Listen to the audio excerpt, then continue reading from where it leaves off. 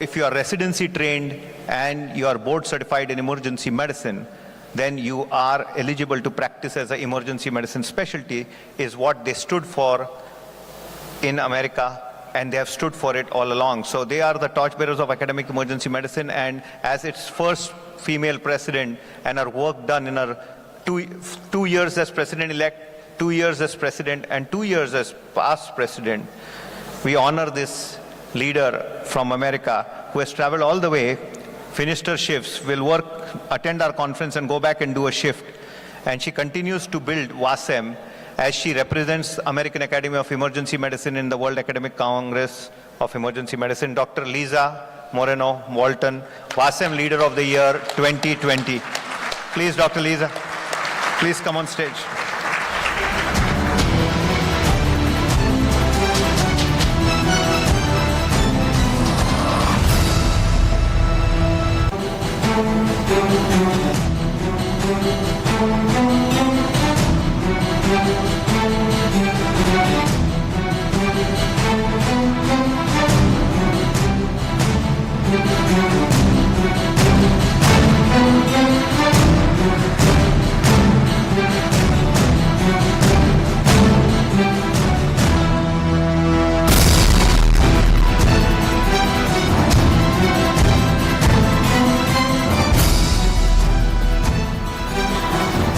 The 2021 WASEM Leader of the Year was awarded to Dr. Kazi. As you know, international emergency medicine as a fundamental branch of emergency medicine was spearheaded by the vision of this man. The highest award in international emergency medicine, which is equivalent to the Nobel Prize in international EM, is named after Antoine Kazi in the United States, and it is awarded to a world leader across the world who has changed the course of time. And about 25 years ago, the branch of international EM was started by the vision of this person who has really embalmed that story of being American board certified but going back to his home country and developing emergency medicine. So the 2021 award was given to Dr. Kazi. Please, if you can come on stage.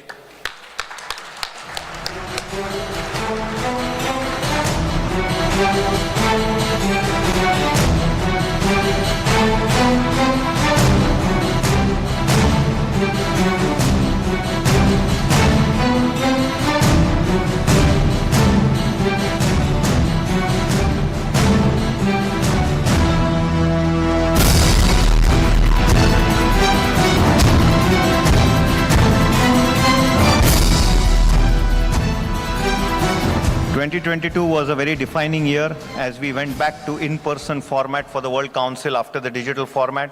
2022 also brought to light the efficiency of emergency and trauma services when, after the COVID pandemic, after all the challenges, the FIFA World Cup was held efficiently and very historically in Qatar. And the leadership of this leader was very crucial as he prepared for the FIFA World Cup with the 4th WASEM in 2018, and then annually holding a FIFA Congress, and the famous Qatar Health Congress, which happens every year, is the brainchild of this leader, His Excellency Honorable Dr. Hassan Al Thani, Chairman and Director of Trauma and Vascular Surgery at Hamad Medical Center, Qatar.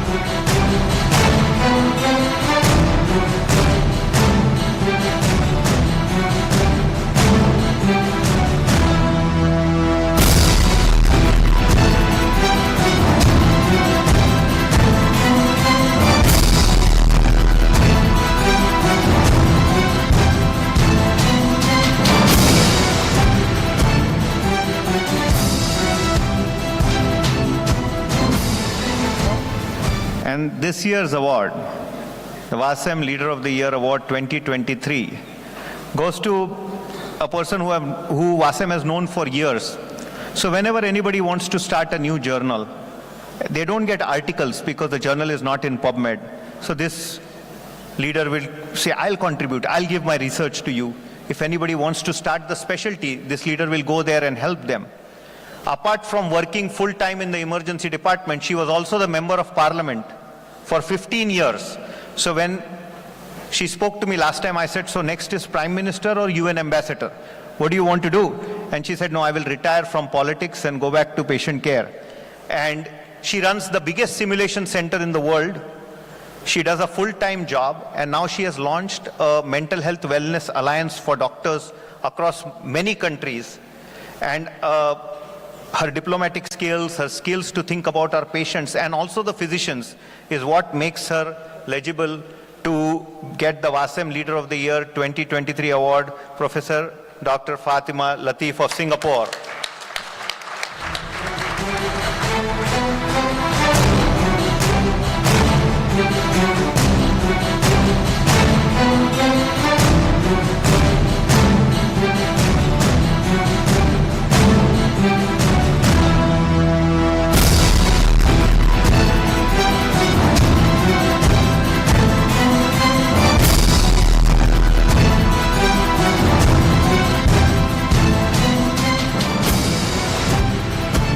And the last, to not keep you all waiting, the last and the best part is a tradition of honoring the president of WASEM who finishes his tenure with the end of this Congress.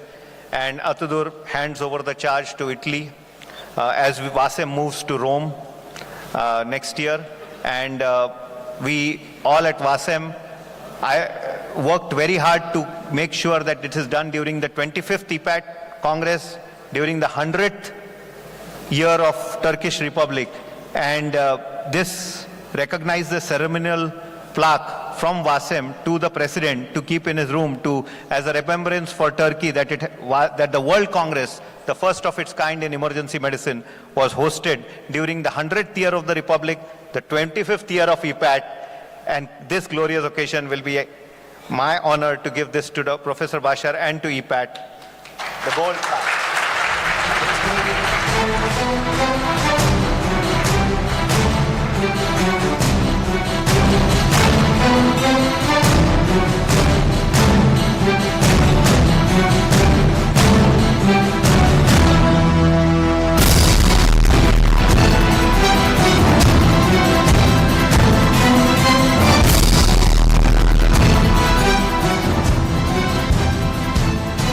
Teşekkürler. Thank you very much Sagar, Doktor Sagar. And son olarak şimdi Türkiye'deki ödüllere geliyoruz. En heyecanlı ödüller. Birincisi sektör adına ilk defa bakın bu kongrede biz rekorlar kırdık. İlk defa iki şehirde, ilk defa iki kıtada ilk defa bu rakamlara ulaştık. Ve bu şeyi yapmamızda en önemli şeyi sağlayanlardan biri Zeynep Hocam oturdu ya. Ne oturdun? 20 dakika uğradık. Baktık ki kongre zor durumda. Gittik sektörü ziyaret ediyoruz. Ya bu dünya kongresi, bunu yapmamız lazım diyoruz. Ama destek alamıyoruz. Kapıların kapanması kötü bir duygu falan. Derken ya bir şans dedik. Şu Hulusi Bey'le arada bir görüşüyoruz dedik. Bir uğrayalım Hulusi Bey'e. Hulusi Bey'e biraz konuyu anlattık. 20 dakikada bizim istediğimizin 3 katı bir şeyden bahsetti. Biz şöyle aşağı gittik, Zeynep Hoca ile Mehmet Hoca ile birbirimize bakıyoruz. Ya bu ne dedi falan diyoruz. Ne dedi bu acaba? Ne dediğinin farkında mı adam falan? Neyse bu kongreyi bu hale getiren ve bu yüzden de bizden yılın yöneticisi ödülünü alacak olan Hulusi Bey'i buraya davet ediyorum.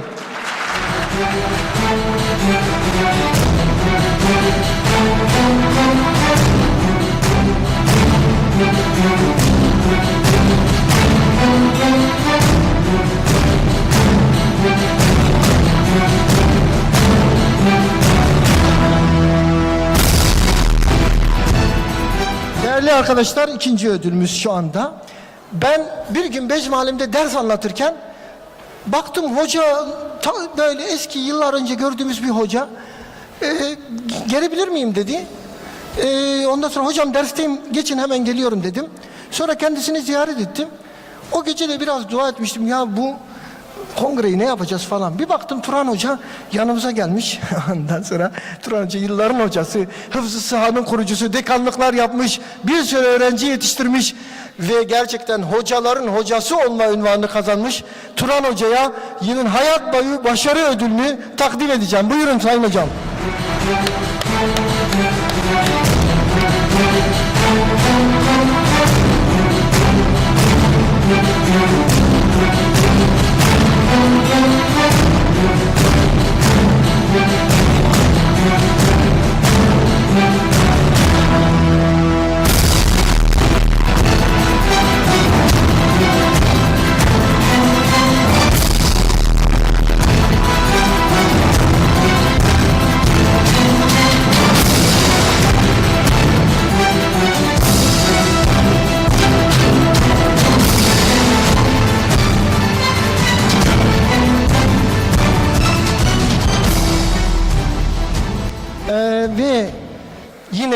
bütün ya 60 hastaneden bahsetti. Kaç tane hocadan bütün işleri güçleri bıraktı. Bize destek verdi, yanımızda oldu. Covid'de büyük mücadeleler yaptı ve hak ederek liyakatla belli yerlere gelen çok değerli hocamız, bizim önümüzde yol açanlardan, bizden önde gidenlerden Sayın Profesör Doktor Kemalettin Aydın hocamıza tekrar sahneye davet ediyorum. Yine hayat boyu başarı ödülünü takdim edeceğim.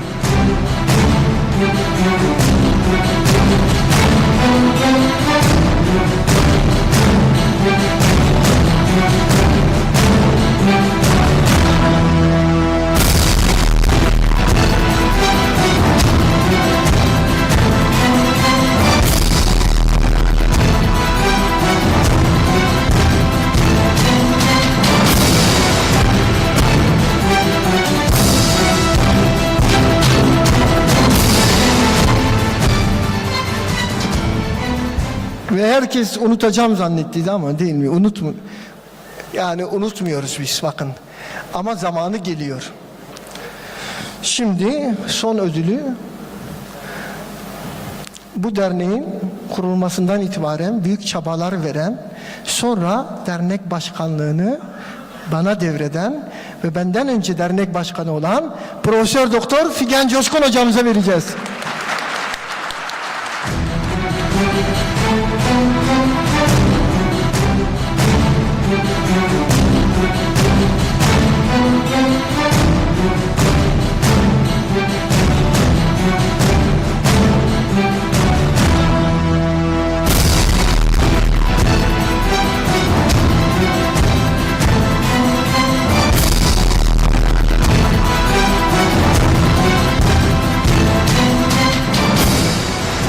Arkadaşlar gelecek yıl için burs çekiliş sözü var. Değil mi Hüsnü Hocam? Öyle diyelim. Veya biz yaparız onu. Şimdi onun için rakamları aldık. Çekiliş yapacağız. Yusuf, o son slaytlar duruyor mu? Son slayt dediğim slaytı yaptın mı? Ha? Onu bir gösterebilir misin? Evet. Arkadaşlar törenimiz burada bitti aslında. Sadece çekiliş yapacağız. Ama tabii ki çekiliş yapmadan bir son slayt koymuştum. Yetiştirdilerse. Evet bu ama nerede okunacak ha? Burada gördüğünüz gibi Estağfirullah. Min ecli zâlike ketebne alâ beni İsrail ennehu men katele nefsen bi gayri nefsin ev fesadin fil ardi fekennema katelen nâse cemî'a ve men ahya fekennema ahyan nâse cemî'a ve lekad câetum rusuluna bil beyinâti summe inne kesiren minhum ba'de zâlike fil ardi le musrifûn. Biz yani İsrail'e dedik ki bir kişiyi öldüren bütün insanlığı öldürmüş gibidir. Bir kişinin hayatını kurtaran bütün insanlığı kurtarmış gibidir. Dolayısıyla biz acil tıpçılar, sağlıkçılar olarak hayat kurtarma görevini yapmaya devam edeceğiz.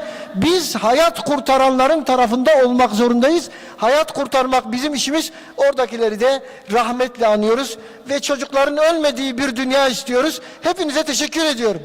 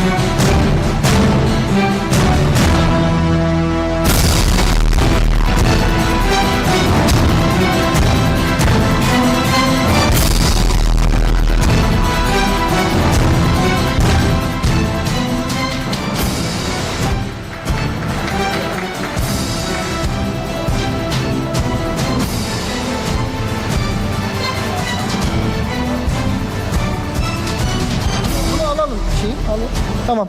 Şimdi arkadaşlar çekiliş yapıyoruz. Burada şeyi alalım. Herkes numarası var mı? Numarası olan var değil mi? Gelecek yılın şey için 20 tane miydi? 30'a çıkardınız zaten. Nasıl çıkarttım?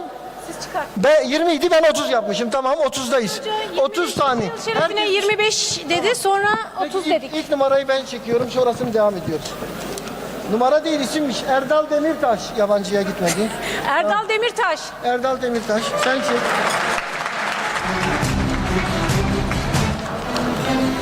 Sevgi Yumrutepe.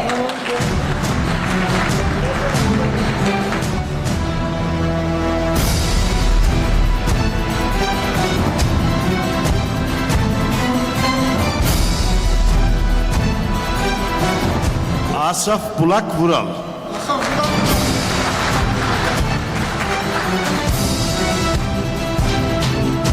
Büşra Kutlu. Bağırana. Evet hocam. Alttan çekiyorum. Asaf Burak Vural. Duyuldu herhalde değil mi? Büşra Kutlu. Ayşe Öktem. Ayşe Ökten. Ayşe Ekler. Ayşe Öktem. Ökten. Ökten. Ayşe Kaç Ökten. tane oldu bu arada, saymaya devam mı ediyorsun? Vay hocam maşallah. Gözüm görmüyor. Seher. Bir tanedir herhalde. Örün. Seher Örün.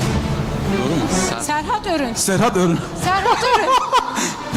Gözlüğüm almayınca. Serhat Örün. Serhat bak gördün. Sena Zeybek. Kaç tane oldu bu arada, sayıyor musunuz? Kan Çavdar. Furkan Çavdar. Furkan Çaytar.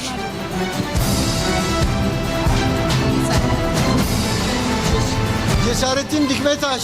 Cesarettin. Cesarettin Dikmetaş. Tamam, onların üzerine. Nur Betül Coşkun. Nur Betül Coşkun. 10 oldu.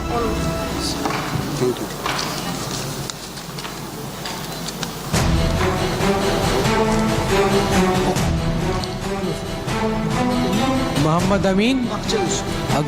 Akçaöz. Agzoz. Muhammed Emin Akçaöz. Bunu da tutun. Muhammed Emin Akçaöz.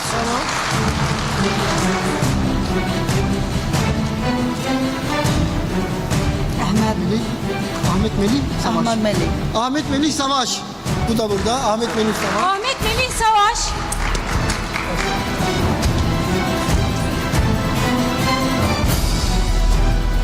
Sertaç Gülen. Sertaç Gülen. Sertaz Gülen. Sertaç Gülen. Sertaç Gülen.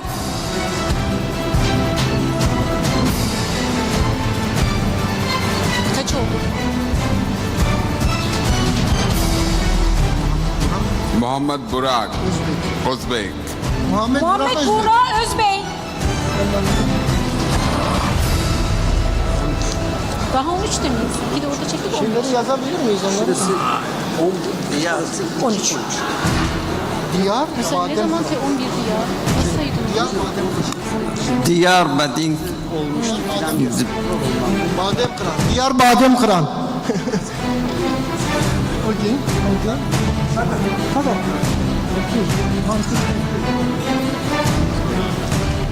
Yes. Kaç oldu? Ebru Özkara. Ebru Özkara. Ben de alalım.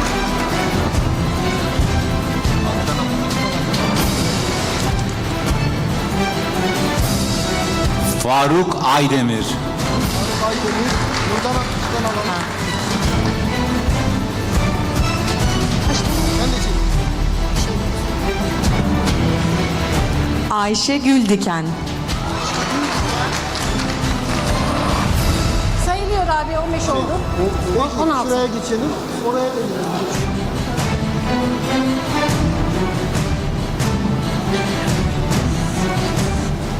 Hatice Güldal. Hatice Güldal.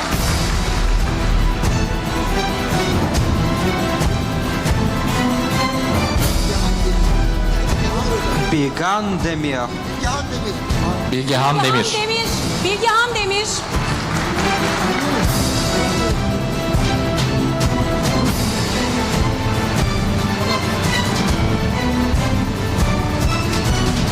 Demet Acak. Demet Acar. Demet Acar. Demet Acar.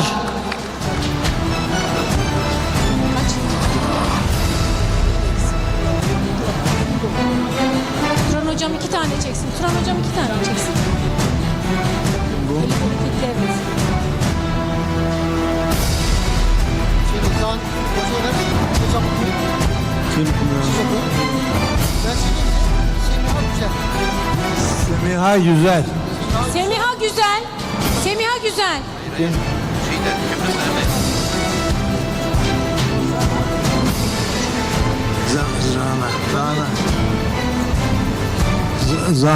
Zana ikinci. Değil mi o? Canan ikinci mi? Sana. Zana ikinci. Zana ikinci. Kaç? 23.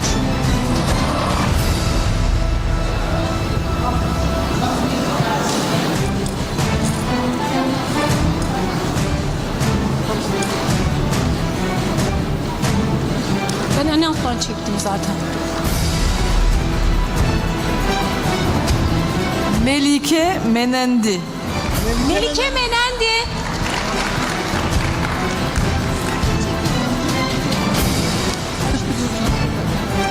Dr. Vivek Chauhan. Vivek. Doktor Vivek. Şoma. Dr. Vivek Chauhan. Okay. Vivek Şahan. We are together.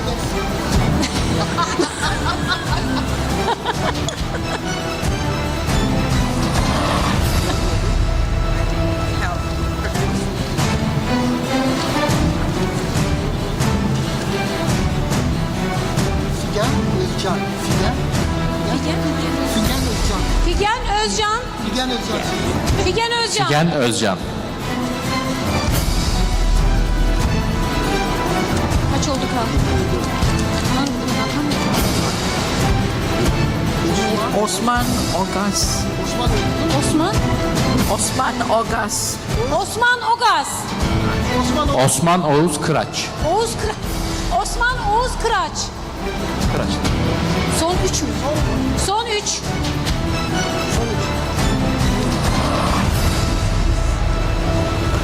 Yusuf. Yusuf Horuz. Yusuf Oruz. Bir tane. Fulya Köse. Fulya Köse. Fulya Köse. Soramıyorum.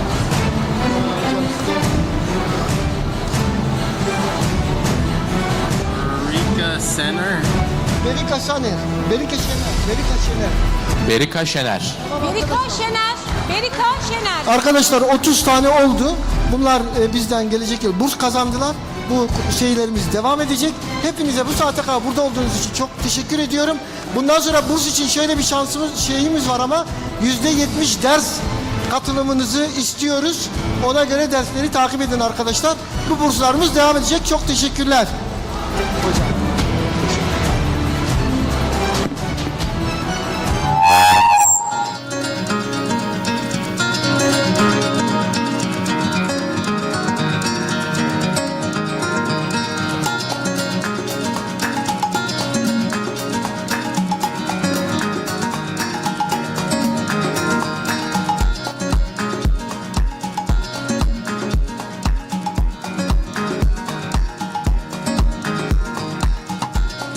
For your invitation, Mrs. and moderators, and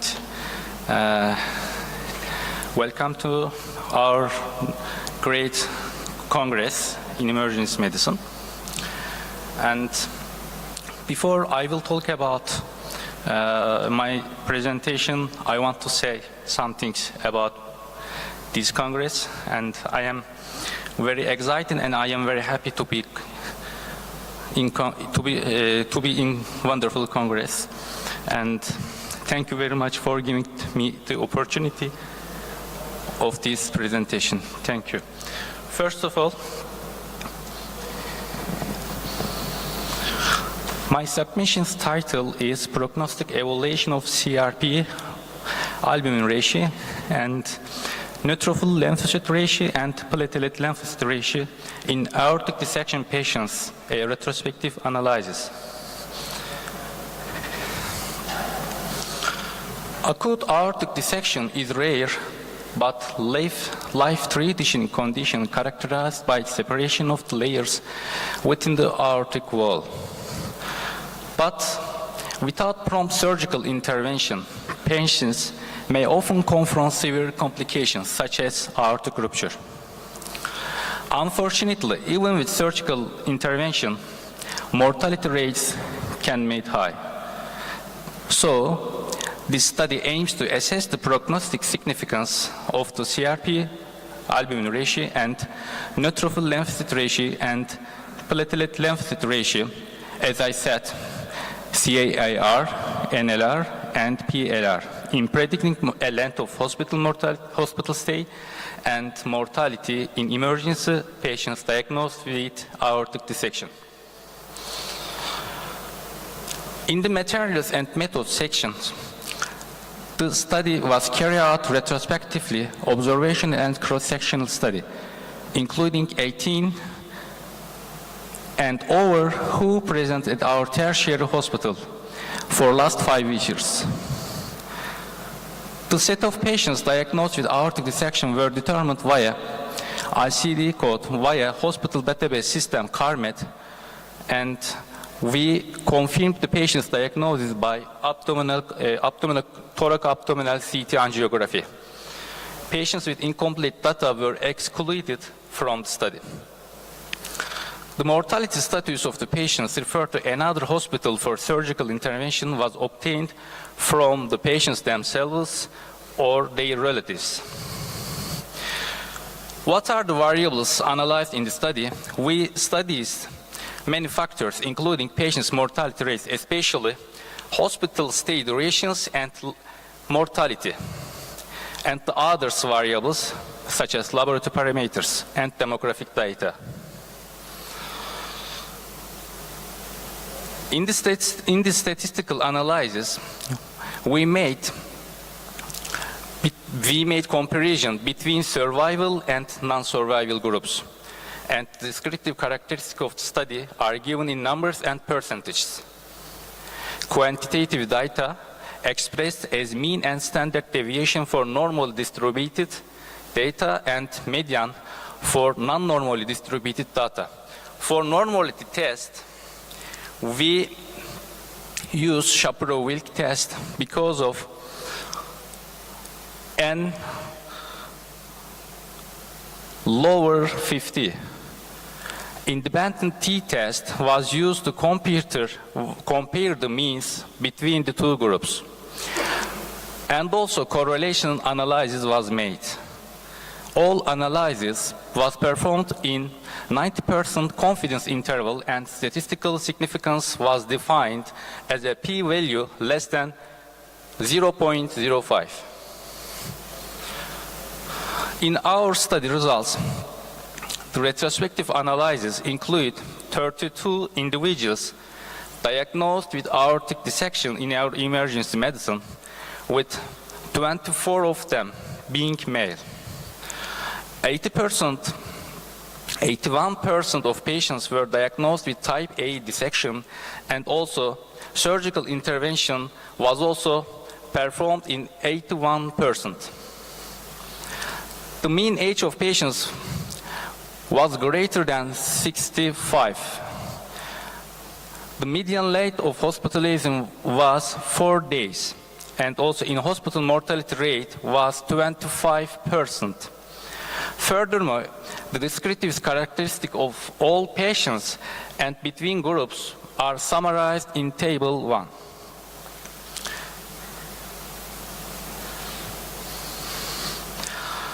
We look at the table. We compared the patients and diagnosed with aortic dissection in survival and died patients. We saw there was no statistical differences between the survival and non-survival groups in terms of age, gender, surgical status, and length of stay.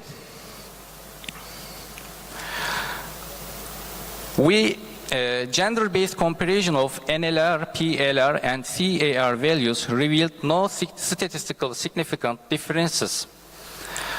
And Sorry, Dr. Vural, please be fast. Okay. However, when age considered, significant variations were observed in CAR values.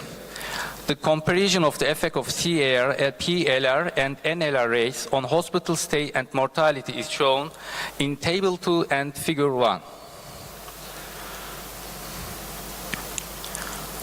There was a positive correlation between length of hospital stay and CAR, while no statistical significant relation was found between. In the Figure 1, PLR demonstrated a statistically significant predictive value for in-hospital mortality. In conclusion, the results of this study demonstrate clear and significant associations between the PLR and mortality, as well as between the CAR and length of hospital stay in individuals diagnosed with aortic dissections. Thank you. Thank you very much. Any question, any comment, please? Thank you, Dr. Vural. Second presentation.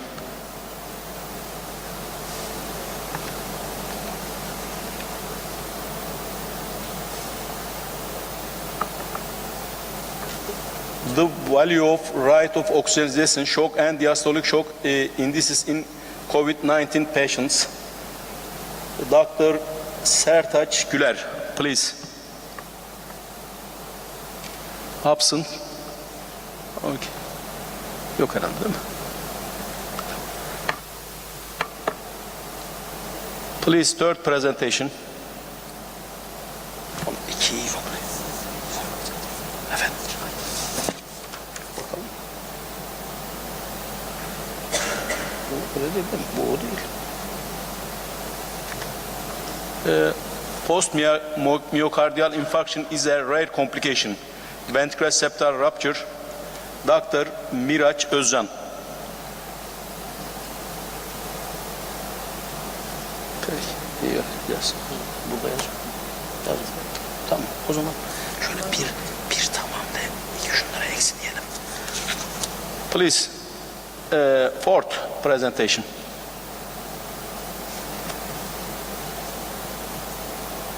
Extracorporeal membrane oxygenation used to maintain tissue perfusion until harvesting in patient after brain death.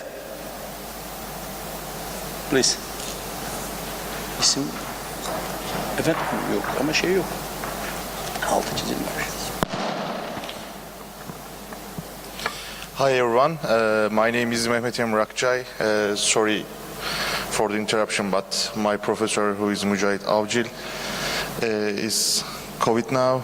That's why I will present this presentation for him.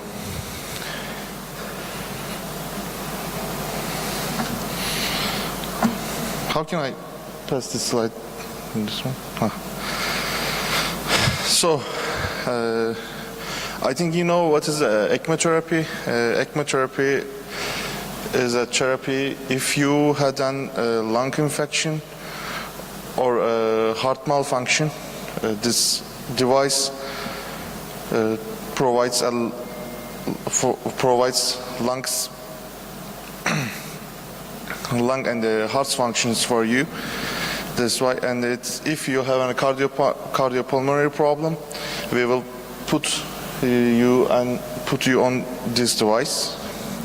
So our case, who is a 48-year-old male who presents with syncope, no known disease or drugs, and the EMS services in our city recognize cardiac arrest and start CPR to the patient and take this patient to nearest hospital. And when we take these patients to our center, had and 40 minutes to CPR, and total 5 times defibrillation. In first physical examination, patient has a Glasgow Coma scale of 3 and force score of 0, 96 blood pressure and heart rate of 98. And the other, if this saturation is under intubation, of course.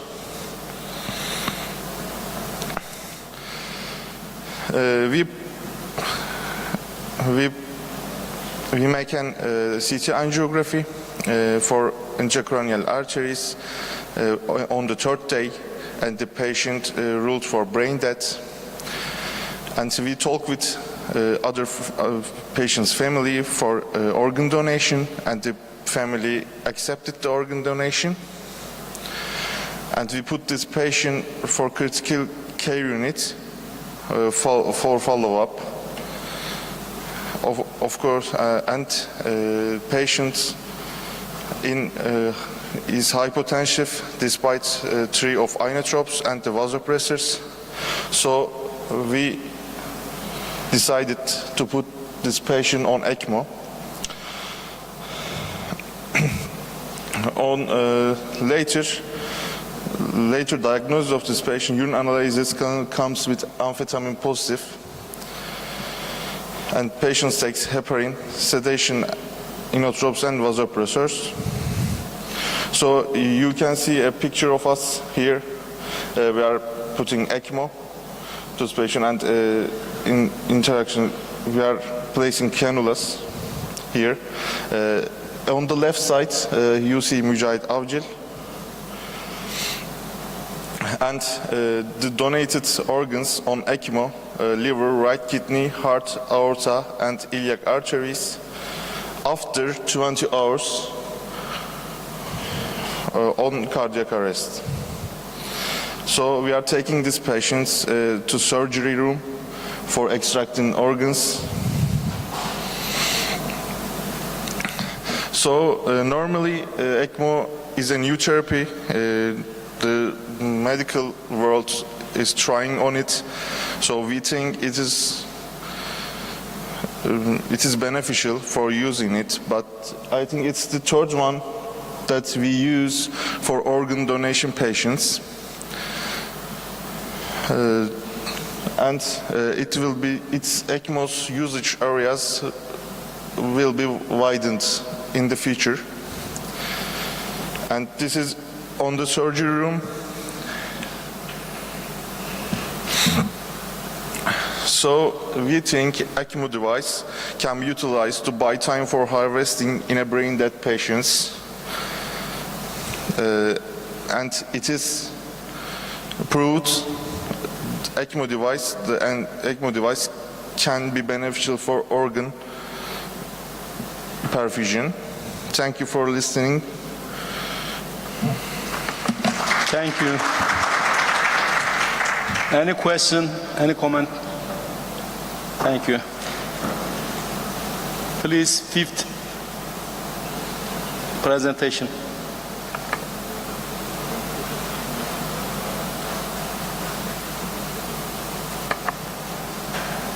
Post-myocardial infarction is a rare complication. Ventricular septal rupture.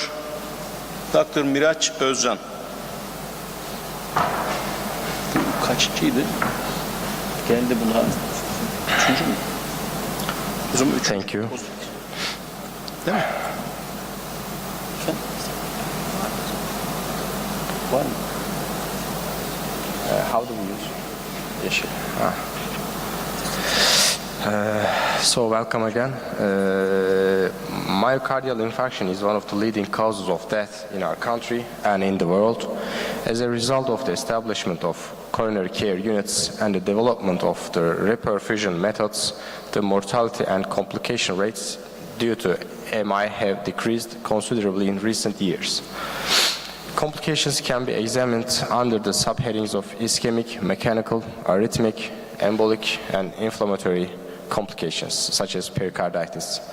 The majority of MI-related deaths are the result of arrhythmic complications. However, although mechanical complications are much less common, they are more deadly. The most important ones are ventricular free wall rupture, ventricular septal rupture, and acute mitral insufficiency, and they often progress with cardiogenic shock and sudden death. Other mechanical complications include left ventricular aneurysm, ventricular pseudoaneurysm, cardiogenic shock due to severe left ventricular dysfunction, right ventricular failure, and dynamic left ventricular outflow tract obstruction. So in this case, an 85-year-old female patient was transferred to our emergency department after ST elevation was detected in the anterior and inferior leads in the EKG taking at this center where she applied with complaints of typical chest and back pain. The patient's history was unremarkable except for hypertension and the medication she was using for this reason. In the physical examination of the patient, her general condition was fair, she was conscious, cooperative, oriented, her Glasgow Coma Scale was 15. Her vital signs were 90 to 60 millimeter, pulse was 95 beats per minute, respiratory rate was also 12 minutes per minute, temperature was normal, her saturation in room air was normal. No pathological findings were found in the system examinations except chest pain. In the EKG taking in our emergency department, there was ST elevation in the anterior and inferior leads, and bedside echo revealed her ejection fraction was 40%. Anterior and inferior were hypokinetic, or her also left atrium.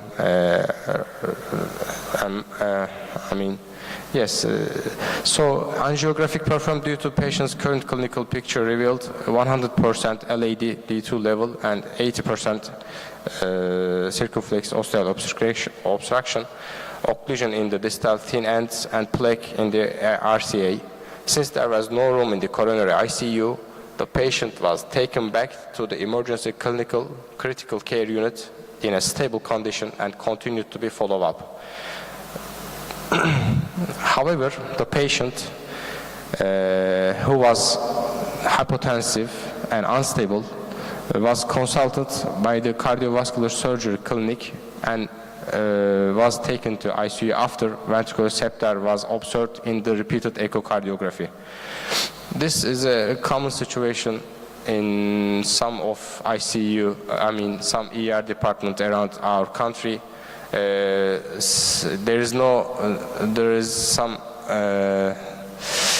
These ICU beds are not enough for patients. Sometimes some post-op patients, post-coronary angiography patients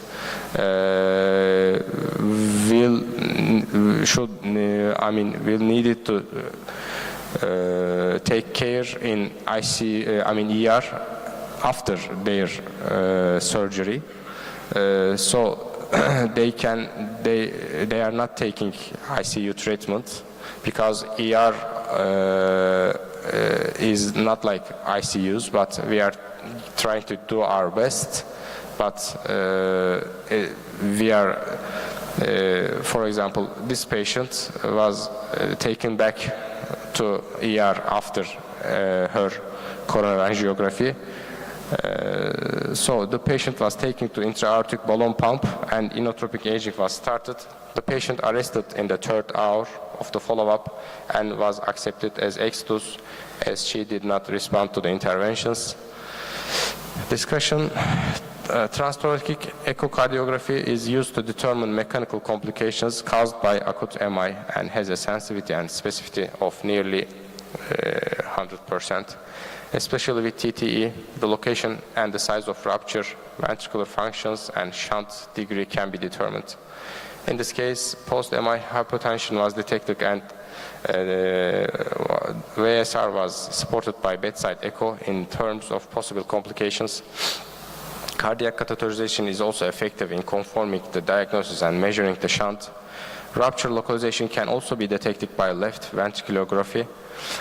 Aggressive medical methods and early surgical intervention are the basic approaches in providing hemodynamic stabilization in these patients.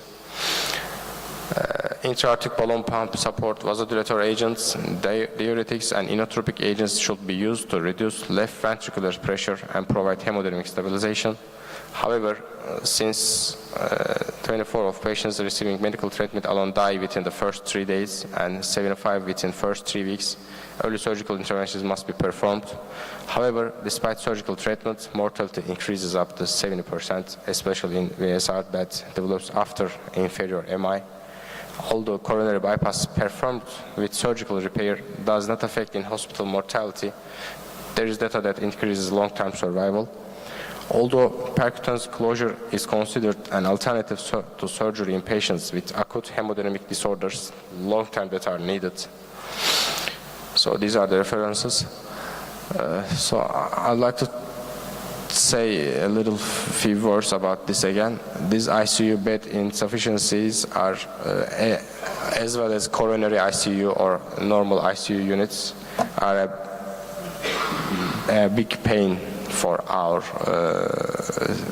performing our job. Any questions, any additions? Thanks. Thank you, Dr. Özcan. Any question, any comment? Thank you. Next presentation.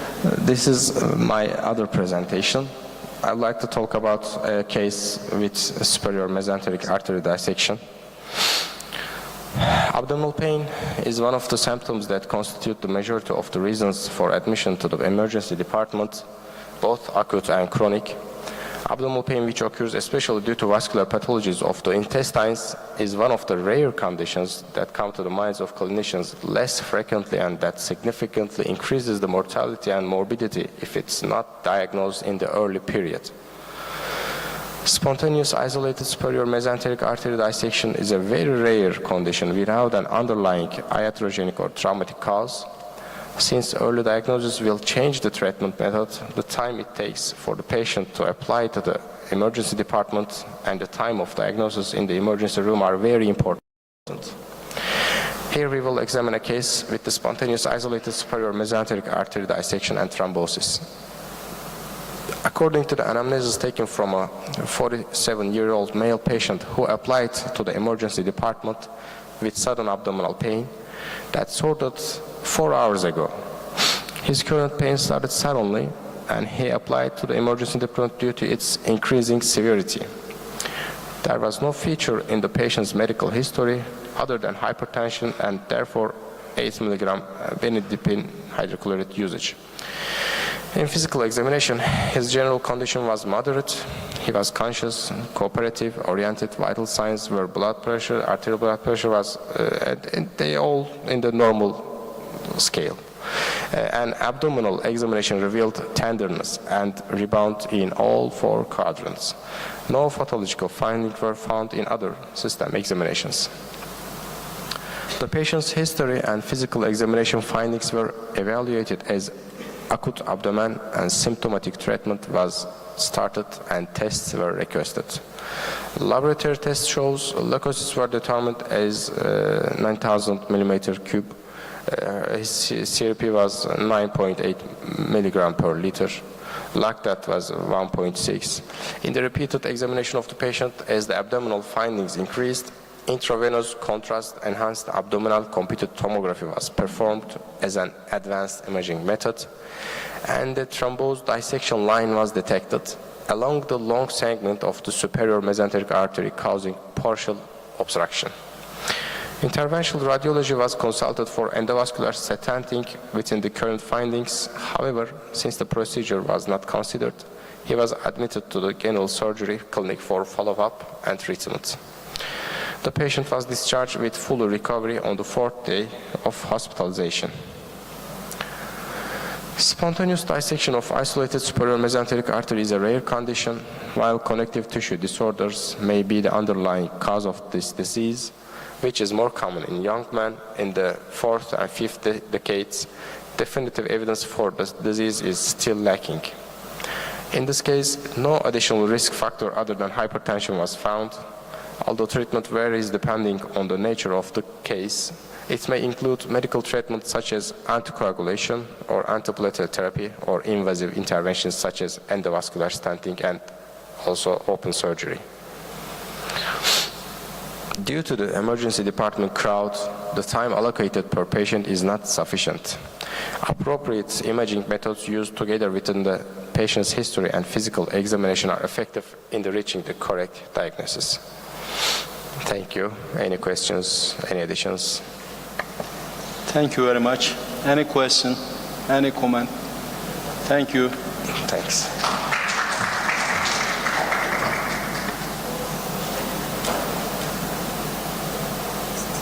Next presentation, please.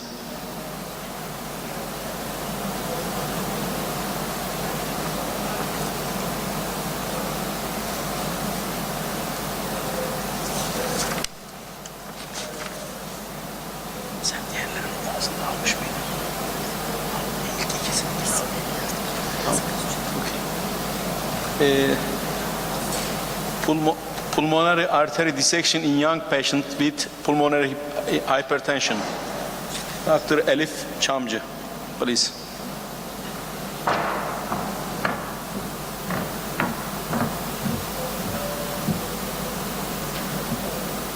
Good morning, everyone.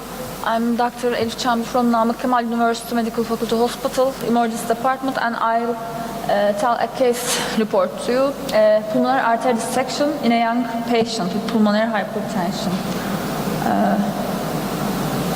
Geçemiyorum. Nasıl geçeceğim? Tamam.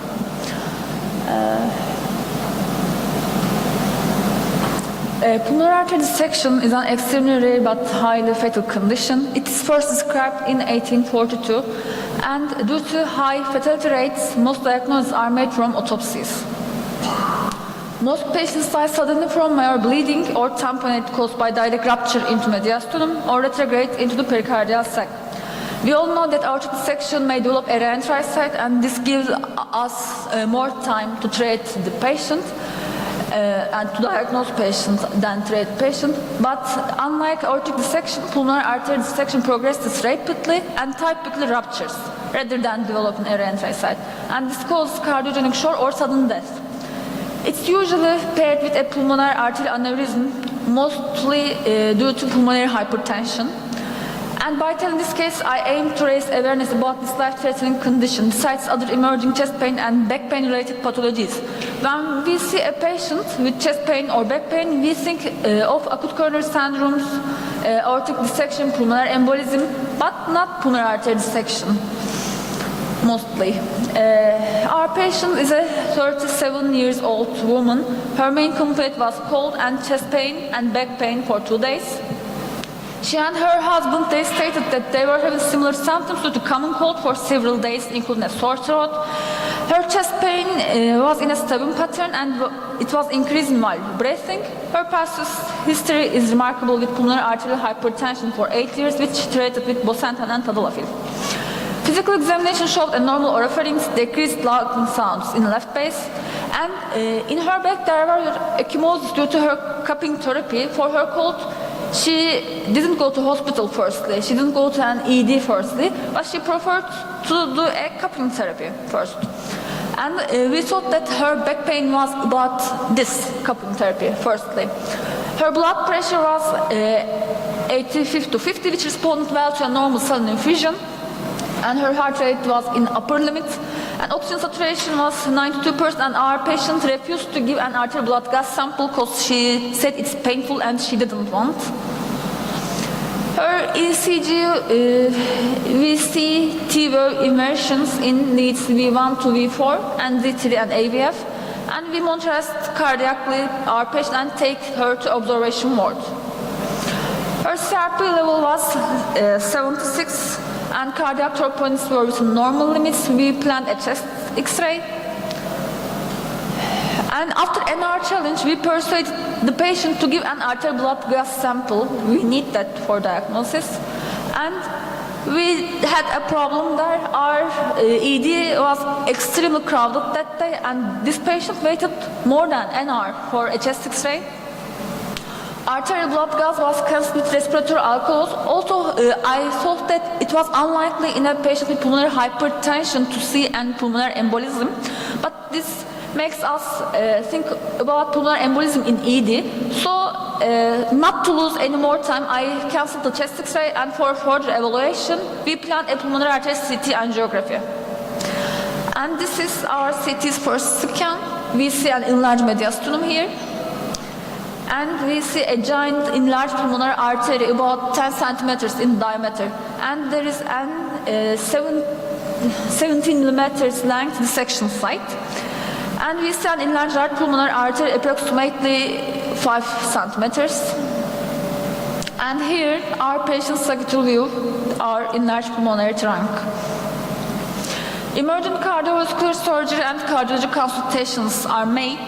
Her echo was about normal, but although her echo was normal, unfortunately our patient suffered a sudden cardiac arrest while under observation in the ED. After 45 minutes CPR, our patient accepted died. When we see literature reviews, it's first described in 1842 and till 2018, a review of 150 patients shows that the survival rates are really increased till it's first described. And this review showed us that pulmonary artery dissection is not as rare nor as fatal as believed, and with a high index of suspicion and appropriate investigations and early diagnosis of PAD can be made and successful treatment instituted. First, we should suspect of this diagnosis and appropriate investigations should be made. I tell this case to increase pulmonary artery dissection awareness among doctors. This was my first case in a pulmonary artery dissection, and maybe I will not see in my life again this. There wasn't even a sentence in Tintinelli emergency textbook. And symptom awareness among patients should be increased because our patient waited for 2 long days before coming to ED. And we lost time in this crowded ED.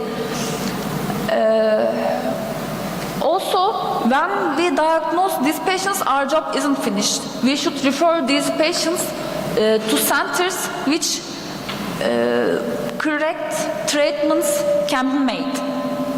Thank you for your considerations.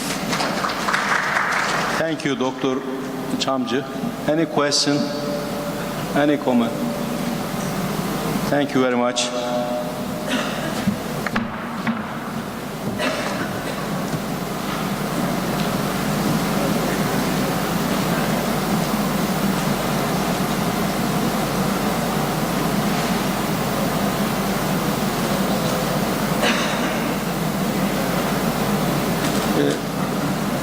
Bullous skin disease is occurring due to bed bug bite as report.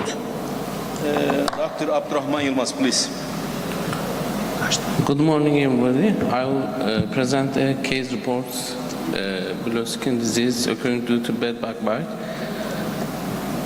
Bed bug bites are arthropod bites that are commonly seen especially in developing countries and in countries with low socioeconomic status.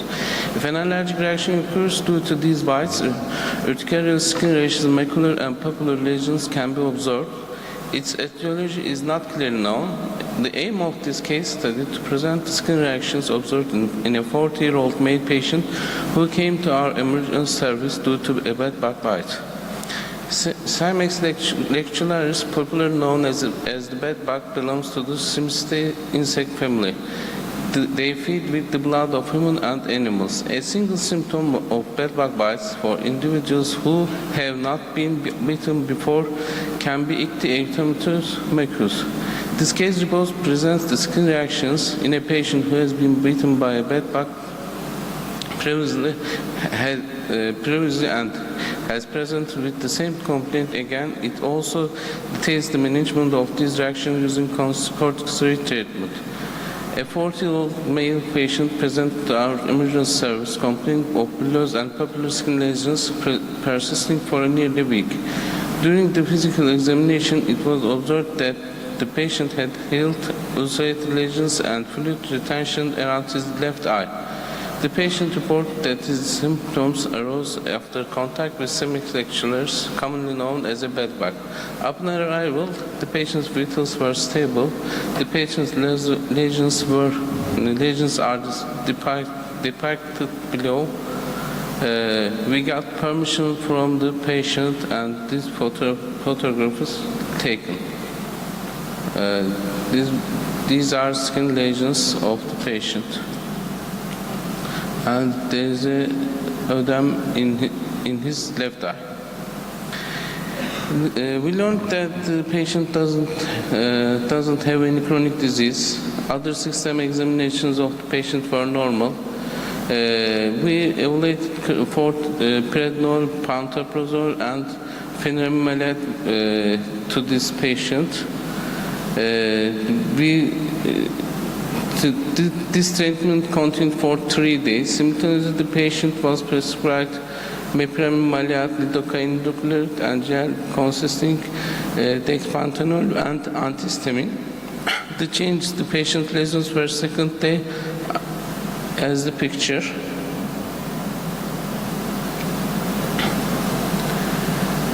Bedbug bites can cause allergic reactions. In this case, we studied the diagnosis and treatment process of patients who present to emergency service with complaints of ictibulous papular lesions. The patient didn't have any previously known dermatological disease. Patient lesions occurred as a result of bedbug bite. Following our treatment, the patient fully treated and discharged from the hospital. Upon reviewing medical literature, they discovered that bullous reactions from these bites occurred to 6% of the patients. Antigens in the bedbug saliva are responsible for this hypersensitive reaction.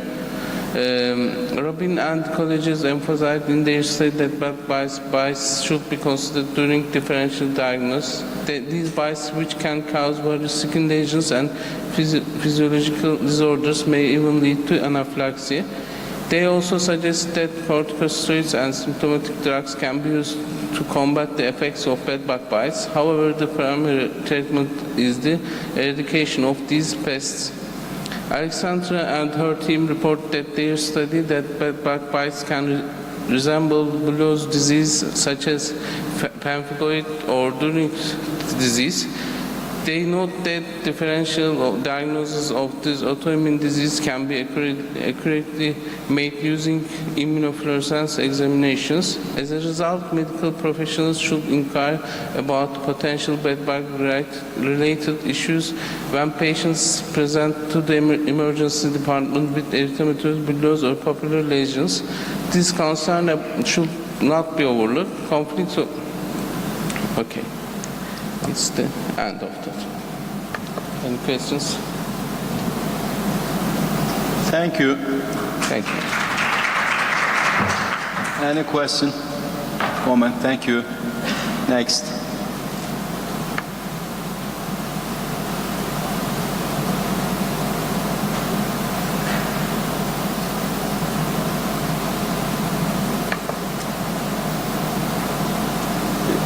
Attitudes and behaviors of emergency department physician towards prescribing oral anticoagulants and the discharge of patient with newly detected atrial fibrillation in the emergency department. Profesör Doktor Görkem Alper Solakoğlu.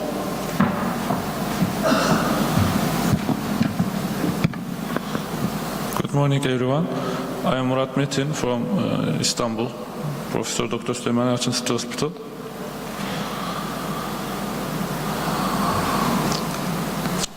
I'll talk about attitudes and behaviors of emergency department physicians towards prescribing oral anticoagulants at the discharge of patients with newly detected atrial fibrillation in the emergency department.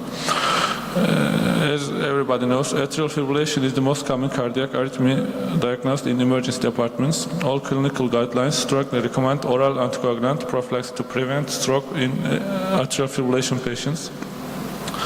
However, only 20% to 60% of these patients at high risk of stroke are prescribed oral anticoagulant medication.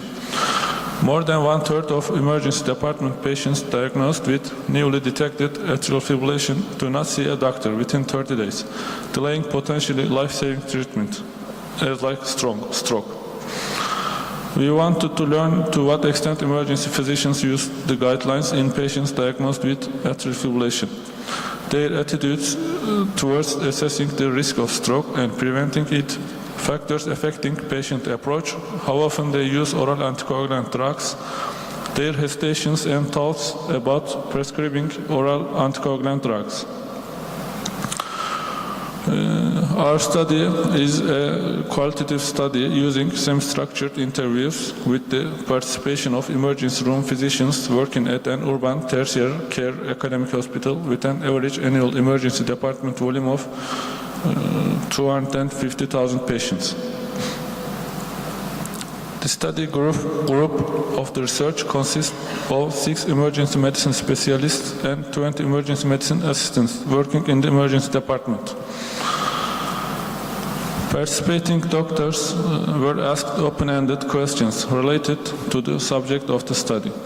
Attitudes towards management of patients with atrial fibrillation in the emergency department, thrombophylactic approach at discharge of patients with atrial fibrillation, physicians' opinions and recommendations regarding the diagnosis, treatment and follow-up of patients with atrial fibrillation. When asked about the practices of emergency physicians regarding the evaluation of patients diagnosed with atrial fibrillation, one of the most frequent answers given by the participants was to seek the opinion of a cardiologist. The participants expressed a common opinion that the treatment and follow-up of chronic diseases should be carried out by the relevant branch physician.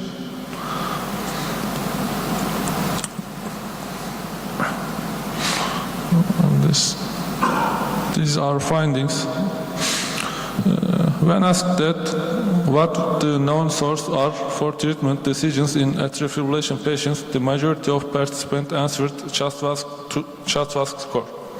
However, when asked what is the reason for not calculating this scoring in practical practice, they cited the reason for receiving treatment recommendations through consultation for all patients diagnosed with atrial fibrillation. Although this situation suggests that the level of knowledge of doctors is sufficient, it also reveals the difference in behavior due to the defensive medical approach. Although emergency physicians can mostly manage hemodynamic evaluation and rate control alone in the first intervention of a patient diagnosed with atrial fibrillation, it was concluded that the reason for applying for cardiology consultation was the concern that newly diagnosed atrial fibrillation patients would not be able to undergo outpatient follow-up if oral anticoagulants were started. Emergency department physicians who participated in our study stated that they did not prescribe new oral anticoagulants. As a matter of fact, some participants responded to the questions examining the frequency of new drugs prescribing. He responded as follows: "My level of knowledge and experience about new drugs is lacking." Some emergency physicians have stated that they do not prefer new drugs which are not reimbursed by insurance if prescribed by emergency physicians in Turkey due to their cost to the patient. There are multiple variables that influence emergency physicians' decision to make prescribed oral anticoagulant medications at the discharge of newly detected atrial fibrillation patients. Guidelines specific to the branch of emergency medicine making recommendations for anticoagulants to be used in the discharge of atrial fibrillation patients will reduce the differences in approach between emergency medicine physicians. In summary, the role of emergency physicians in the approach to patients diagnosed with atrial fibrillation should be defined more clearly.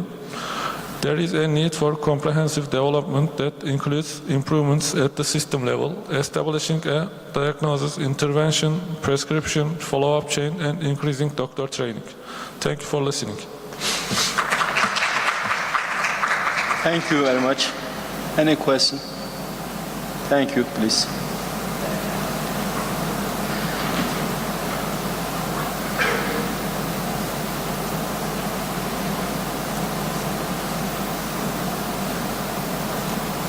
Comparison of demographic characteristics of unvaccinated patients admitted to give COVID PCR test. Dr. Mert Güven.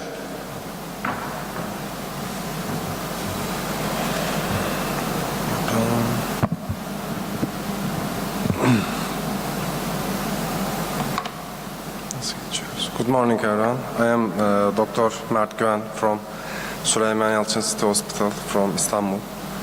I'm going to talk about comparison of demographic characteristics of unvaccinated patients admitted to give COVID PCR test.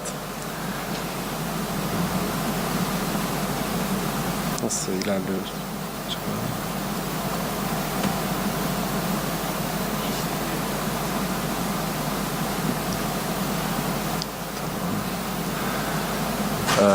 In this study, we aim to determine the reasons for vaccine refusal, to compare the demographic characteristics, to learn the source of information about the vaccine in the people who refused the COVID vaccination.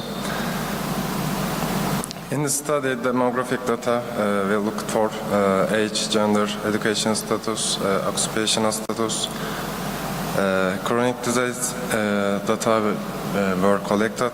In the questionnaire, reasons for vaccine refusal, source for information about vaccines, the number of the PCR tests performed in the last 1 year. In the findings, men are more likely to have COVID than women. The rate of undecided to vaccine among men is higher than among women. Women are more likely to learn about vaccination from medical publications than men.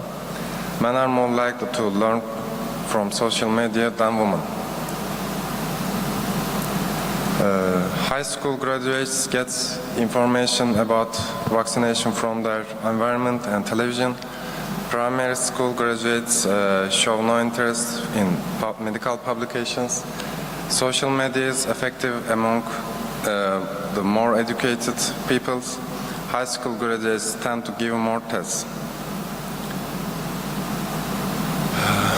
Mid-aged and elder are more likely to learn vaccination information from TV and than youngs.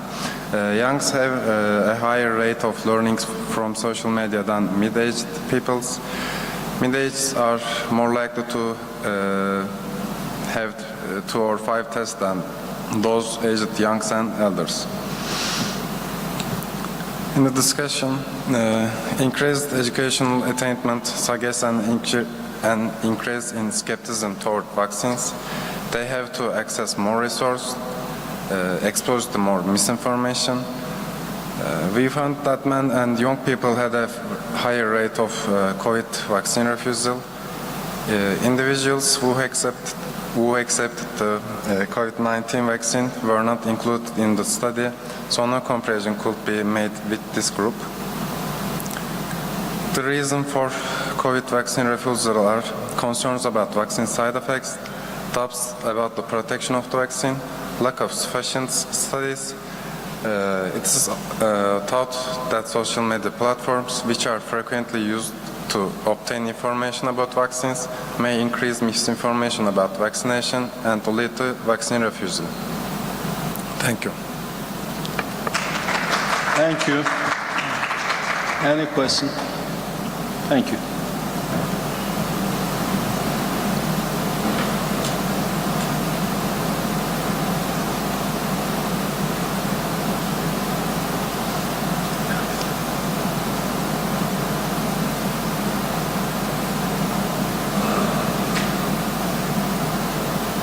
hematoma in the psoas region secondary to trauma and subsequent renal failure.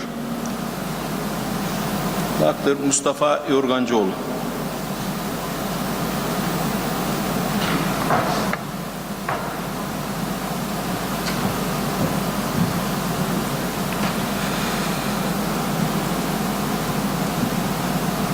Good morning, everyone. I am talking about hematoma in the psoas region secondary to trauma and subsequent renal failure. Hematoma in the psoas muscle may occur spontaneously or secondary to trauma. Spontaneous causes include coagulopathies, anticoagulant use, and leakage from abdominal aortic aneurysm. While the incidence of spontaneous iliopsoas hematoma is 0.1% in general population, this value is 0.6% in the elderly population with the effect of anticoagulant use. Traumatic psoas hematoma may be an indicator of serious mechanism of injury, but may also be a marker of severe blood loss. Case report, a 49-year-old man with non-alcohol-related cirrhosis presented to emergency department with complaints of right lower quadrant abdominal pain and anorexia. 10 days ago, while sitting in a chair, he fell on his right side. Vital parameters, we can see hypotensive, the others are normal.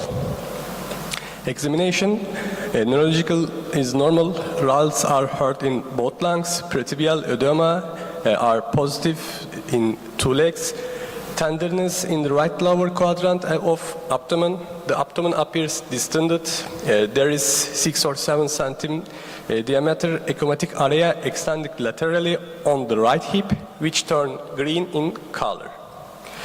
Tomography, abdominal tomography elevated 10x8 cm hypodense lesion in the right muscle, psoas muscle. Psoas hematoma due to trauma-caused renal failure and anemia. Erythrocyte suspension was given in the emergency room. Urine output was measured as approximately 100 cc in 6 hours. He was then admitted to in the intensive care unit, and it was decided to connect his to the dialysis unit. We can see laboratory result. Hemoglobin is 5.1 birim, and we can see creatine. Also, we use hypodense lesion. Result and conclusion, traumatic psoas hematoma is more common in adolescents. After trauma, pain in the lower abdomen, gait disturbances, motor and sensory deficits in the areas innervated by the femoral nerve may be encountered. A significant decrease was observed in our patient's hemoglobin value compared to normal. In a study by Amar et al., it was reported that hemoglobin decrease was detected in 56% of cases.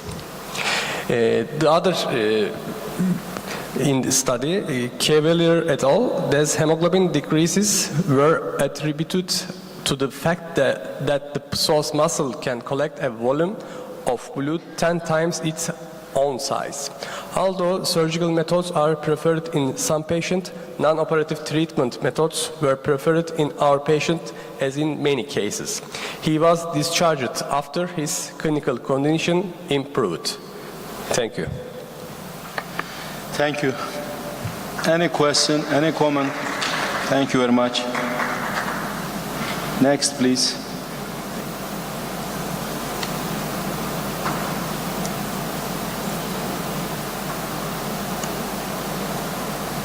Factors affecting self-efficacy, self-competency and willingness of medical students in disasters.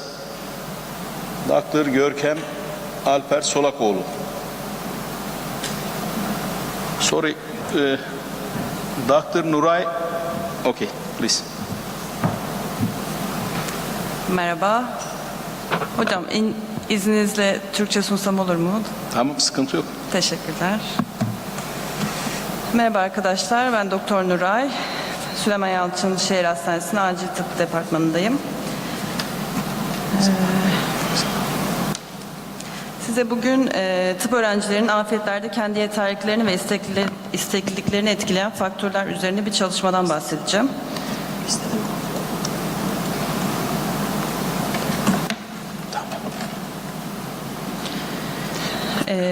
İçerik bu şekilde. Kısaca bir giriş yapıp materyal metotlardan bahsedip çözümle tamamlamayı düşünüyorum. Sağlık çalışanları afet yönetiminde çok önemli bir rol oynamaktadır ve acil durumlarda verdikleri kararlar önemli bir etkiye sahiptir. Ancak afet yönetimi eğitiminin yetersiz olduğu ülkelerde tıp eğitimi almış olanlar afetleri etkili bir şekilde yönetmek için gerekli uzmanlık, bilgi ve hazırlığa sahip olmayabilir ve bu durumda daha da kötüleşmesine neden olabilir durumun. Tıp fakültesi öğrencilerinin afet müdahalesine potansiyel katkısı literatürde özellikle COVID-19 zamanında tartışılmıştır.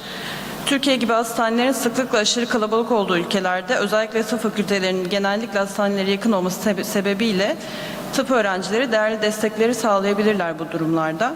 Aslında yeterli bir eğitimle ekibin parçası olabilirler. Ancak tıp fakültelerinde afet konusunda çok asgari düzeyde bir eğitim verildiği için öğrenciler bu tür rolleri yetkin bir şekilde yönetmek için gereken bilgiye sahip olmayabiliyor. Avrupa Birliği İnsani Yardım ve Sivil Koruma tarafından finanse edilen TİM projesi, acil müdahale ekipleri için operasyonel ekip eğitimi, pilot uygulama ve değerlendirme odaklanan standart uygun maliyetli bir eğitim paketi geliştirmeyi amaçlıyor. 2-7 Ağustos 2022 tarihleri arasında da Türkiye'de gerçekleştirilen pilot çalışmada tıp öğrencileri afet simülasyonu yapan fonksiyonel ve masaüstü tatbikatlara rol oyuncusu, kolaylaştırıcı, tercüman ve gözlemci olarak katıldılar. Bu çalışmalarda tıp öğrencilerinin afetlere müdahale etme istekliliklerini, tıp öğrencilerinin atanmayı tercih ettiği rolleri ve Teams projesine katılımları da dahil olmak üzere karar vermelerini etkileyen faktörleri değerlendirmeyi amaçlıyorum.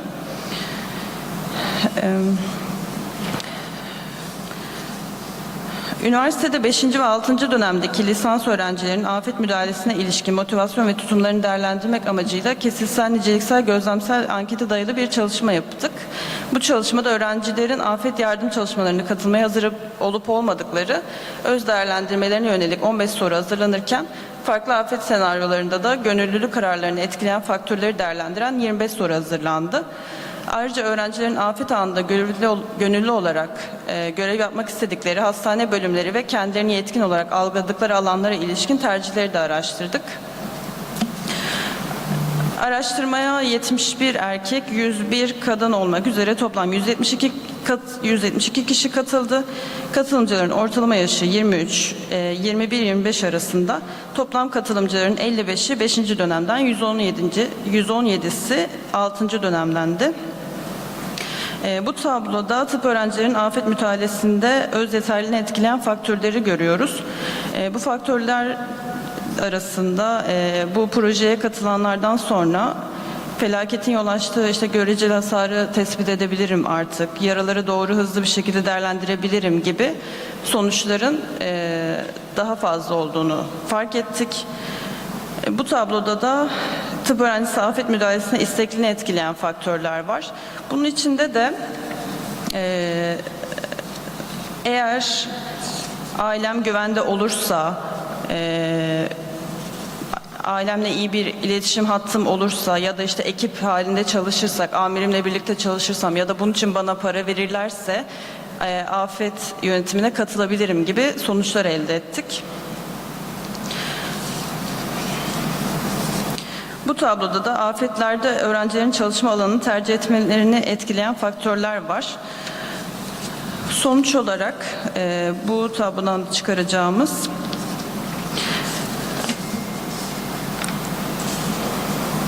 Teams projesine eğitimine katılanlar travma bakımı ve ilaç enjeksiyon uygulamaları konusunda eğitim almayanlara göre kendilerini daha yetkin hissediyorlar. Afet eğitim alanlar triyaj, travma bakımı, ilaç enjeksiyon uygulaması, hasta takibi ve psikolojik destek konularında kendilerini daha yetkin hissediyor. Erkekler yoğun bakım konusunda daha yetkin hissederken 6. dönem öğrencileri ise travma bakımı ve psikolojik destek, toplum sağlığı hizmetleri ve halka ilişkiler çalışmalarında kendilerini daha yetkin hissettiklerini gördük. Triyaj, hasta takibi ve toplum sağlığı konularında kendini yetkin hisseden öğrenciler triyajda çalışmayı tercih ediyor. Travma bakımı ve ilaç enjeksiyon yönetimi konusunda kendini yetkin hissedenler acil serviste, travma bakımı konusunda kendini yetkin hisseden kişiler ise ambulansta çalışmayı tercih ediyorlar daha çok. Çalışmamız öğrencilerin afet çalışmalarına katılmayı da istekli olduklarını, ancak motivasyonlar artırmak için kendilerini psikolojik ve tıbbi olarak hazır hissetmeleri gerektiğini gösterdi. Afet eğitim programlarına stajyer veya rol oyuncusu olarak aktif katılmanın, eğitim ortamında bulunmanın bile öğrencilere kendilerini yetkin hissettiklerini ve motivasyonlarının artırdığını fark ettik. Teşekkürler. Teşekkür ederiz. Soru, katkı var mı? Teşekkür ederiz. Başka sunum var mı?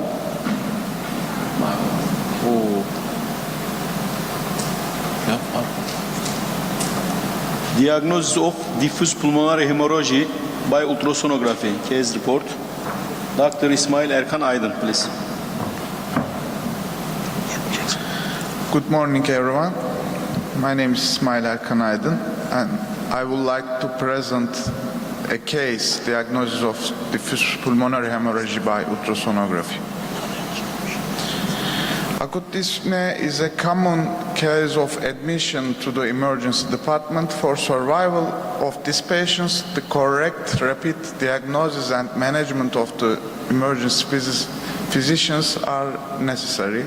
Thoracic ultrasound is widely used in emergency departments in patients with respiratory symptoms and trauma patients. Especially in the last 10 years, the use of point-of-care ultrasound POCUS has become widespread with increase in POCUS trainings.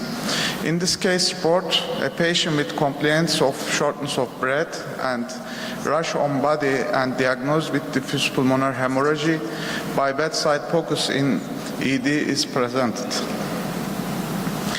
A 72-year-old male patient was admitted to emergency department with a complaint of rash all over his body and shortness of breath.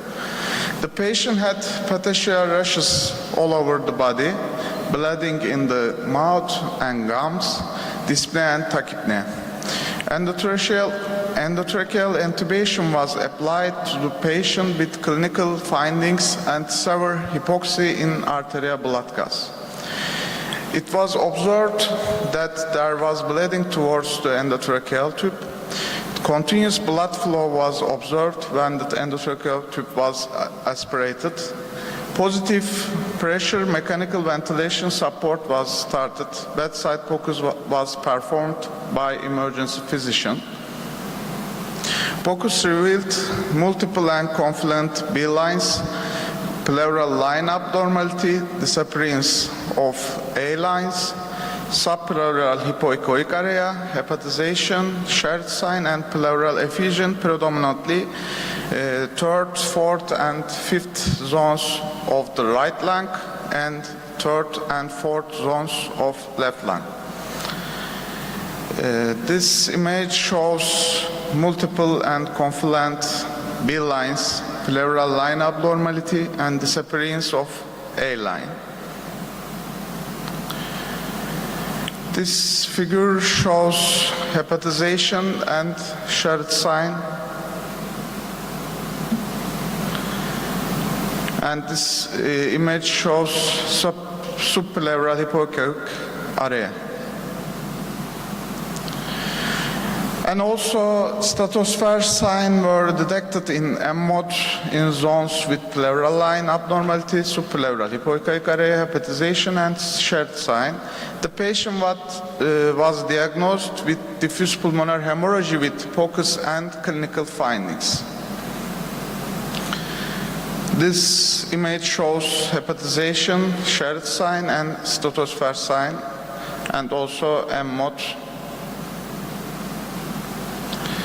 This is our POCUS exam form, right lung and also left lung. Some pathological signs in this table. In conclusion, the most immediate life-threatening complication of diffuse pulmonary hemorrhage is acute hypoxemic respiratory failure, and its mortality rate is high. Chest X-ray and CT are limited value in differentiating diffuse alveolar hemorrhage from infection or other causes of diffuse alveolar opacification in diffuse pulmonary hemorrhage. POCUS contributes to the diagnosis and correct management of the patient in the emergency department in a short time. Thank you for listening. Thank you. Thank you very much. Please, next.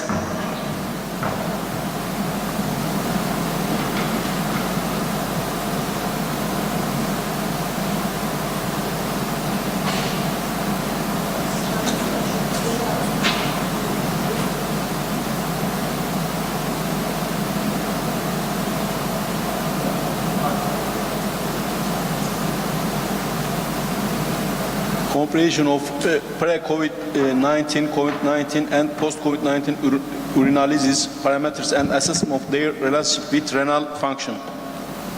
Dr. Leyla Öztürk Sönmez, please. Thank you. Good morning.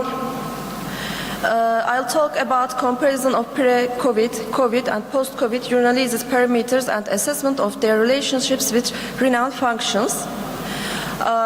In this study, we aim to compare the before the disease, during the disease, and after recovery, post-disease periods of the patients in terms of urinalysis parameters and assess the relationship between the changes in these parameters and renal functions.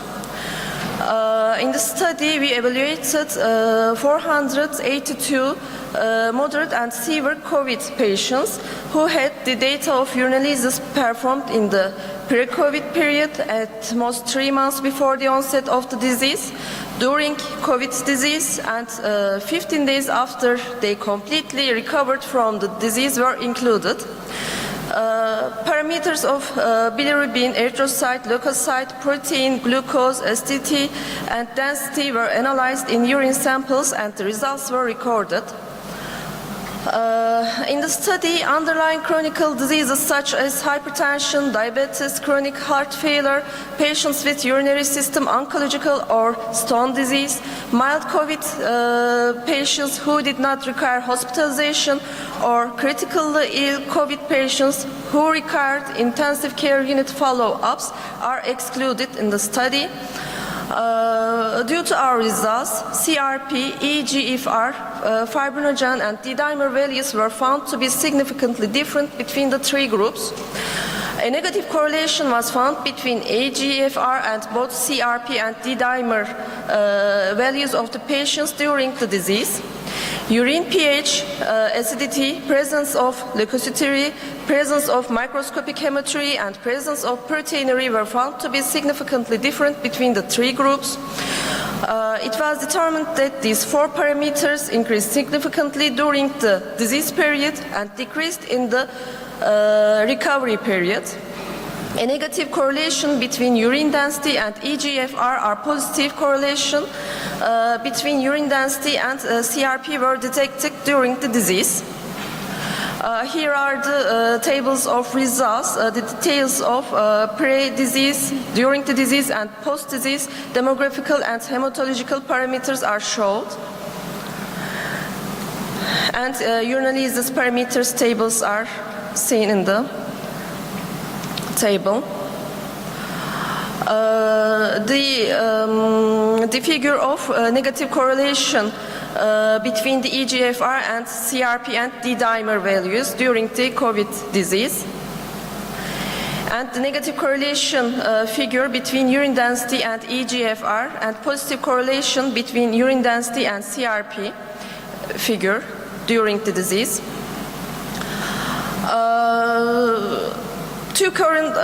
There are current studies conducted through the comparison of the SARS-CoV-2 positive and negative patients, but our study stands unique as it shows the changes in urine biochemistry in patients before the diagnosis of the disease, during the disease, and after recovery. In literature, Leo reported a higher urine protein pH values and erythrocyte counts, but lower urine density in the COVID period group compared to the control group. Margot detected a higher rate of hematuria and proteinuria in COVID patients compared to the healthy controls. Demirelli categorized COVID patients based on the severity of the disease, and respective percentages of these patients had glucosuria, proteinuria, urobilinogen positivity, leukocyturia, and hematuria. In our study, patients were detected a significant increase in the rates of proteinuria, hematuria, and leukocyte counts during the disease compared to the pre-disease period, and a significant decrease in these parameters after the recovery from the disease. To conclude, the significant presence of hematuria and proteinuria during the disease in line with the literature supports the opinion that the disease causes renal involvement, and the tendency of the parameters on the post-COVID 15th day to return to normal ranges shows us that the effects of the inflammation are reversible after the recovery from the disease. Thank you. Thank you very much. Next, the last presentation, I think.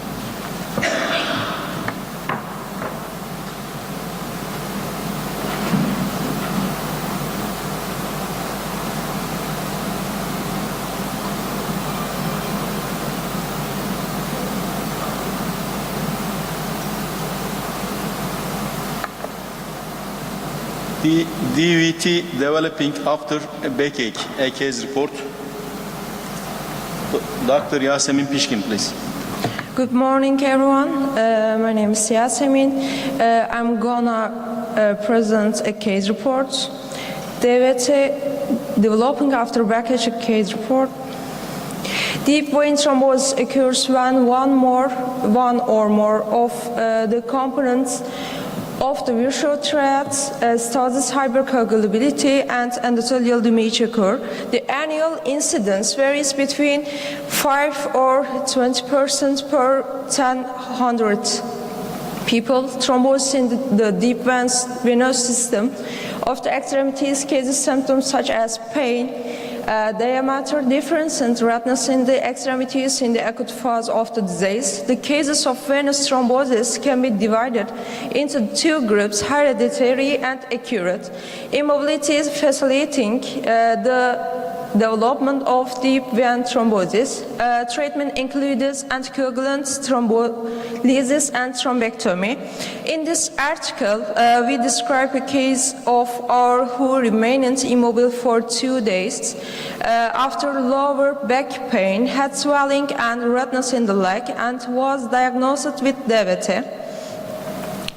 A 45-year-old male patient was admitted to the emergency room with a complaint of pain and swelling in his left leg. The patient has been complaining of back pain for 1 week. He has had little voluntary movement for the last 2 days. Pain and swelling in the left leg started for 2 days. He has a history of cervical disc herniation in his medical history. There is no disease in the family history that predisposes of thrombosis. There is no history of thrombosis. On physical examination, there was an increase in diameter in the left leg compared to the right leg. There was an increase in temperature, and hormones positivity was detected in the left lower extremity. Peripheral pulses are palpable. In the neurological examination, there is no motor sensory deficit. Glasgow Coma Scale 15, for limb motor power normal. There is no urinary or fecal incontinence, no drop fits, there is no pathological reflex. Abdominal examination is comfortable, no defense, no rebound detected. Laboratory tests show no abnormalities in biochemistry and hemogram. D-dimer high, CRP little bit high was detected. Doppler ultrasound was performed on the patient with the preliminary diagnosis of deep vein thrombosis. Doppler ultrasound revealed widespread thrombosis compatible with acute deep vein thrombosis, which filled the lumen of the left femoral vein, popliteal vein, and vena saphana magna, and didn't allow flow decompression. The patient was consulted to cardiovascular surgeon. Upon detected of deep vein thrombosis, the patient was admitted for the purpose of planning thrombectomy. Immobility can cause thrombosis and deep vein thrombosis in people, even in people who are not prone to clotting. In patients with lumbar hernia, starting a prophylactic dose, low molecular weight heparin may be considered to protect against deep vein thrombosis due to immobilization. It should be kept in mind that patients are prone to deep vein thrombosis in cases that cause immobilization, such as lumbar hernia. Patients should be advised not to remain sedentary. Thank you for listening. Thank you very much.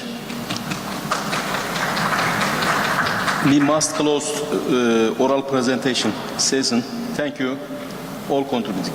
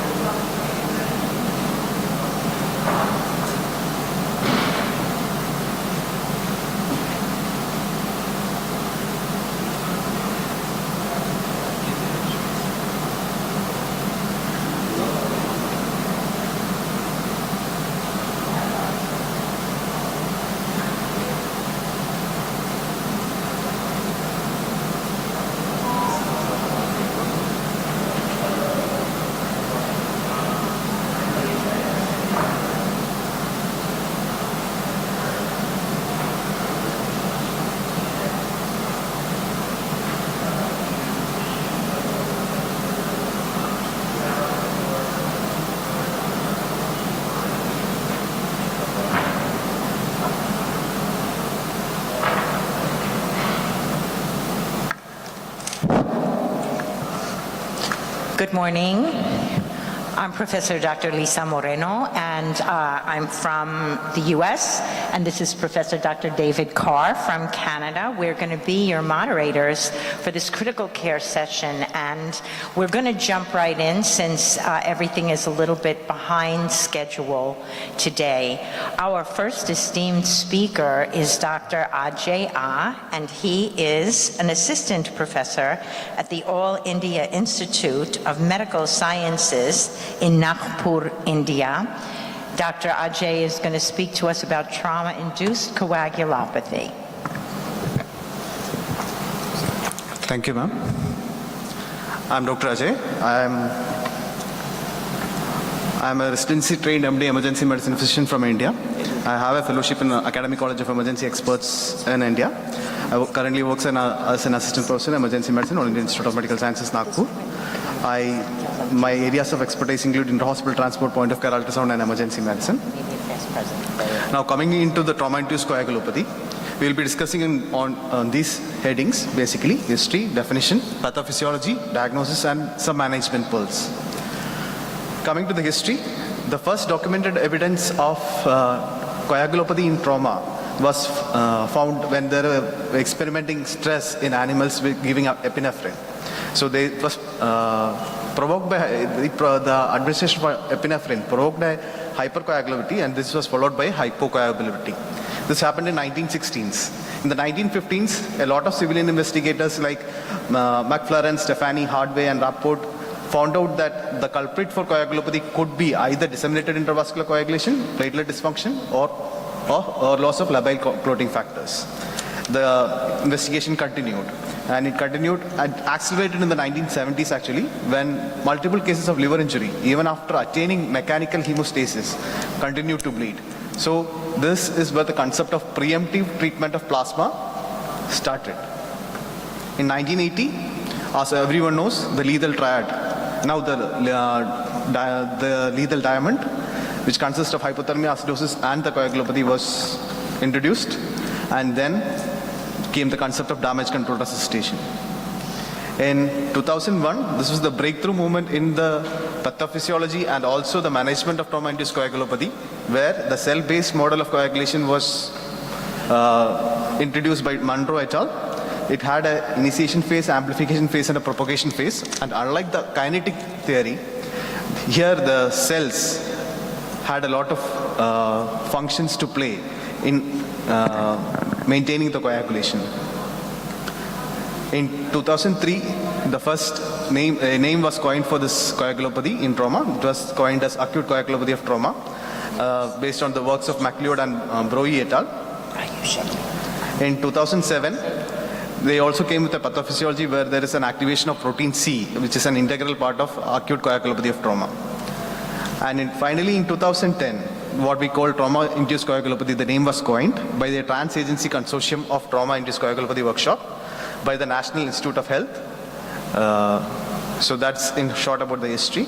Now, trauma-induced coagulopathy can be defined as an impairment of blood clotting that occurs after injury. This is from Firth in 2010, the same workshop. So there are two phenotypes for trauma-induced coagulopathy. We will be more concentrating on the early trauma-induced coagulopathy, and the second phenotype is the late trauma-induced coagulopathy. So the early trauma-induced coagulopathy is basically the inability to achieve hemostasis, which lead to uncontrolled hemorrhage and protracted shock. So what is the driver for an emergency or an early trauma-induced coagulopathy? It's again hypoperfusion and hypotension. So hypoperfusion and hypotension produces coagulopathy, which in turn increases hemorrhage and again produces coagulopathy. The late TIC, however, is the main driver is basically the level of the tissue injury, and it occurs more than 24 hours, and it is characterized by thrombosis. So the pathophysiology has two different settings. One is hypocoagulability and the other one is hypercoagulability. Hypocoagulability is explained by hyperfibrinolysis, platelet dysfunction, decreased thrombin generation, fibrinogen degradation, while hypercoagulability, increased thrombin generation, platelet activation, hyperfibrinogenemia, and fibrinolysis. You can see that it's at the extremes of both. Coming to early trauma-induced coagulopathy in detail. First, we have endothelial dysfunction, which will produce tissue plasminogen activator, which will convert plasminogen to plasmin and result in clot degradation. Tissue injury also will produce end products like histones and polyphosphates, which contributes to platelet dysfunction, which again results in clot degradation. And any clot is actually maintained by the balance between the fibrinolytic agents and the thrombotic agents. If there is a reduced number of antifibrinolytic agents like PAI, TAFI, again this will result in clot degradation. Coming to what we do, when we restate, we produce hemodilation. There could be some amount of acidosis, there could be some amount of hypothermia. All these are non-risk factors for decreased thrombin generation. Even though hemodilution up to 50% does not affect the clotting mechanism, acidosis has a very profound effect. Acidosis can decrease the thrombin generation basically in the propagation phase by around 50%, but it does not affect the initiation phase of the coagulation. Hypothermia, any temperature less than 33 degrees Celsius is known to produce coagulopathy. Now, there is always an ongoing debate whether ETIC is just another name for DIC. But if you look at the data, you can see that ETIC, thrombin levels are decreased, while in DIC it is normal. The factor 5, factor 7, factor 8 activity is decreased in ETIC but normal in DIC. The plasmin activator inhibitor is decreased in ETIC while it is normal in DIC. Now, if you go to the viscoelastic assays, then you can see that if it is hyperfibrinolytic phenotype, the TEG LY30 is increased in ETIC but normal in DIC. If it is a fibrinolytic shutdown phenotype, which is the late TIC, ETIC it is decreased and DIC it is normal. So there is definitely difference between in DIC and trauma-induced coagulopathy. Now, how can we predict early trauma-induced coagulopathy? So there have been multiple scoring systems. One is coagulopathy of severe trauma. Is coming from the Australian system, where the 5 components, mainly entrapment, systolic blood pressure, temperature, chest decompression, abdominal or pelvic content injury, and the highest possible score was 7. So with a cutoff value of 3, the sensitivity was 60% and specificity was 90%. It's an external validated score. The second scoring system which is usually used is the prediction of acute coagulopathy of trauma. This had a validation and a derivation cohort, but the exclusion criteria and the inclusion criteria and the validation and the derivation cohort was not the same, so the external validity is still questionable. It had multiple variables: pre-hospital shock index, age, mechanism of injury, not motor vehicle, motorcycle or bicycle crash, number of GCS points below 15, pre-hospital CPR, pre-hospital intubation, etc. The total points were around 394 plus age, and if any score of more than 196 was considered to be a predictor for acute coagulopathy of trauma. Having said that, it has a specificity of 72% and a sensitivity of 73%. Then came the age of AI, artificial intelligence. So they used the data from a study called Acil, and they defined different variables which could produce coagulopathy. So basically they did it in these sub variations.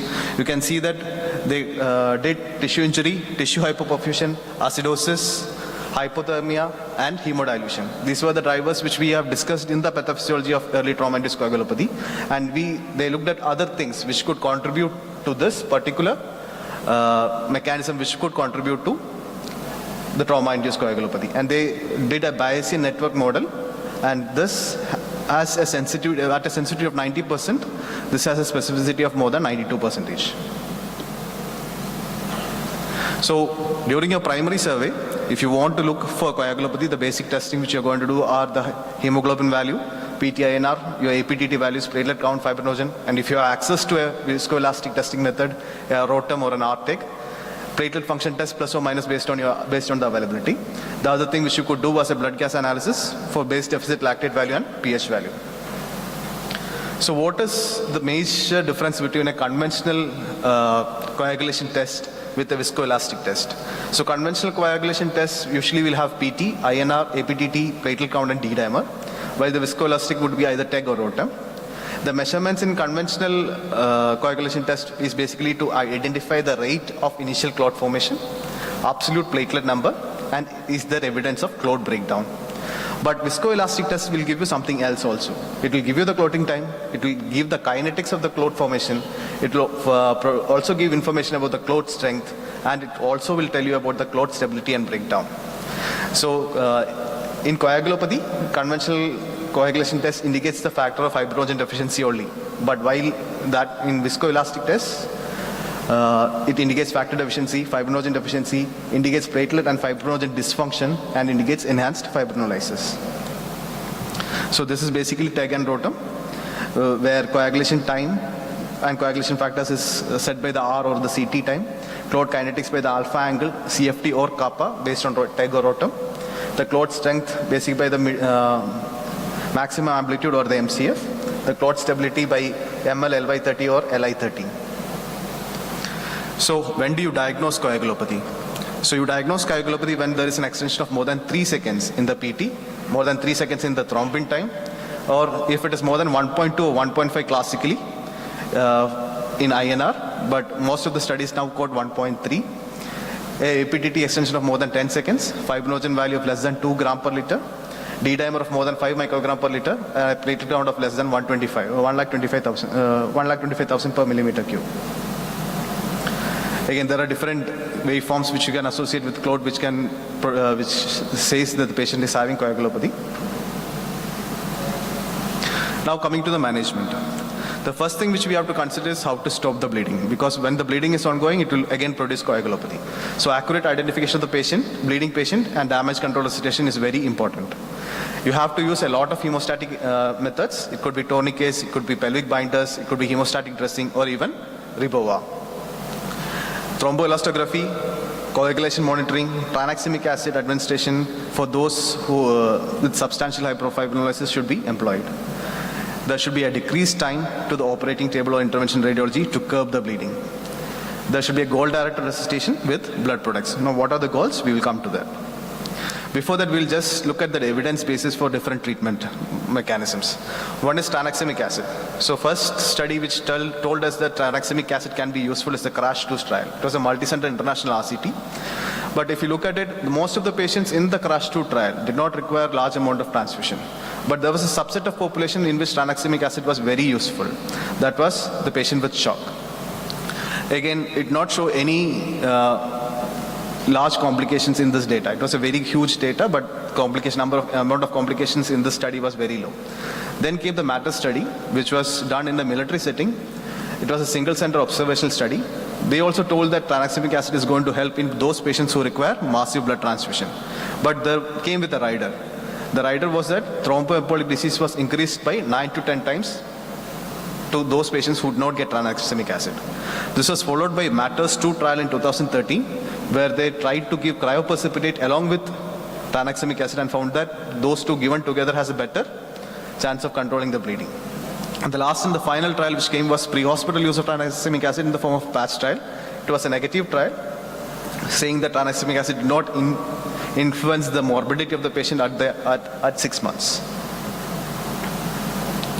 Now, evidence of using massive transfusion ratios. The first idea of massive transfusion ratio comes from the first prospective cohort study called the PROMET study in 2013, where they said that those patients who are receiving high ratio of RBCs to platelets and plasma had a high early death. Within 6 hours, the death was higher in that group. So they proposed a 1:1:1 or a low plasma FFP platelet ratio. This was further emphasized in the proper trial in 2015, which was a multi-center RCT, which compared 1:1:1 to 1:1:2 ratio and found that there is no actual difference, but 1:1:1 is again preferred now.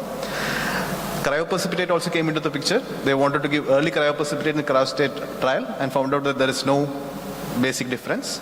In cryostatic trial 2, again they brought in cryoprecipitate to give 2 pints of cryoprecipitate early in the hemostatic resuscitation, but then it was also found to be not effective.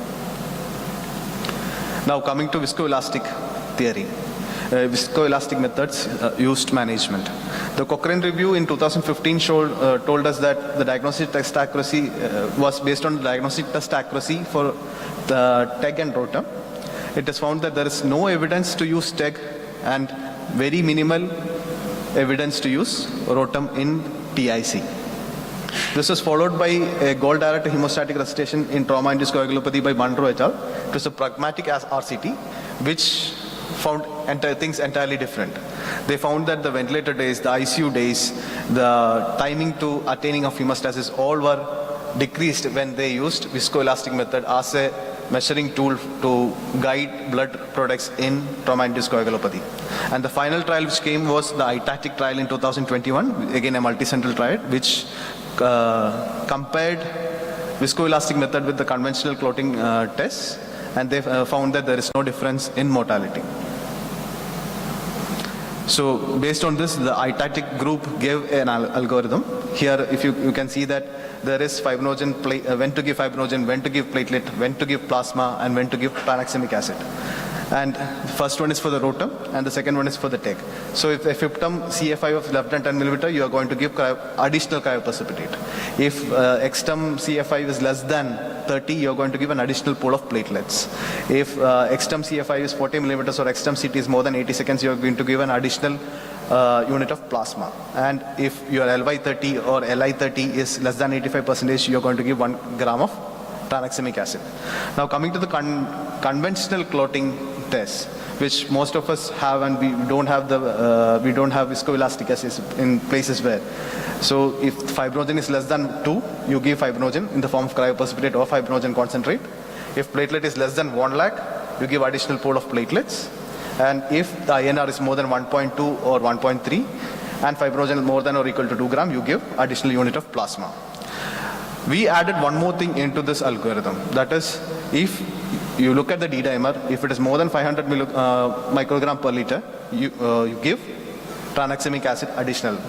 This was in same as the one which Monroe et al. Had done, which is the gold director resuscitation for trauma-induced coagulopathy. So at the end of 6 hours, whatever said and done, these are the things which you have to attain. These are the goals at the 6 hours of resuscitation. That is, there should be no further hemorrhage. The systolic BP should be balanced, 80 to 90. The temperature should be more than 35 degrees Celsius. The pH should be more than 7.30. Hemoglobin should be more than 7. INR should be less than 1.5. APTT should be less than 40. Fibrinogen level should be more than 1. And if the patient is having low platelets, not having any traumatic brain injury, the platelet average value is 50,000. If he is having traumatic brain injury, it should be more than 1 lakh. And the ionized calcium level should be more than 1.1 millimole per liter. So these are the goals of resuscitation in trauma-induced coagulopathy. Thank you. Any questions?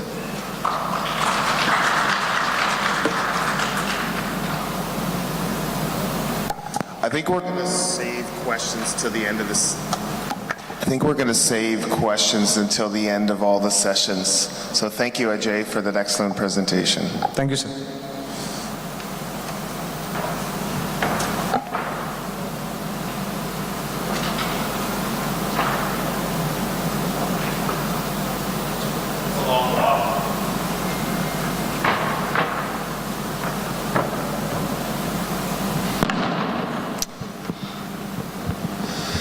Thank you for coming. It's early in the morning. And for some of you, I know that it's challenging to hear speakers in another language, so I'm going to try to speak slowly. There is no topic that I like to speak more about than this. Syncope is about 1 to 3% of all emergency visits, and in our lifetime, it will happen about 48%, which means you or I, one of us is going to syncopize. So we kind of have to know a little bit about this, and this is everything you're going to see. What this talk is not about is it's not about a biomarker. It's not about troponin. And I'm going to even try to tell you that it's not about the EKG. For real. What I'm going to tell you is it's really about how you feel. Now, let me give you some housekeeping tips. Here are my conflicts of interest.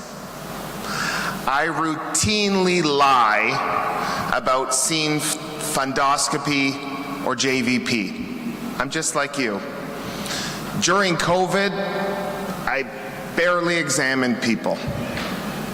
But what I do is take a history. And what I want you to get from the end of this talk is the realization that history is queen, that history is everything. And that everything I want you to take from this talk is about your ability to talk to people, to go back to basics. Now, Amal Mattu, who's a very amazing American speaker, he talked about his rule of 15s. And he said that 15% of syncope is cardiac, and of these non-cardiac causes, they can occur up to 15% of the time. But I want you to look at this list. Yes, if someone comes in hypoxic or tachycardic, or severe abdo pain and hypotension, or the worst headache of the life, you're going to know their cause of non-cardiac syncope.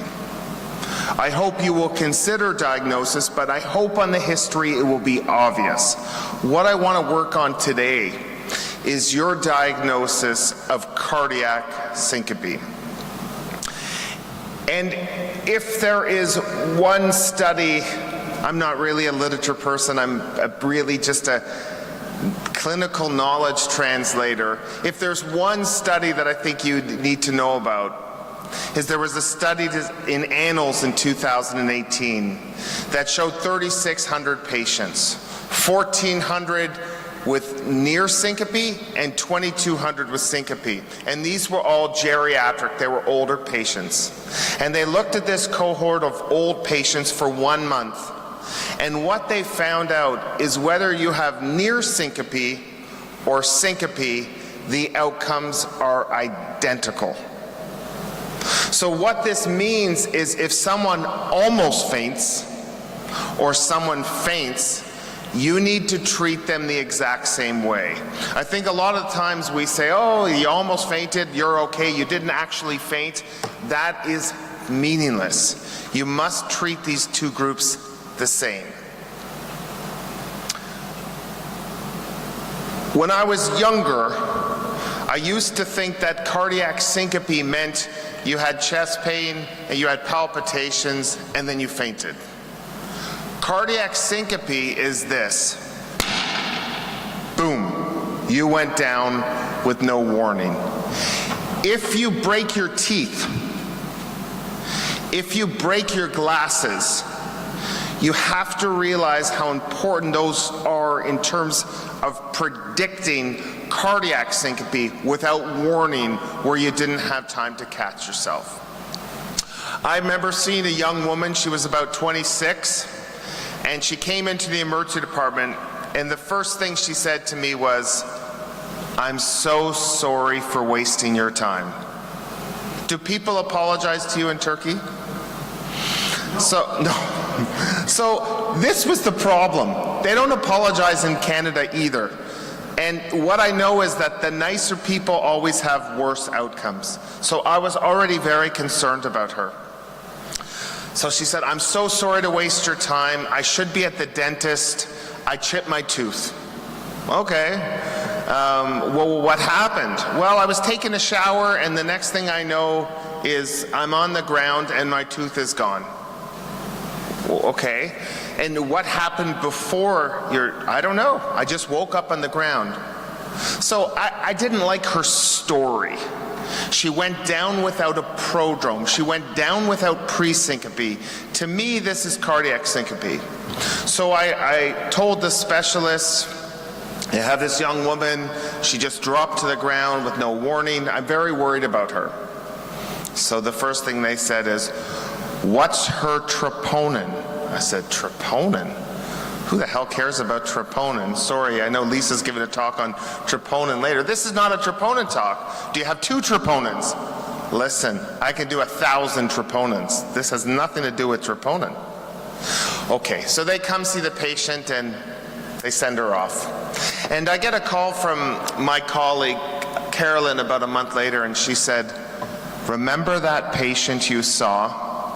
I don't know how to say that in Turkish, but it makes us all very nervous. I don't know. What are you talking about, Carolyn? Spit it out. She said, "You saw this woman, she was young, she fainted, she broke her tooth." Yeah. Well, they sent her home and I did a Holter and it showed nothing, but I didn't like her story. So I did an implantable loop recorder. and she had an episode of torsades. She had long QT and torsades, and the best part about it, David, is that she has an identical twin, and now they both have defibrillators. This is all taking a history. If someone doesn't have pre-syncope, if someone doesn't have a prodrome, you must think about cardiac syncope. Any history buffs in the room? Anyone know who this is? Good. You're not supposed to. So this is Pheidippides. Ring a bell? So Pheidippides is the fastest runner in Greece 2,500 years ago. And he's stationed in a city called Marathon. And the Greeks are being invaded by the Persians, and he goes to tell the people in Athens about the position of the Persians as they're coming to attack. And he runs 26.2 miles, just over 40 kilometers, to Athens. He arrives, he warns them of this attack, and then he's dead. And he's the first incident reported of sudden cardiac death in sports. If you die while you're exerting yourself, you have to be worried. And you will see people, whether you're Christian Eriksen on the soccer pitch, you will see people just drop. Cardiac syncope and exertional syncope need to be treated with respect. This guy has a marathon named after him. Often patients will have a hard time deciphering, or bystanders, was it a seizure or was it a syncope? 90% of people with syncope will have a few myoclonic jerks. When you drop the perfusion blood flow to your brain, you will have a few jerks. Now, people will look for the following. Yes, if you have epilepsy, you probably had a seizure. Being post-ictal, very helpful. People will always look for tongue biting. What is important to know is if you fell down, you will bite the front of your tongue. But if you have a seizure, you bite the sides of your tongue. Lateral tongue biting is much more specific for a seizure than central, 96%. So look for lateral tongue biting.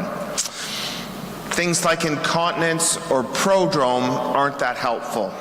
What I like to use is the 10-20 rule. Has anyone heard of the 10-20 rule? This is a very helpful rule. If you have less than 10 jerks, it's syncope. If you have greater than 20, it's a seizure.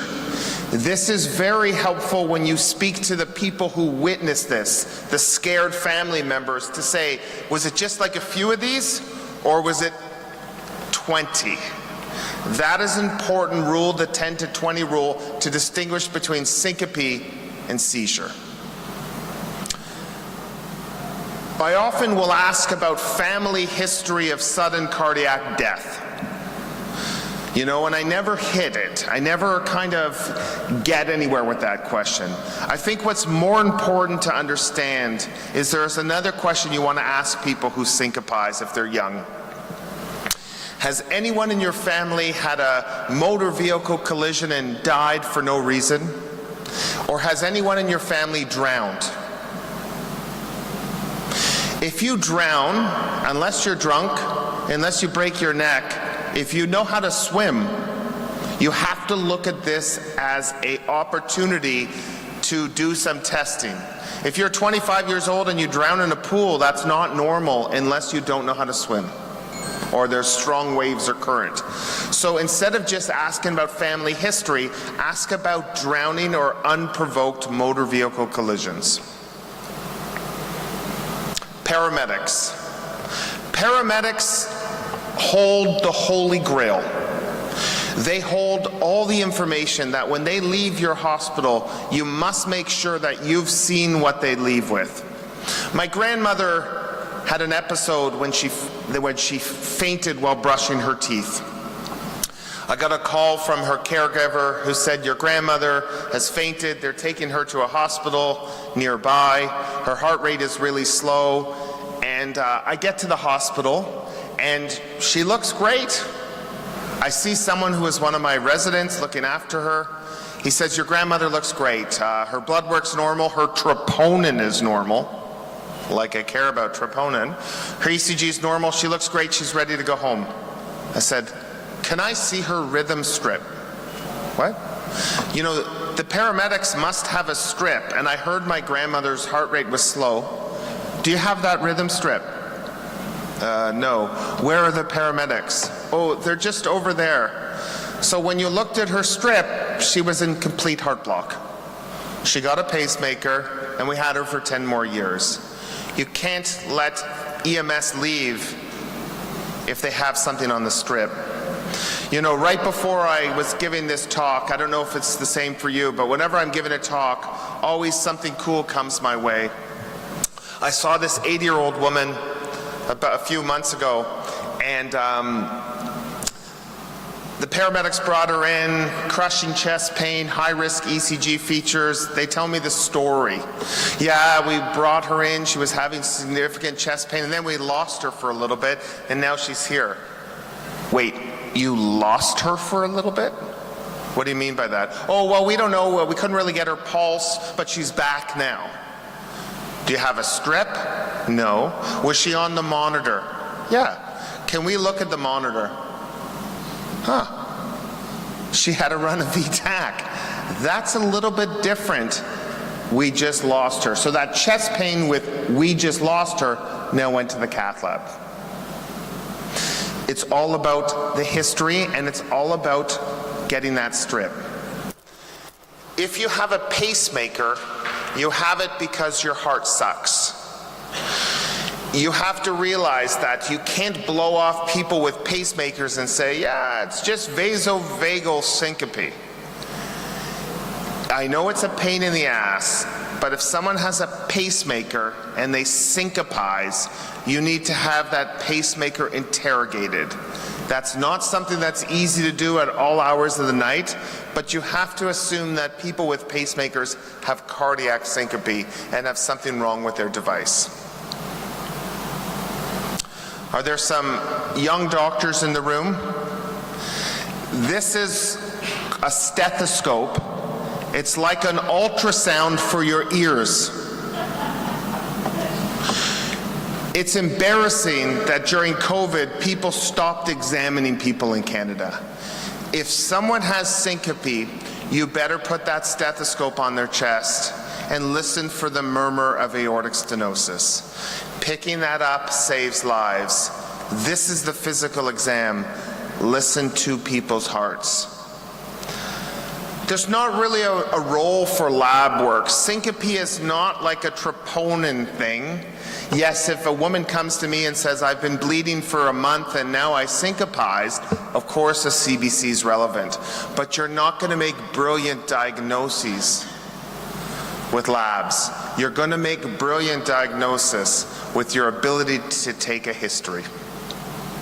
And I also think it's important to realize that in the setting of you think someone has cardiac syncope, you really have to say, would you want this person driving your kids to school? And do you think this person is safe to be driving? In Canada, if I feel that someone has a seizure or cardiac syncope, we would report them and they would be not able to drive until they've been cleared. That is a safety issue. Okay. I have to talk a little bit about ECGs, but if you were the marketing manager of McDonald's and you were telling people to have Big Mac and fries, you would think that you wouldn't have a rhythm strip that shows some wonky P waves and then a run of non-sustained VTAC. But hey, that's okay. This is WASM, so we're not going to talk about blocks. But if someone comes in with a heart rate of 30, unless they're super fit, you could assume that's the cause of their syncope. Let's go through a handful of cases of ECGs that I think you need to know about. These were two of my idols growing up. Reggie Lewis and Hank Gathers. Both of them died on the basketball courts, and both of them had issues beforehand. Hank Gathers had a slam dunk and fainted at a basketball game a week before his death. During his death, which was on national TV, he went up and he dunked, he came back on defense, and then you just see Gathers drop without any warning. There was no prodrome. Gathers proceeds to go on to have about 3 or 4 myoclonic jerks, and then he dies. If you saw Gathers in your emergency department a week prior when he fainted, you would have seen this. You would have seen an ECG, and the first thing you would have said to this 18-year-old or 21-year-old gentleman is, looks like an old inferior lateral MI. He's got some Q waves in 2, 3, AVF, in V5 and V6, and his voltages are up. He probably has LVH. What you have to realize about LVH is LVH doesn't happen overnight. Left ventricular hypertrophy is because of a process such as hypertension or aortic stenosis. If you have someone who has LVH who's not hypertensive, you have to think about why. And in this setting, this is classic for hypertrophic cardiomyopathy. When you see hypertrophic cardiomyopathy, you will see LVH without hypertension, and you will see Q waves, which are not pathological, because pathological Q waves are wide. These are dagger-like Q waves in the inferior lateral leads. This is the #1 cause of sudden cardiac death in sports, and the most inheritable cause of sudden cardiac death, with 1 in 500 worldwide. Don't miss this opportunity. A couple came to see me. They were paddling in our waterfront. Our waterfront doesn't look like yours, and it certainly doesn't look like this. And in the distance, they saw ice cream. So they biked really fast, really fast. The woman in the front, she got off to get ice cream, and then she drops. You don't even need to see her ECG. She has exertional syncope. In your mind, you're done. She's got a problem. She has cardiac syncope. But what she hands you is a great ECG. Now, we always tell our trainees, don't read the stuff up front. In Canada, the EKG comes with an interpretation. Does it come with an interpretation in Turkey? You know, it's often wrong, but what's not wrong is the PR interval, the rate, and the QRS, and the QT. So when you look at syncope patients, check the box. And when you check the box, the first thing you say is, crap, her PR is short. And then you go and you hunt for delta waves. And this is a very classic EKG for WPW. If you look at lead, it's best in lead AVL, you could see that delta wave is that blocking, that obtuse upstroke to get from the isoelectric baseline to the top of the R wave. It's sloped upwards. But even without the ECG, you know her story's bad because she had exertional syncope without a prodrome. You're done. I saw this gentleman, he was 34, kind of went to his family doctor. He was feeling dizzy with some palpitations. He got an EKG. He came to me with a fever, and he wasn't feeling well, and an ECG was done. And the top of our ECG said 2 things. It said, this person is having an acute MI, and it also had my name. So I knew I couldn't fuck up, okay? And I looked at this ECG, and he's a young man, and I said, he's not having a STEMI, he's not even having chest pain. But I looked at his ECG. What do people think about his ECG? Yes, Brugada. So this person has ST elevation in his precordial septal leads in V1 and V2, that's downsloping. I'm going to tell you 2 things about Brugada. 1, In the setting of fever, they are a lot more arrhythmogenic. So this is when people will show up, they'll have a fever, and you'll kind of think there's nothing wrong with them because they have a fever and they don't feel well. They might not even get an ECG, but that's when Brugada comes up. Number 2, if you see this guy tonight while you're on shift in the emergency department, there's a 10% chance, if you don't make this diagnosis, that he's dead before Turkey turns 101 next year on this date. The rate of death in missing Brugada is 10% per year. Don't miss Brugada. Anyone rock climb? Any rock climbers in the room? Not a big rock climbing room in Turkey. This young woman is rock climbing with her partner. She gets up to the top of it's an indoor rock climbing, gets up to the top of the gym, and then you don't even need to see her ECG. Exertional syncope without warning. But she hands you a gift. It's a gift that you will see once in your career. When I saw this, I was so happy for like a year. I looked at this ECG, and the first thing I said is, there's T-wave inversion in V1, V2, V3. I don't think it's a Wellens. She's not having chest pain. She's not having syncope. Does anyone want to hazard what this is? So I looked further, and when you look at her, you can see when you go back. In WPW, it's really hard to get to the top of the mountain from the baseline. She has something called ARVC, arrhythmogenic right ventricular cardiomyopathy, used to be called ARVD. She goes to the top, no problem. She goes down, no problem.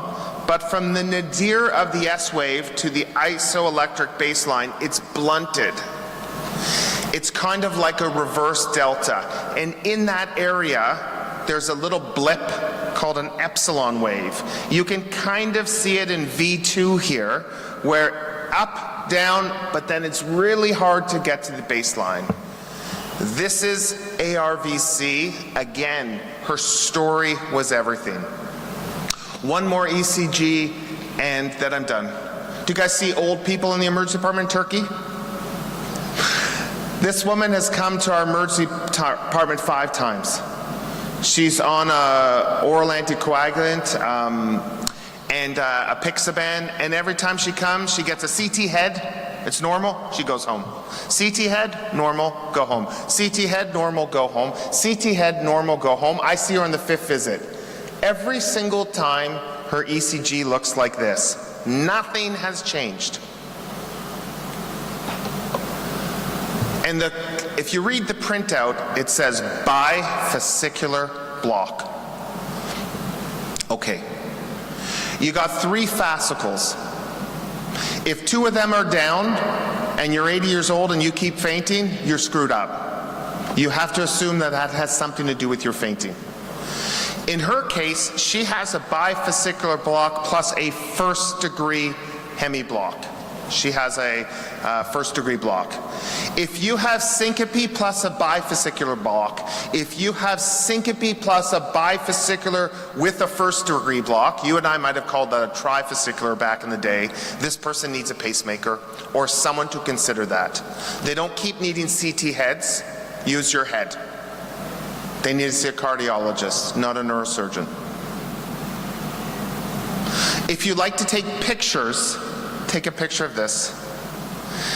When I see everyone with syncope, I look for 5 things. I look for WPW, I look for ARVC, I look for Brugada, I look for HCM, I look for long QT, and I document it. I go into every ECG looking for those 5 things, and then I move forward. But I know that that's my approach when I see an ECG, but I take value in the story. So what can I tell you to end this morning? History is queen. History is everything. Make sure that you ask people what they were doing before they fainted. The establishment of pre-syncope and the absence of pre-syncope should always make you nervous. These people don't need workups, they need you to take a great history and to take an ECG and look for 5 things. The EKGs are gravy. They're a gift. Just know how to look at them. Thank you very much for your time.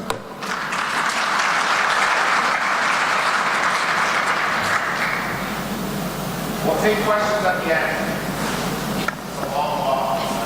As Dr. Carr said, we're going to hold the questions till the end because we're a little bit behind schedule.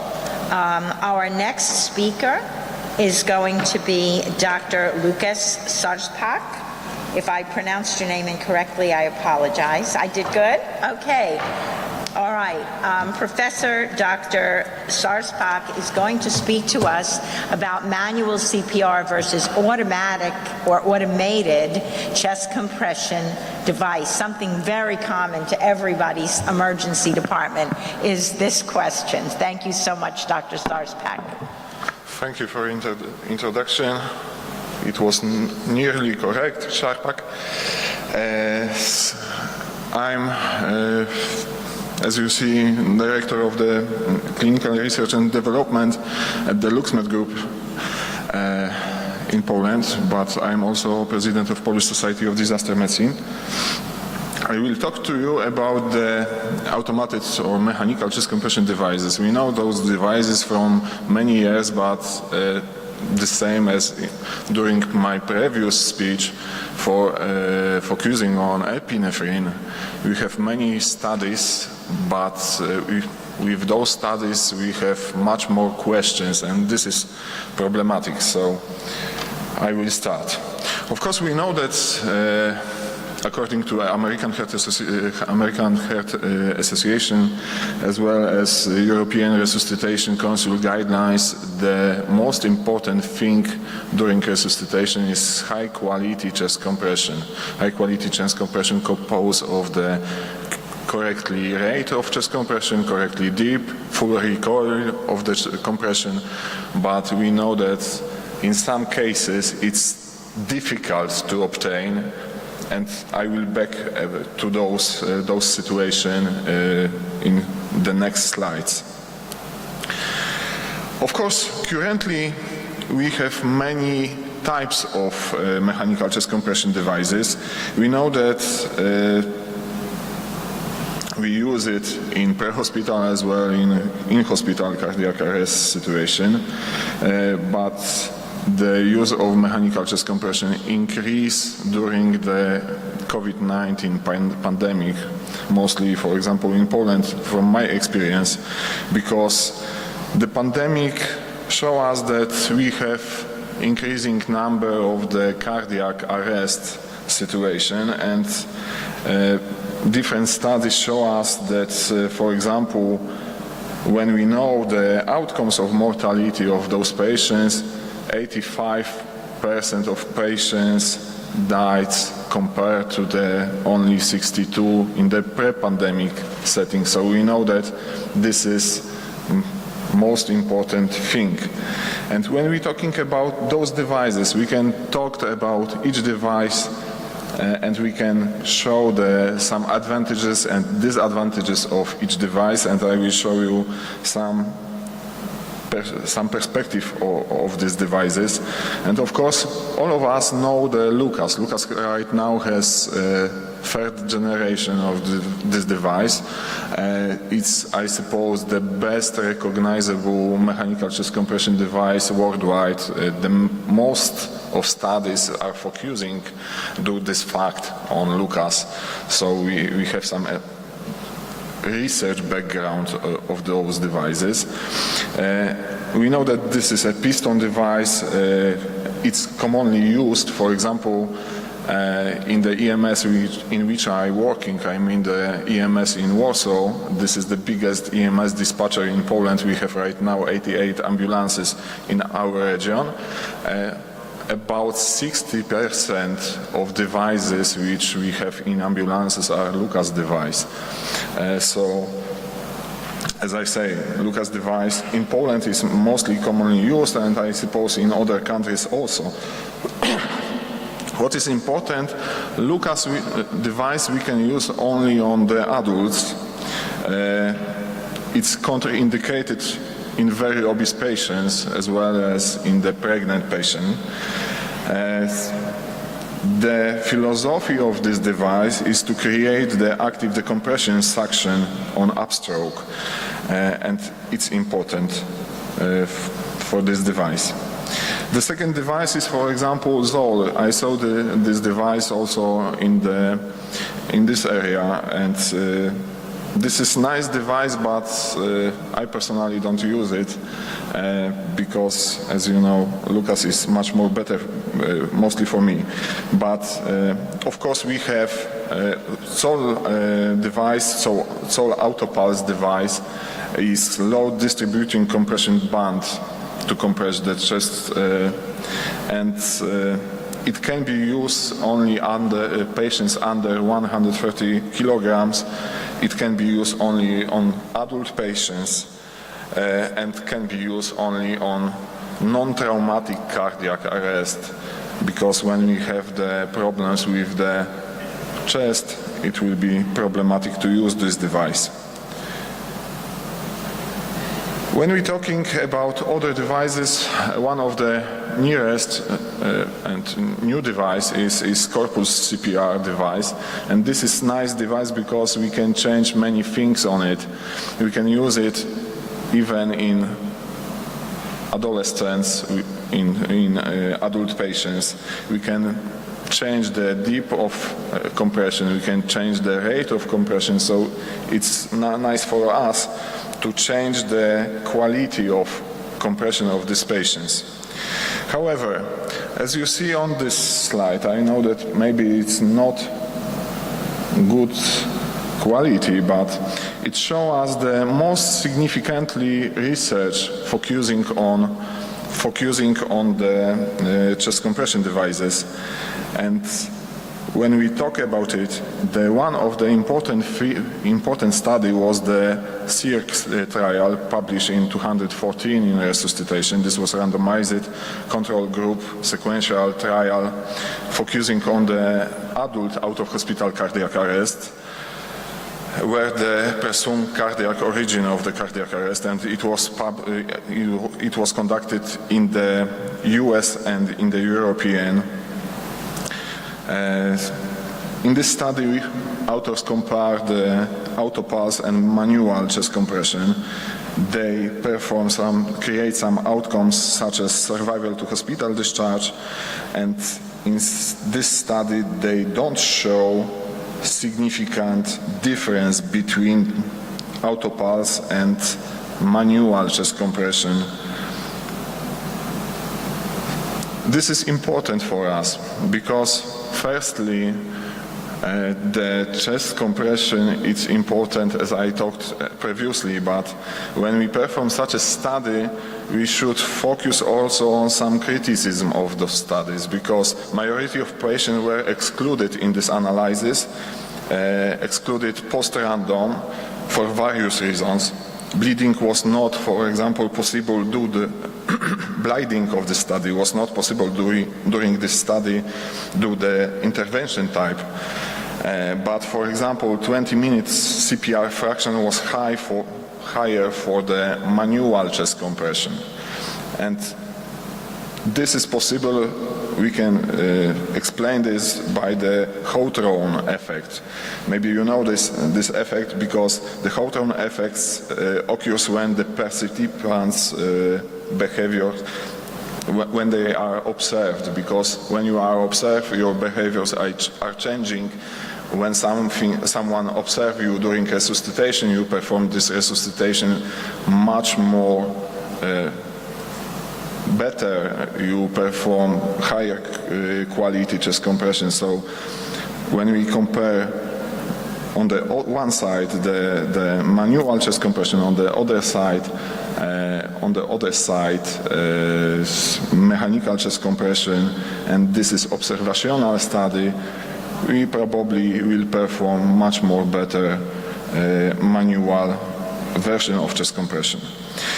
Moreover, this study was not powered for a long-term period outcome, because such as, for example, 6 months survival rate or 6 months survival rate with the good neurological outcome. We only in this study, they only saw the short periods. However, in this short period, the difference between those techniques of chest compression, as I say, was not statistically significant. The second study is the LINK trial, published in the same year. I'm in the 214, this time in JAMA. This was also a randomized trial, this time involving 4 Swedish, 1 British and 1 Dutch ambulance service. In this study, they involve only out-of-hospital cardiac arrest. However, the previous study was focused on autopulse. This study was focused on Lucas, and I suppose it was a huge group, because to the arm in which the patients were treated with the Lucas, they involved 103,000 patients.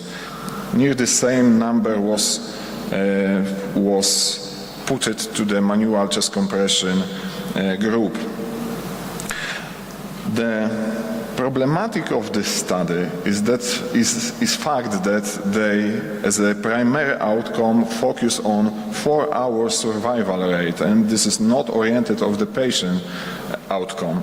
However, the differences between those groups were similar, because it was 23.6 for Lucas and 23.7 for manual chest compression. So the risk difference was over than 0.99. So it was really similar. Besides, no difference in the secondary outcomes. I mean, the good neurological recovery was also found between those groups. As I say, the primary outcome was 4-hour survival rate, and it was not patient-oriented outcome. Moreover, among patients with surviving at 6 months, 99% in the mechanical chest compression group, I mean in the Lucas group, and 94 in the manual chest compression group had the scores of CPC at the level 1 or 2. However, the 4-hour survival rate was not difference between those groups. The next study on which I want to talk about is paramedic trial, paramedic 1, the first one study, because as you know, we have two studies, paramedic 1 and paramedic 2. And this study was conducted in UK in NHS ambulance service. Also focused on the out-of-hospital cardiac arrest. This time evaluated the chest compression techniques in 2 groups, in Lucas and manual chest compression. The randomized was 1:2. So in the Lucas group, they involve 1,652 patients, and in manual 2,819 patients. And this was randomized according to the first trial vehicle to arrive on the scene. However, when we're talking about, one more time, about the outcomes, the primary outcome in this study, which was the survival to 1 month, was 6% in the Lucas 2 and 7 in the manual chest compression. No serious adverse events was noted, and this is also important, because one of point in which we in studies is the fact that mechanical chest compressions occur much more chest compression chest injuries. However, in this study, intervention to treat analysis was used, and this is problematic because, for example, when we see only in 60% patients in the Lucas group received formally mechanical chest compression. So if they will do, for example, not only intention to treat, but per protocol analysis, it will be much more better for this study. However, as I said, there was not any serious adverse events during chest compression with Lucas, with manual chest compression the same, and the survival in those studies was similar in both cases. When we're talking about the guidelines, because when we have the guidelines, we have, as I say, American Heart Association guidelines, we have European resuscitation guidelines, we have ILCOR about that. The current research does not support to mention the mechanical chest compression devices, I mean the mechanical pistol devices or load band distribution devices. They don't offer any advantages to manual chest compression in patients experiencing cardiac arrest. The current standard of care for management of cardiac arrest is still high quality manual chest compression, so we should obtain some extra trainings. According to the guidelines, every 3 months we should perform simulation trials on the chest compression. However, mechanical piston devices can be considered in some kind of situation, and for example, such scenarios can be limited to include the limited space for rescuers, incidences of prolonged cardiopulmonary resuscitation, hypothermic cardiac arrest, CPR in the moving ambulances, CPR when we prepare the patient to the angiography or preparation to the ECPR. So in those situations, we should use high quality chest compression performed by mechanical chest compression. However, in the crucial for rescuer is to minimizing the interruptions in the CPR, so it's not depend if we use mechanical chest compression or manual chest compression. We should previously train it to minimize this interruption and perform as high quality chest compression as we can. I want to talk to you about also some meta-analysis, because as you know, meta-analysis are one of the most important type of studies which we focusing. And for example, in this meta-analysis performed by ZOO, they include 15 trials, 9 randomized controlled trials and 6 cohort studies. The results of this meta-analysis showed there was no significant difference in the resuscitation effect of the mechanical and manual chest compression. In terms of the return of spontaneous circulation, survival to hospital admission, survival to hospital discharge, and survival to hospital discharge with good neurological outcome. This study focusing, of course, on the out-of-hospital cardiac arrest patients. The next one study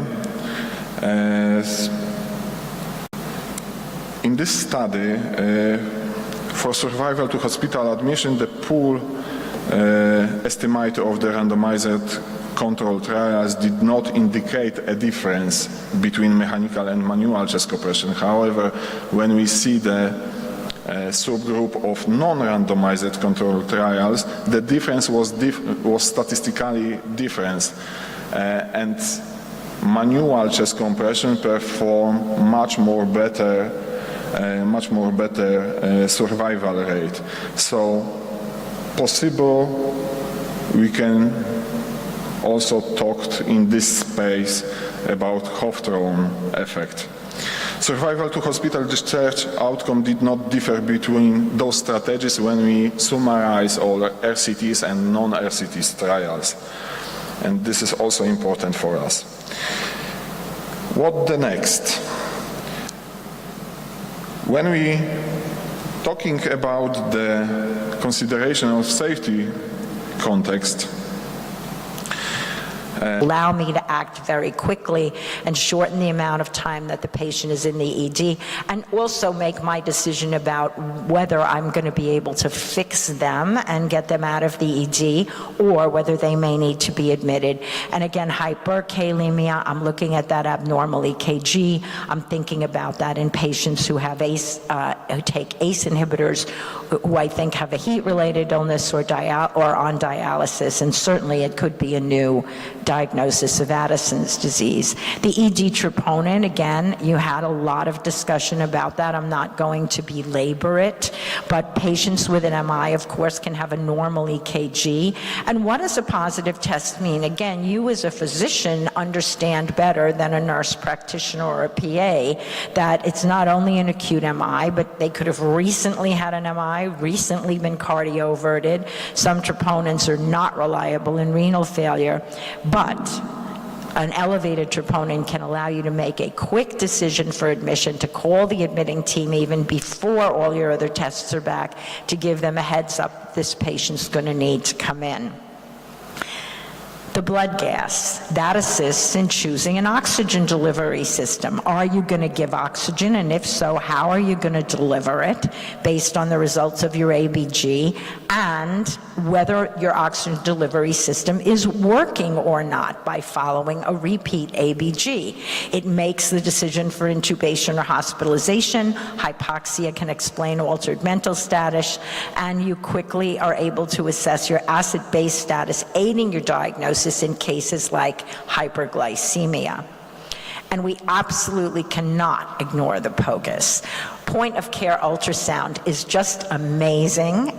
In the years since I graduated from my residency in 2004, in the past 20 years, it is shocking how much we can do with ultrasound. That long list of things that we can do immediately, a point of care ultrasound to tell whether a patient needs to be admitted or not, right? I mean, you can tell if a patient has hydronephrosis and renal stone that's impacted and that's too large to pass, that they're not going to be able to go home.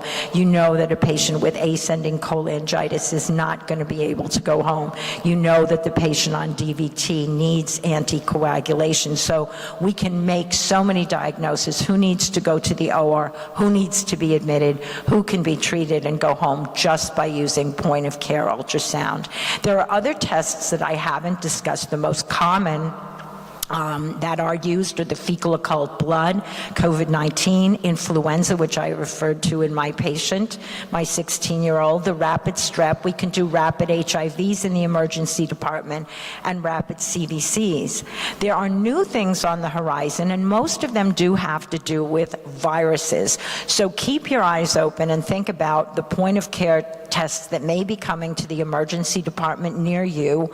Most of them will be for other SARS and COVID type viral assays using a lot of different recently discovered methods such as isothermal amplification or the CRISPR-Cas9 genome amplification. So this stands for clustered regularly interspaced short palindromic repeats. And as a female physician, I am proud to say that Doctors Jennifer Duda and Dr. Emmanuel Charpentier won the Nobel Prize, I believe it was 2020 or 2021, for the development of CRISPR. And using CRISPR technology, our colleagues in the lab, our PhD colleagues, are actually able to snip a lot of the fragments out of DNA to modify them so that a very quick PCR can be developed. A PCR can literally be developed within 24 hours to test a new variant of SARS-CoV-19 or many other genomic variants and mutations that occur in commonly seen viruses. CRISPR also has some gene amplification implications that can be used for genetic testing and genetic modification. But for us in the emergency department, what CRISPR-Cas9 does for us is it allows rapid PCR assays to be developed in as quickly as 24 hours to test for new variants like your Delta COVID and other variants. So keep an eye out for that. You're going to be seeing a lot of that. It's exciting and amazing that this is happening in our lifetime. So your take-home points. Many of the problems that are plaguing emergency departments today result from improper patient management. The clinical assessment of a skilled emergency physician will lead to the appropriate ordering of point-of-care tests, and sometimes a few point-of-care tests can actually combine results to make your diagnosis. The point-of-care results will guide the cost-effective ordering of further and appropriate tests, guide us through the diagnostic decision tree, and ultimately lead to an appropriate and timely disposition for your patient. So the protocol is your clinical assessment cues you to what point-of-care testing you need to do. The results of the point-of-care testing lead you to a focused treatment and further testing, and all of this amounts to the efficient, cost-effective, and time-saving care of every patient who comes to the emergency department. So thank you for your time. I'm sorry that our session ran over. We took some time away from your coffee break, but I hope that you learned from our session. Feel free to get in touch with me at drmoreno@gmail.com, or to just grab me when you see me at the conference for any questions about my talks or about the American Academy of Emergency Medicine. And thank you again for inviting me here to Turkey. I love your country. I'm thrilled to be here on the 100th anniversary of your independence. Thank you.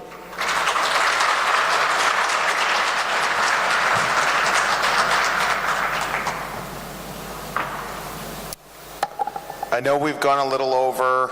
I think what might make sense is if you have questions to come up and maybe ask the speakers, because I know there's a break that is almost on the way out. So maybe get your coffee and get ready for a great afternoon, and I'm sure Ajay or Lucas or Lisa or I would be happy to take your questions up at the podium. Thank you so much.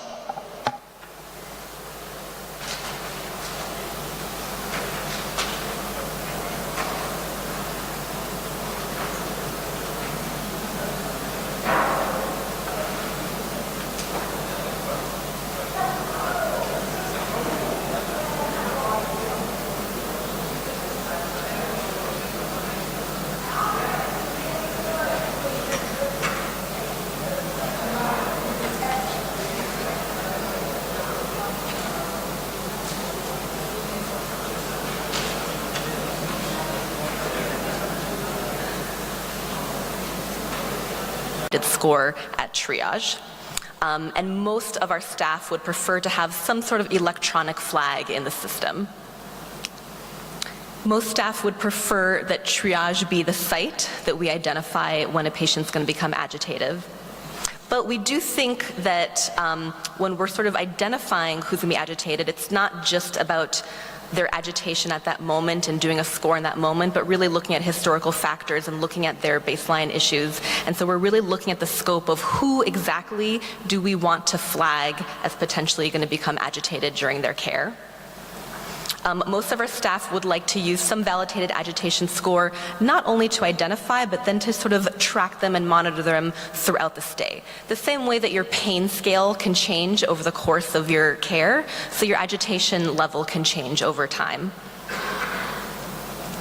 Right now we have a lot of informal practices of how we're flagging patients. So a lot of it is just word of mouth on rounds. I'll kind of point to the patient and just let my colleague know, oh, by the way, this patient has been getting agitated, or in the past I treated him a week ago and they threatened me. So it's just been a lot of kind of word of mouth. Sometimes we'll write little progress notes, but that's very difficult because then we have to kind of comb through our electronic charts to find previous event notes. And so most of our staff would like some sort of a flag on our electronic medical record. Can I just see a show of hands, just because you guys I think are a little bit more ahead of us in starting this. Do you guys have electronic flags that exist so when you open a patient's chart it's very clear? And then do you guys have things like when you go to a patient room the same way you would have for a fall risk, where they'd have a wristband or a note on the outside the door so that anybody entering or interacting with that patient is aware? I see a couple of nods. And then a question of, once they're flagged, does that flag carry on? How long does it carry on for? And how are we managing all these patients? So for us, if somebody comes in and states they have suicidality, there's a very, very set process we do. If somebody says they're thinking about hurting themselves, no matter what the patient is, no matter anything else, there's a set of standards that we follow. And so we're discussing for people who have been screened or flagged as potentially violent, do we want to manage them all the same, or do we want to manage it case by case, and how are we kind of deciding that? And then we ask them sort of which types of management options would you guys like, as far as doing environmental precautions like, undressing them, removing all personal belongings, looking, having specific rooms that don't have things that can be thrown around, that type of thing. So what sort of environmental things can we do to make caring for that patient and the environment more safe? How often should we be assessing their agitation? And then based on their score, what actions should we be taking? So this was brief, and again, part of my reason for wanting to present this is that I understand that you guys are actually much further ahead of us, and so I can't stress enough that I would love to get feedback from you guys just as you see me in the conference, because I am in the process of creating this policy with my team for both our outpatient and inpatient departments, and I'd love to hear kind of what you've seen work, what doesn't work, and again, each area within the healthcare sector is so different, and so I primarily work in the ER, so it's harder for me to help develop policies in areas that I don't normally work in, such as the inpatient care or the clinics or pharmacy or other outpatient services.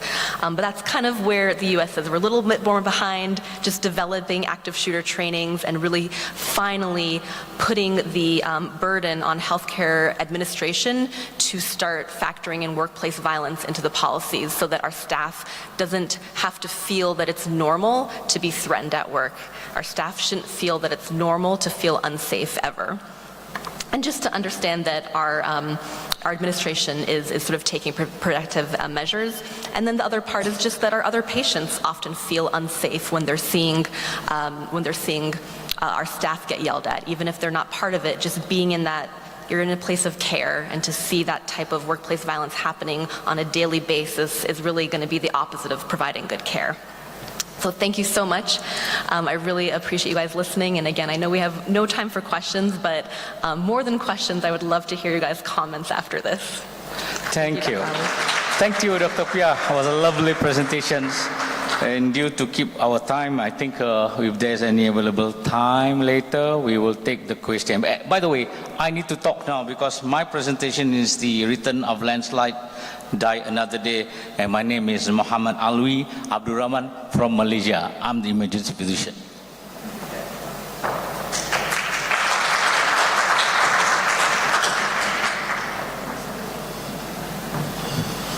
So I'm here. Okay,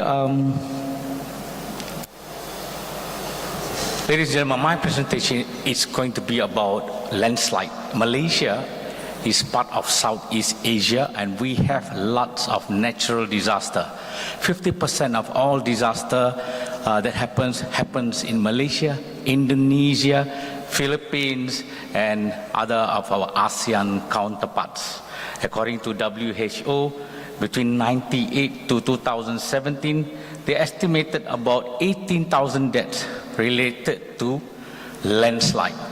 Well, we have cyclones, typhoons, and everything, and we have to blame it all to the change of climate, rising temperatures and waters, and of course, migration, populations, industry, urbanization, and etc. In Malaysia, there has been landslide, more than about 29 incidents dated back 1961. So landslide, beside flood, which is very common in Malaysia, we go through a lot of incidents, and that includes also the aftershock from the earthquake from Indonesia. This is the location in the capital of Malaysia, and it is about 1 kilometer, it's about about 2 kilometers from my hospitals, and it is a well-established area, but there's a lot of landscape there for picnics and camping.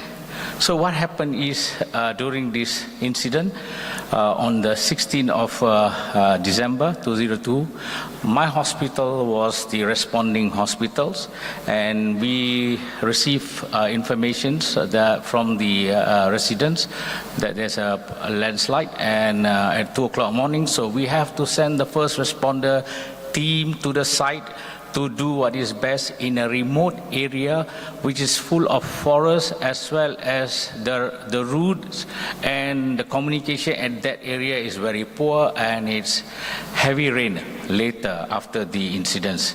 It involved a lot of mass volume of debris, sands, etc., the trees, which covers almost about 500 meters.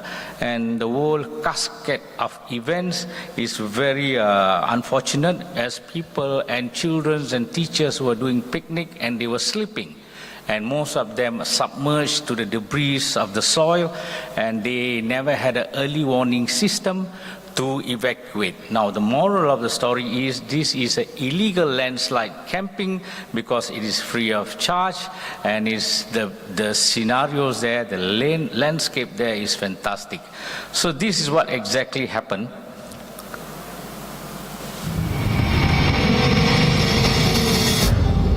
The first primary incident and the secondary incident.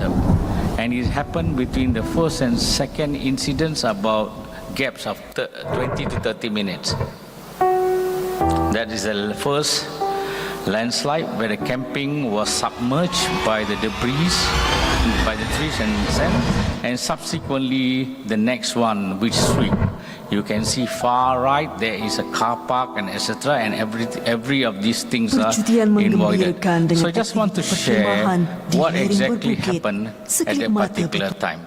So I want to go in deep about the video you've seen before and after of the landslide and the impact towards the population or the tourists that having camping in that area. So this is the outcome of the incident itself. 37 dead bodies. Of course, there were almost about 92 people at the site camping overnight for the next few days. Beautiful landscape and good views. And when it happens, they were sleeping and they didn't have the early warning system, and they have to, in the remote night, they have to run for their life. And 31 dead, out of which children about 12, and including a baby. So what was the lesson learned from here is in a resource poor environment at that time, in a remote area, we need to do the best to save life. So we need to deploy a lot of technical teams, tracker dogs, search and rescue team, excavators, as well as ground penetrating radar to do the search and rescue. Malaysia have the INSARAG team, search and rescue team, and they were deployed within the first 2 hours after the call, after the incident, and it was scaled up accordingly. Thank God it happened in the urban area where everything was next to the services were in place, and of course we responded in a typical pitch dark night. The incident command was difficult because it's a remote area. Accessibility is very poor. Climate was not good. Heavy rain, and we are working in an area that we are not trained as part of the medical team. That is the hospital that is responding at the emergency department. So it is the issues of triage. How do you want to triage 96 people, say, at the pitch of the night time, where there is a remote area? You have to go deep into the forest and with improper lighting at the initial stage, because the first responders at all organizations in Malaysia, even though they are equipped, but it is not prepared for such a extraordinary moment. So triage was very difficult, very situational. It has to be facilitated and those who can run, the green cases, we remove them and send it to the nearest police stations, where that was the only place, shelter, that we have to do the assessment and do the triage and retriage part of the casualties. We have polytrauma cases, and we treated at the incident site. We established the incident command post. We established the zoning of the system with the help of the police as well as the fire service, and all the hospitals at that moment were activated to receive cases according to the specialties of that hospitals. The chronology of event, of course, it went from day, night, and to days to more than 10 days. So we developed the critical incident stress among the rescuers. It disrupted the routines.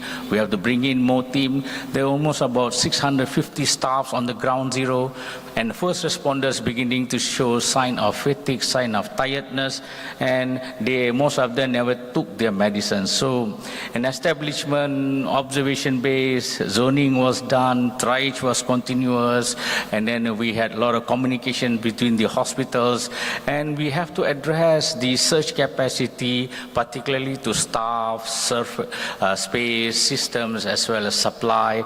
And then in a remote area with the weather disturbing you all the time, you need to do something. And of course, the SAR search and rescue team accommodated, and we also, as more teams come, burnout, etc., we have to replace not only staff, also the animals, the dogs and everything, because they were doing 24-hour search and rescue capabilities and capacity at that time. And we have to do the public health preventions, and we managed to screen them and then give them prophylaxis for malaria as well as leptospirosis. And then we have to handle the fatalities, the dead bodies, and how do you want to store them, evacuate them, body identification, recovery and disposal in a remote area was difficult, and the final fatality of that moment was about 92 total casualties, and a lot of survivors among them, family and friends, and we need to handle the dead. In most of the mortuaries were occupied, and then we had a lot of media interest, a lot of challenges, and related to capacity, capability, terrains. We had multi-agency coordination meeting. We have to work in a remote, confined area, in a wilderness medicine, and we have to go through the experience with the flood, and there is a lot of challenges at that time, communications within interagencies and as a partnership. And we had few pitfalls, we had difficult challenges in communication, both inter and intra communication, accessibilities of big, large trucks, both military and non-military, ambulance. We're working in unpredictable nature of the site with wild animals, dogs and etc., that we have to be very careful, insects too, and of course with storage, logistic, supply chain management disturbed, and poor network.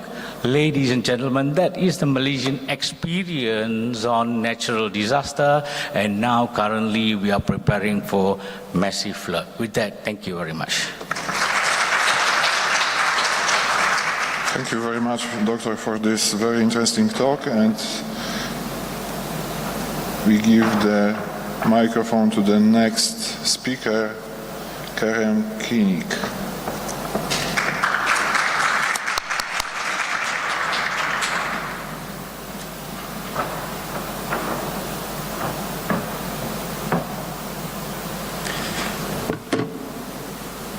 Thank you, Lucas. Thank you, Dr. Mohammed.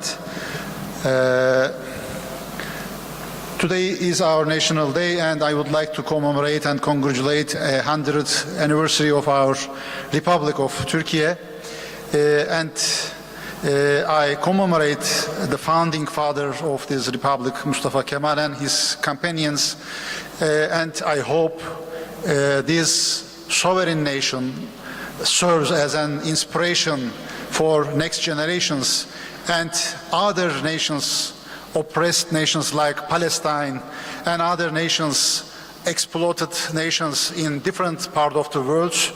And I would like to give my condolences to whom lost their lives in Kahramanmaraş earthquakes and the recent hostilities in Gaza Strip. And it is really sad to witness human rights violations, international humanitarian law violations, and war rules violations in Gaza Strip, to see bombed hospitals, killed medics and civilians, and the hostilities,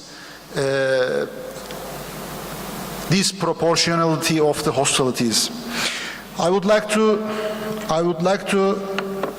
present a case study regarding our last big disaster catastrophe we faced in Kahramanmaraş, damage and disaster response to earthquakes in Kahramanmaraş. Before starting my presentation, I would like to emphasize our discipline is disaster medicine, bridging disciplines. Disaster medicine is a scientific discipline resulting from the joint venture of emergency medicine and disaster management. So we have many nexuses with other disciplines like emergency medical services, hospital services, public health especially, and disaster management. You can see all these topics, and disaster medicine is interesting all those topics during the disaster or before disaster for preparation or after disaster for recovery. In Turkey, we have a well-established disaster management framework. We have a disaster management strategy framework at the strategic level. AFAD, Civil Defense Authority, Disaster Authority, also in charge of this strategy making processes. At the tactical level, we have three different plans: disaster risk reduction plan and country disaster response plan, and the recovery plan, who are covering all phases of the disaster life cycle. And we have many action plans between the operational layer and the tactical layer, and provincial base, we have disaster risk reduction plans and response plans, not the recovery plans yet, but we will have. What about the health cluster? We have harmony in chaos. In our health cluster coordination, we have SACOM, Healthcare Coordination Command and Coordination Center in Ministry of Health in the Ankara headquarters. So under the SACOM, we have provincial level SACOMs, command and control centers, and we have rural mobile health teams, emergency service at the scan. We have teams, we have EMT 1, 2, 3 types of mobile hospitals, field health screenings, mobile healthcare services, emergency response units, ERUs, disaster camp family medicine units, many services during the disaster our system is providing. At the field level, we have a call center who are recording all calls and orchestrating operations among other institutions like security forces, like army, like other ministries and civil societies and national societies like Kızılay, Turkish Red Crescent Society. As my colleague Feridun mentioned, that we are living on a very active earthquake fault. So this is our earthquake hazard map of the Turkey is updated, and you can see the danger map, the hazard map of Turkey. So we need to change our mindset for urbanization and the settlement. So because of many neglection, we faced this big size catastrophe.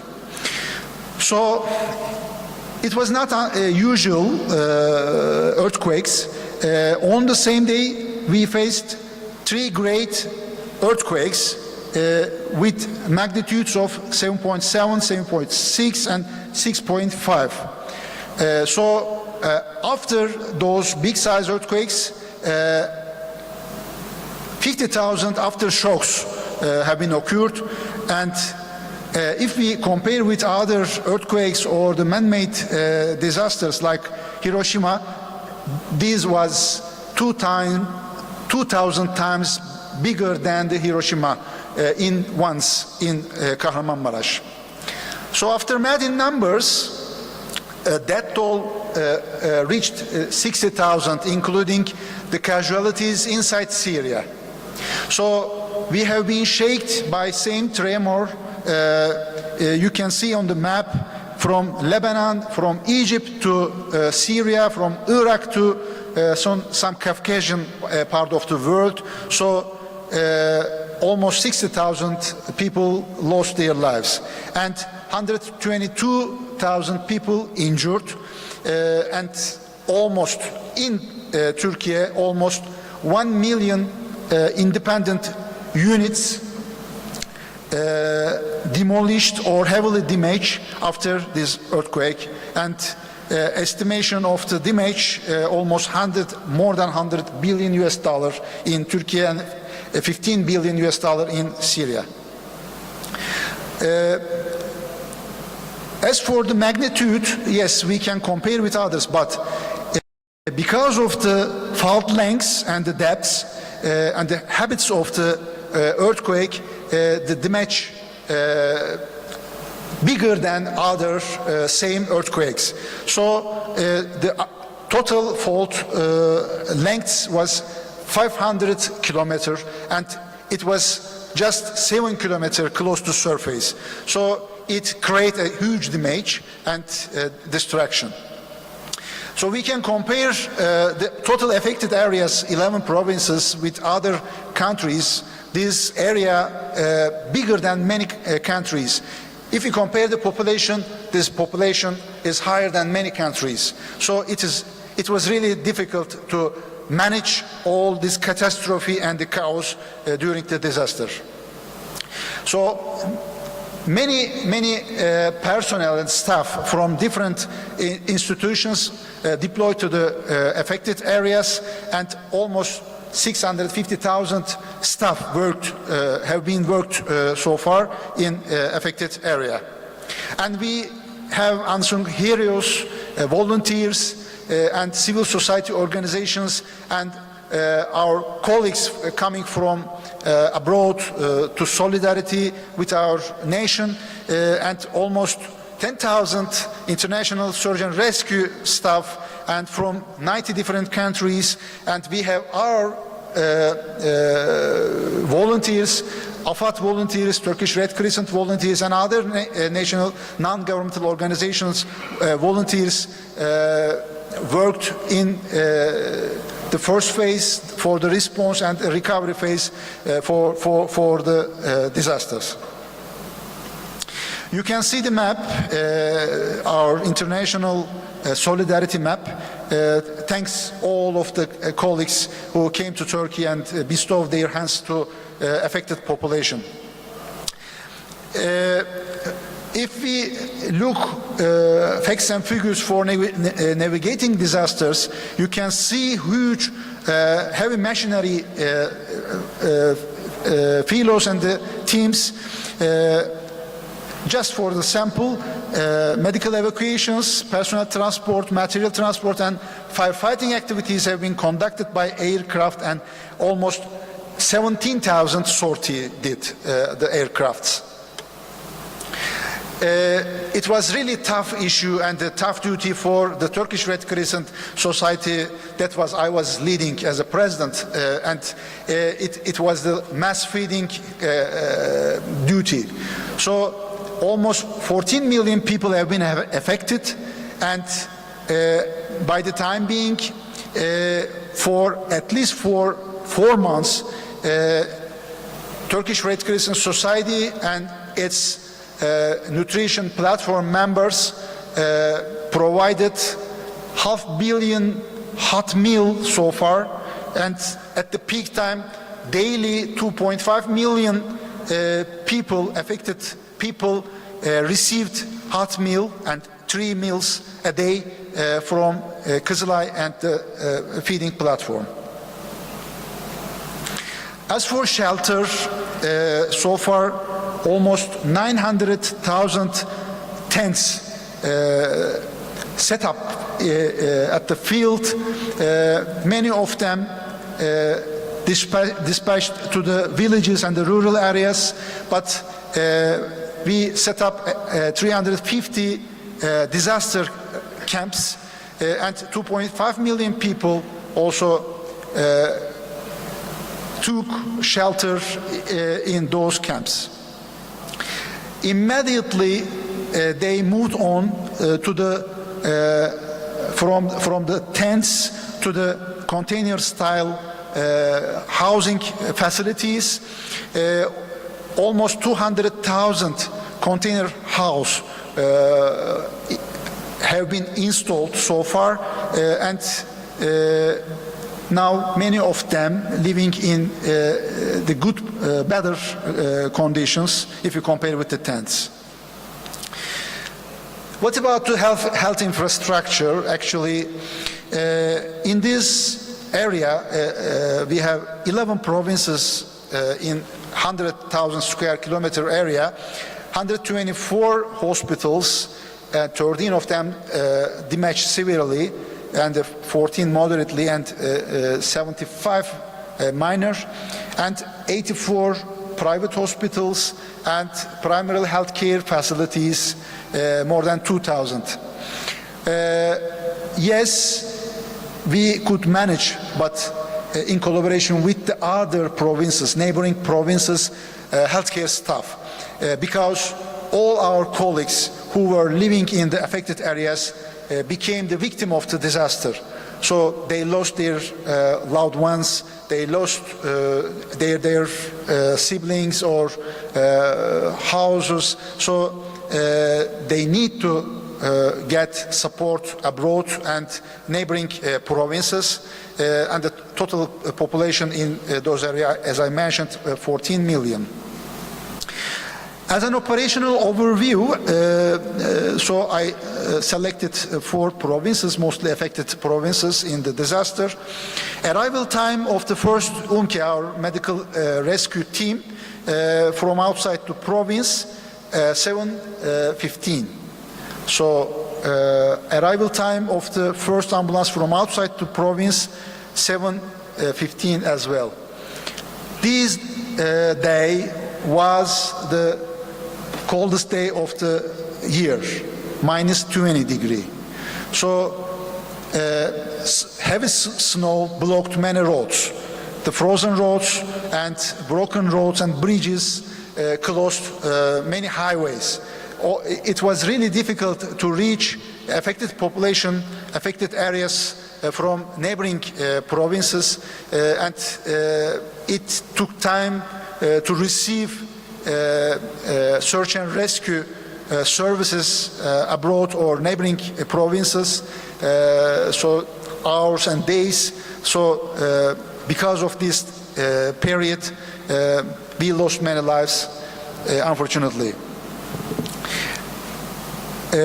Many UMKE vehicles, air ambulances and land ambulances, and UMKE teams, 15,000 UMKE and emergency health personnel also worked in the area, and the transportation of the patients, almost 2,500 of them transport by the plane, and 50,000 of them by the ambulances, and more than 300 by the maritime.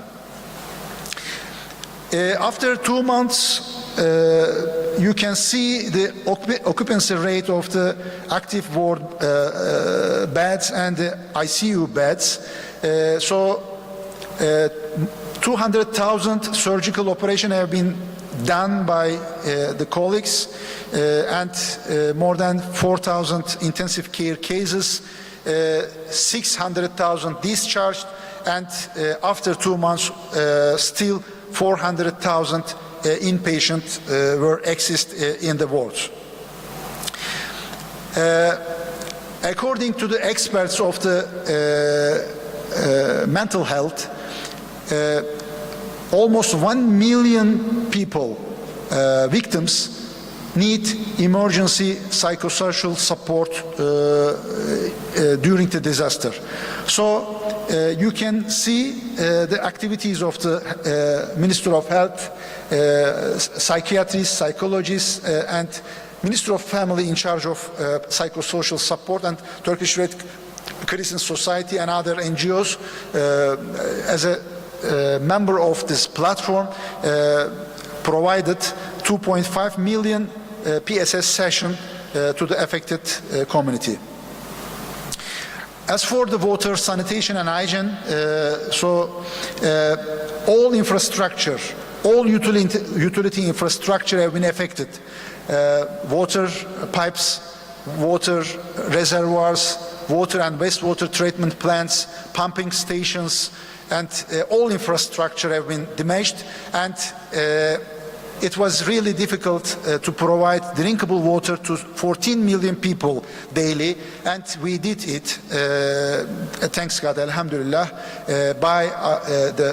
in collaboration with the private sector and other water directorates of the municipalities and the civil society organizations and the individuals. They carried the bottles of the waters to the affected people, and we didn't see any outbreaks and infection diseases, waterborne diseases during the disaster.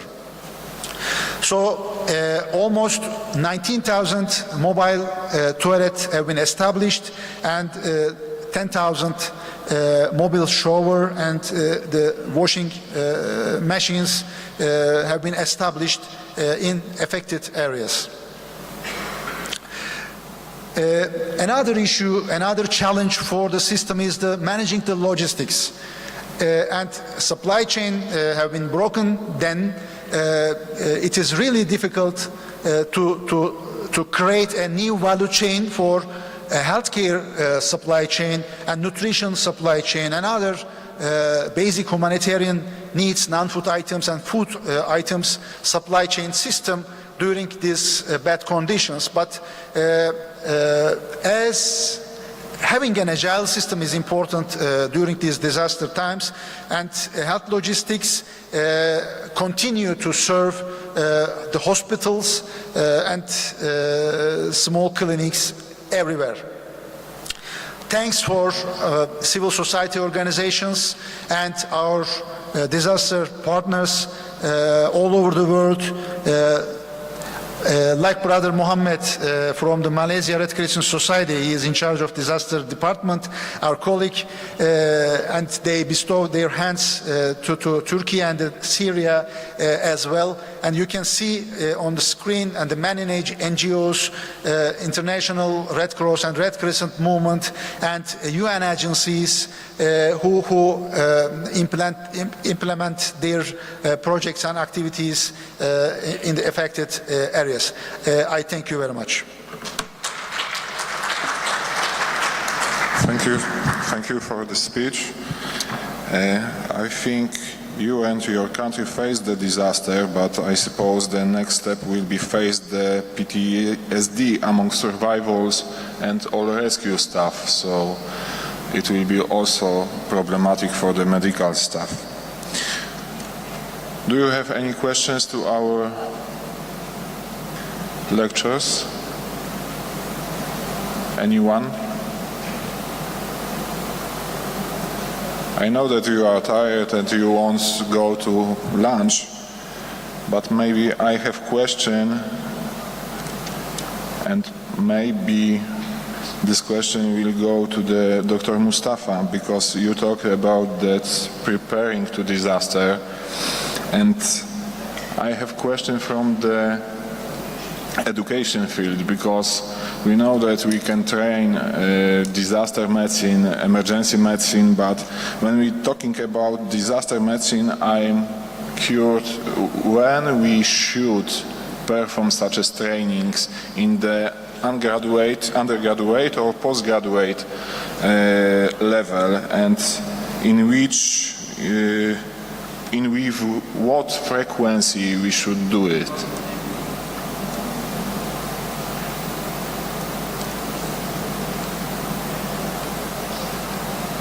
Do you have microphone?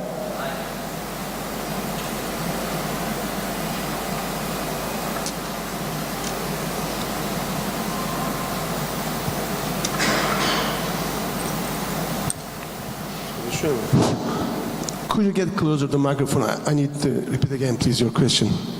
I can't hear you. Okay, so I have a question. Should we train disaster medicine in the undergraduate or postgraduate education level? I mean that during them, for example, medical studies, or when someone finalizes her medical studies and it's physician. So at which level we should train disaster medicine according to your knowledge and your experience? Thank you. It's a very important point. I heard that maybe Pierre knows better than me. In the U.S., is disaster medicine is again a subspecialty in the emergency medicine. It must be, because the future, there's lots of disasters waiting for us. And the overwhelming of the emergency medicine is only handle these type of problems. Briefly, disaster medicine should be subspecialty for the emergency medicine. I believe that. Mm-hmm. And with what frequency we should return the courses, for example? Because according to, for example, resuscitation, we know that every, for example, 3 months we should go to the simulation center and train the chest compression. But I know that disaster medicine is totally different, and in which frequency, 1 per year or 2 per year, you should think those courses, those trainings should be continue? I think that only the course is not enough for the handling this issue. As you see, that's on the picture, is wars and lots of problems waiting for us. At least 2 years subspecialty training, because in the scene, in the collapsed building, for example, when we're talking about the earthquakes, we should get close. And nobody can do the emergency physician's capacity, pseudoanaesthesia, for example, and also nerve blocks. As I mentioned during my presentation, you are talking with the victims of the earthquake, still alive, but trapped. Maybe needs 1 week to take it out to all the collapsed building. You need to pull out this patient as much as you can, and you need to give IV infusion, pseudoanaesthetic medications, nerve blocks, and amputation. I saw that even in the orthopedic surgeon. I have respect for the other specialties, but they hesitate to do this. You know, these are not looks like an operating theater conditions. Everywhere, just dust everywhere. Full of the dirty waters, green waters, dark waters, totally collapsed building. It's a very interesting issue. And there's a lot of challenging also waiting for us, and we should need at least 2 years subspecialty training. It's not only handling with the courses, I believe that. Okay, thank you so much. You're welcome. Yeah, Dr. Karim, you want to say something, yeah? I have a question for you also at the same time. I want to ask you, Dr. Karim, what was your challenges for coordination with the foreign medical team or foreign search and rescue team that was deployed during the Turkey earthquake? Thank you. Thank you, Mohammed. As for echo to Feridun, I would like to answer Lucas' question. I'm head of disaster medicine department in Health Science University, and I'm head of emergency aid and disaster management program. So we have a disaster medicine course at the last class of our undergraduate. Frequency once in a year, but we have the PhD program in the same time for the post-graduation. And there is still debate, disaster medicine belonging to whom. So disaster medicine as a multidisciplinary area, we have connection, very strong connection with emergency medicine, public health and military medicine, and the disaster management as well. So we have to keep this multidimensional focus. Otherwise, we can lose some skills. So, as for my knowledge and experience, we have to give an introduction to the emergency medicine residents and the students in the Faculty of Medicine, not only medicine, but all health-related also programs in the faculties, but well-established curriculum for the disaster medicine must be at the last classes, and we have to identify certain skill sets for the curriculum, especially for the medical leadership or leadership during the disasters, and team collaboration, and ethics, and prioritization of the cases. Many issues we have to deal with. So we need a certain experience and the skills. So the late classes and for the for the post graduation as well. As for your question, Mohammed, it was really difficult. So 10,000 search and rescue staff in the same days, within 3 days, from land, Iran or Iraq or Caucasia or the Western Europe part, or by plane, by ship. So we received then all of our colleagues in our accommodation areas.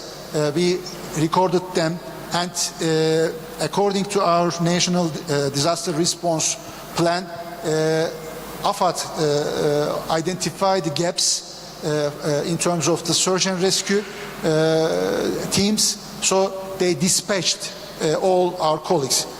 Turkish Red Crescent Society deal with the Red Cross and Red Crescent partners, and AFAD, Turkish Disaster Authority, deal with the states and the official departments, and we, as well as we try to manage the NGOs. And UN immediately set up the OCHA office in Turkey. Then OCHA set up their clusters. Then each leading agency of the clusters lead their own clusters from the UN agencies.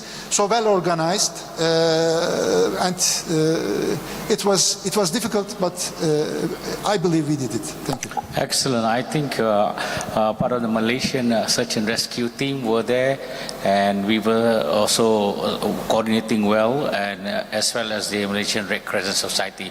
Now, thank you, sir. I'd like to ask Dr. Pia.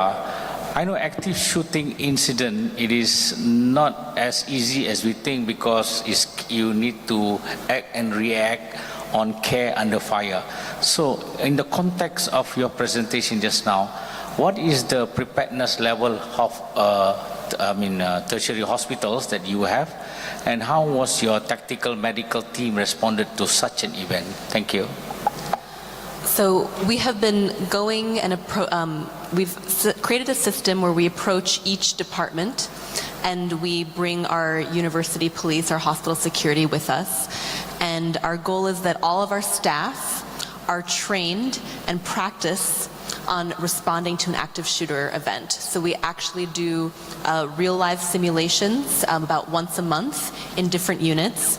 We train our staff in their area, and that's really the key part, is to go to their unit, show them which is the area that they would need to hide, which area, if they hide, they'll actually protect from bullets, versus just being concealed where they can't see you. And then we actually do disarming training. So we will have somebody come in with a fake gun, and we will train sort of people without any sort of military or fighting skills, the simple way that anybody can disarm anybody. And there's a couple of simple steps, and we'll usually take somebody kind of, on the smaller side like me, and we'll have the person who is going to be carrying the weapon be somebody physically larger, just to show that it's not about how strong you are, but certain techniques develop. So about once a month, we do different units, and we actually make sure our staff practice hiding and actually disarming an active shooter, so that they at least have the tools in their muscle memory of how to do it. And the idea is that we hit each unit, each staff once a year. That's the training program we developed. We started it last year, and so far it's been really well received. And it's also a skill, it's a life skill that our staff then takes into their daily lives, because these skills, they could be applied anywhere, even outside a hospital. Thank you so much. If there is no any question, oh, I'm sorry, there is one.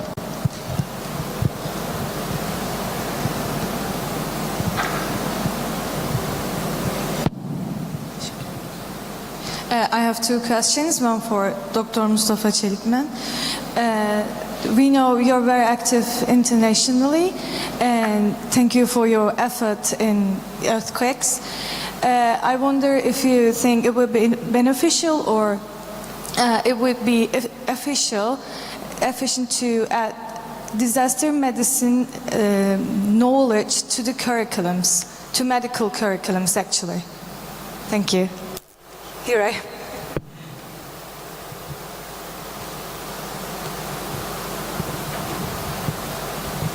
Thank you very much. This is a very important point. Definitely, disaster medicine, especially the developing countries that they are living under, like us, disaster every landslides, earthquakes, floods. 2023 years, we saw all of them. We should get prepared, especially the healthcare workers, medical doctors, paramedics, nurses, they should get prepared. They get ready for this type of problems. Otherwise, after that, we should get ready for the risk management instead of crisis management. After the crisis happened, we are losing the game. But if we get prepared with the knowledge of the disaster medicine, thank you for this question. This is definitely should insert the medical education to the curriculum of the medical faculties. Thank you for the question.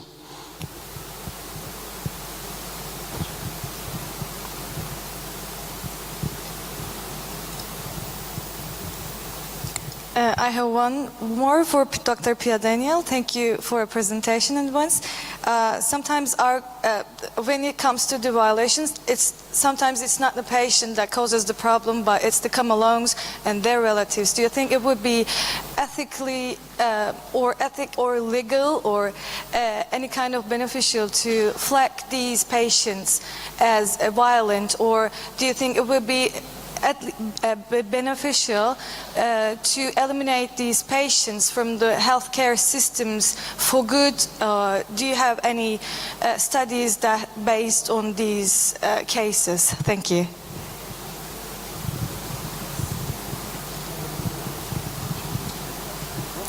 Yeah, that's a great question, and it was brought up at our planning meetings. The issue is that it's not just patients that are the issue.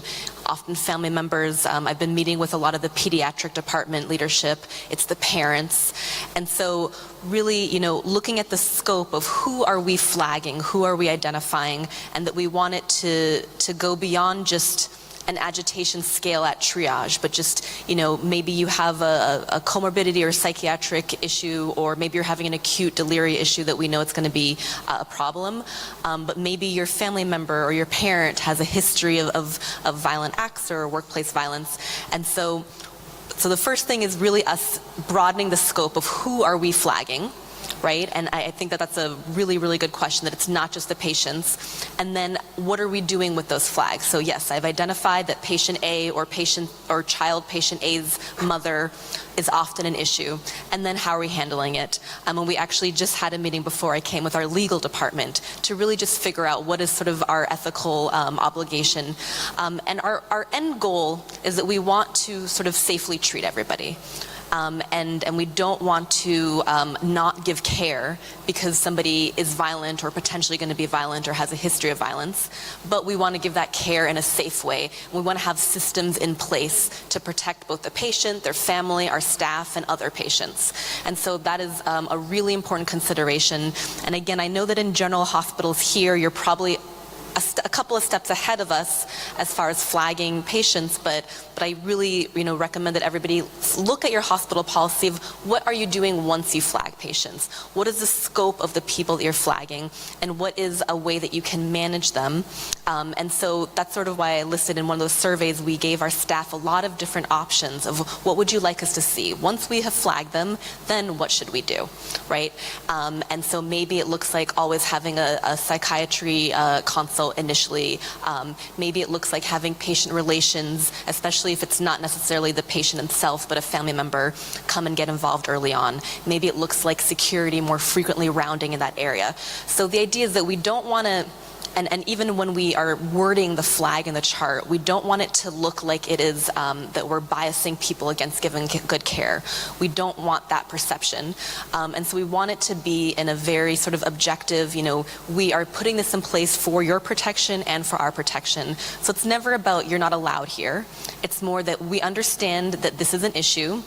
You need care, whether it's just in the outpatient setting or maybe you need to be admitted, and you need to be able to visit your child, right? You're the child's mother, but we know in the past there have been issues, so what are the steps that we can start implementing to make it a much more sort of a pleasant visit for everybody? So I think that's a great question. It's a very gray area, and we're sort of getting everybody involved, but the overall idea is that we want to provide care. We don't want anybody not allowed. We want people's families to be able to come. So instead of just barring people, instead of just getting security to throw somebody out, let's take some steps ahead. We know this mother has been aggressive, so let's get patient relations, let's get university police, let's get all this on board early on so that she understands sort of the behaviors accepted. And the other thing we've just established is a patient code of conduct that they need to sign, and family members and visitors. And so in that code of conduct, it states acceptable and unacceptable behavior by patients and family, and that also kind of gives us the reason saying, well, you signed this, you agreed to it, and now you're breaking that code. And so that also is one way that we're kind of approaching that. But it's tricky, but the idea is we don't want people to feel unwelcome. We don't want providers to give suboptimal care, but we want everybody to have a safe environment. So I answer and don't answer your question. So thank you so much. If you have another questions, please talk directly to the speakers. As I suppose we can agree that we can finalize this session, and we will meet here in 2:30, because right now you have the lunch break. So bon appetit and see you later. Thank you. Yeah, can we have the speakers on stage for a photograph, if you don't mind? Thank you.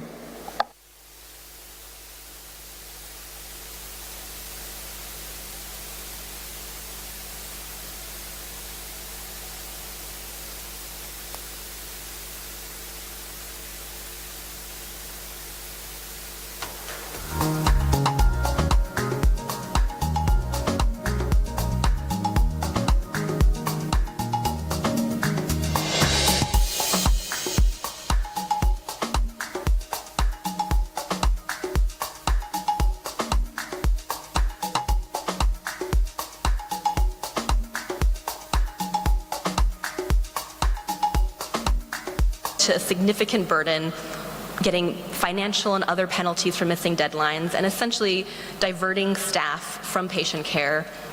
I was an emergency room physician who was taken out of the ER during the peak of our COVID response for 2 weeks so that I could be in an office helping input this data, because our reporting team wasn't able to catch up with it, and our hospital administration was so afraid of getting penalties. And then when you look at the resources of a facility like ours, where we're sort of independent, don't have a lot of shared resources in the city, and then you compare it with a large network hospital where there's 11 different hospitals across New York City, just looking at the difference in the resources, right? The large network hospital, they had a specific non-clinical 50-person team that could do this reporting. They had a centralized process. It was all automated, automatic updates. Everybody had universal access to it. So the burden for that group was very small on the clinical staff. And then you compare it to the resources that our hospital has, right? We have no dedicated analytic team. The process of getting reporting essentially was decentralized across 17 different clinical departments. There was no centralized place that we could even share information. And a lot of the information was not able to get automatic from our electronic medical record. We had to get it manually. And so it ended up looking like using clinical staff. So the mandate reporting, it really leads to reporting, there's significant reporting barriers, and there's also diversion of resources away from the front line. And when you look at the questions they were asking, when you look at the different agencies, there was so much redundancy. But it was just done in such a way that was really, really difficult to create nice processes, right? So the frequencies of when you report constantly changed, and then the definitions of the variables was either very obscure or constantly changing.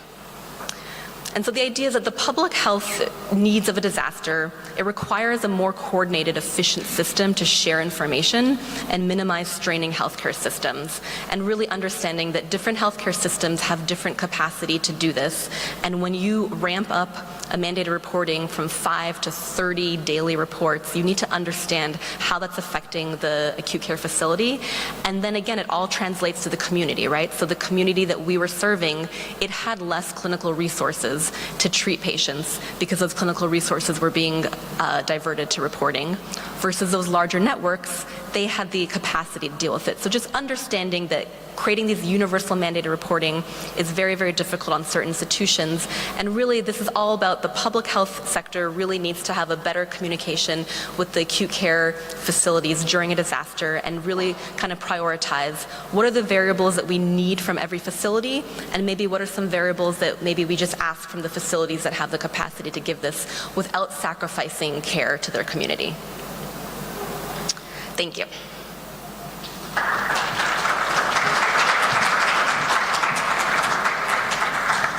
Bravo, Doctora. I can't believe you did that in 10 minutes.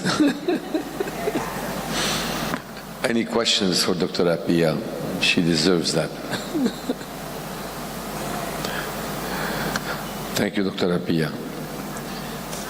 Our next speaker is Dr. Muzaffar Ahmed. Let me see. Dr. Ahmed, are you here? No, Dr. Ahmed? Okay, so I guess now you introduce me. All right.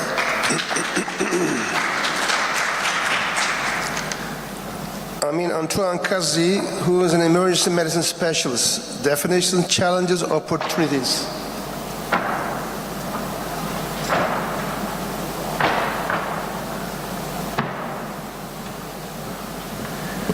First of all, thank you for having me at WASAM and in Turkey. It's always a pleasure to come and see my colleagues, and to be so proud of Turkey who has been able to develop emergency medicine faster and more in a more advanced way than many nations in the world. Bravo. Today, I was supposed originally to talk about some type of challenges and something. But I decided to change the topic to something that's more relevant, because I just came from training more than 1,000 physicians and nurses in Lebanon. On Thursday, the Ministry of Health, the Lebanese Order of Physicians, our National Association of Doctors, as well as the MSF, ISF, ICRC, come together to start preparing our physicians in Lebanon for, God forbid, what may be full-scale war. And of course, not only a full-scale war, but possibly whatever other type of internal strife and civil wars we may have in our own country, especially if the crisis lasts longer. Our country has been devastated by a major financial crisis with a nearly total collapse of what we have had before. So we are particularly vulnerable right now in terms of having the resources to withstand an increase in need of resources.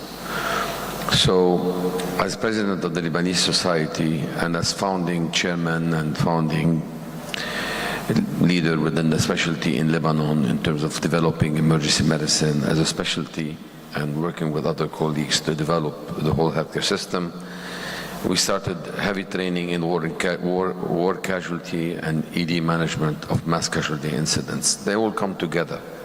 There are many aspects of them that go all the way from the field before you get to the mobile unit, from there all the way to the hospitals in the pre-hospital system. And then there is a whole world of emergency department management skills that we developed at the American University of Beirut into an actual set of lessons and principles, which I would like to share with you today.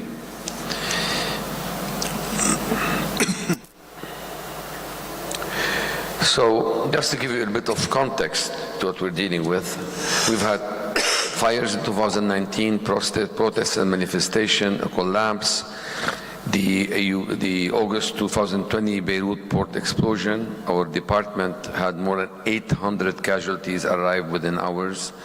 We had to take care of these 800 patients, including more than 20 that died and more than 80 that were admitted. So we have been strained, and we've had, in the last 20 years, since I've been back to Lebanon, we've had no less than 30 mass casualty incident activations in our own department, civil riots, internal street conflicts between militias, with tens of wounded and casualties arriving to our department. We had the 2006 Israeli-Lebanon war also, which caused 33 days of heavy casualty load on our department. The difference between prior years and now is that we, since we are board certified, residency trained specialists in the specialty, have been able to really look at what's in common between all of them. We did not rotate for a few years and move on, or for a few months and move on. So this ambiance allowed us to sit and think together what is common to all of them. And today I'm sharing this with you. To start with, why is the emergency department central in mass casualty incidents? It's obvious to many of you, but I'd like to highlight them. One is the identification of the external disaster. That's where the first patients arrive. We're the first to really recognize something is happening. Of course, if you hear a mass bombing, that doesn't mean necessarily it's going to affect you. And that doesn't mean that there are necessarily patients. When they start arriving, the first place that will know about the fact that there is mass casualty is the ED. You're also the place where you'll initiate the process that will activate the disaster plan. I didn't say you will activate the disaster plan, but that's where you will start the process. You triage the mass casualty into different categories. You initiate life-saving, stabilization measures and interventions. You administer emergency department care, and you recognize that, well, it's slowing down after 6, 7, 8 hours. 10 hours, and that's when you start initiating the process to clear the disaster plan and send people home.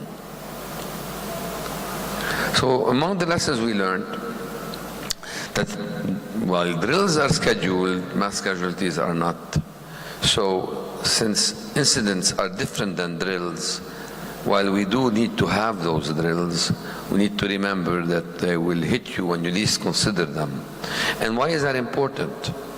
Because your own capacity and surge capacity are variables that depend on your load and the time of the day or the day of the week when you're being struck. So what is a mass casualty incident also for your own ED may not be a mass casualty for another.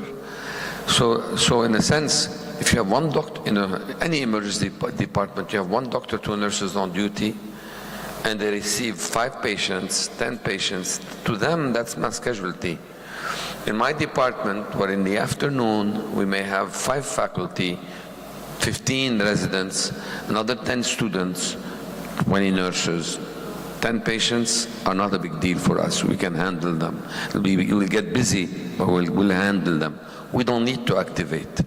So the load depends on your own capacity and your own surge capacity. So if you strike us with a mass casualty incident when we have a full emergency department with bed overcrowding and people staying over for a day or two, it's a different experience than when you have your consultants available in-house or not available in-house. 2 o'clock in the morning obviously is different than 4 in the afternoon. So you need to take that into consideration when you define your own capacity and the trigger level of when do you activate. But more importantly, when you define your own hospital and regional disaster plan, don't rest, do not. Why?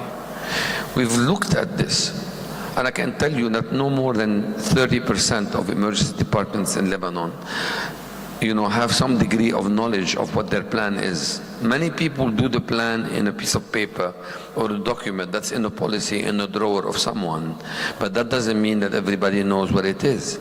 And even if the head of the department may know what it is, the head of the department may be in Wasam lecturing. So something else may be happening over there, and everybody should know their role and their duties to really activate. Do you have a plan? Is it an actual plan? Will it work? Has it been tested to match your resource and reality? Not to really be just principles you advocate for that no one knows about. And do all stakeholders know about it? Have you trained and included, housekeeping and registration and security and pharmacy, central supplies? Are they all aware of what their duties are in the case of an activation? So when do you activate a plan? Everyone with a bit of testosterone thinks that they should be. Fortunately, my department is led by my colleague, Professor Evelyn Hitti. Evelyn doesn't have testosterone, so really she really thought very carefully about this and was able to develop a system which we believe is essential. We alert the hospital director, but mobilizing a whole hospital should be done by the hospital director, not by you. In 2012, there was a Starko bombing which caused almost 40 casualties, about 5 dead, the rest were wounded. We were the closest hospital. They brought them all to us as usual because they were not, that's what their people tend to go. And that's not ideal, but that's where they tended to go. They had not learned yet to distribute them more properly through a proper dispatch. But patients don't know. They just rush to the closest place. So when we were struck, we realized that if we left the actual activation to the hospital director themselves alone, it may take half an hour to activate, and that half an hour is brutal, because the key element in preparing for the mass casualty second wave of patients, not the first few who tell you there is a problem, the key element is to have these 15 minutes are unforgiving. That's the time when you get ready, set things up, and call people in. You empty the department within this time. So what we realize is that it is essential for the department to retain the capacity to alert the institution for put people on alert.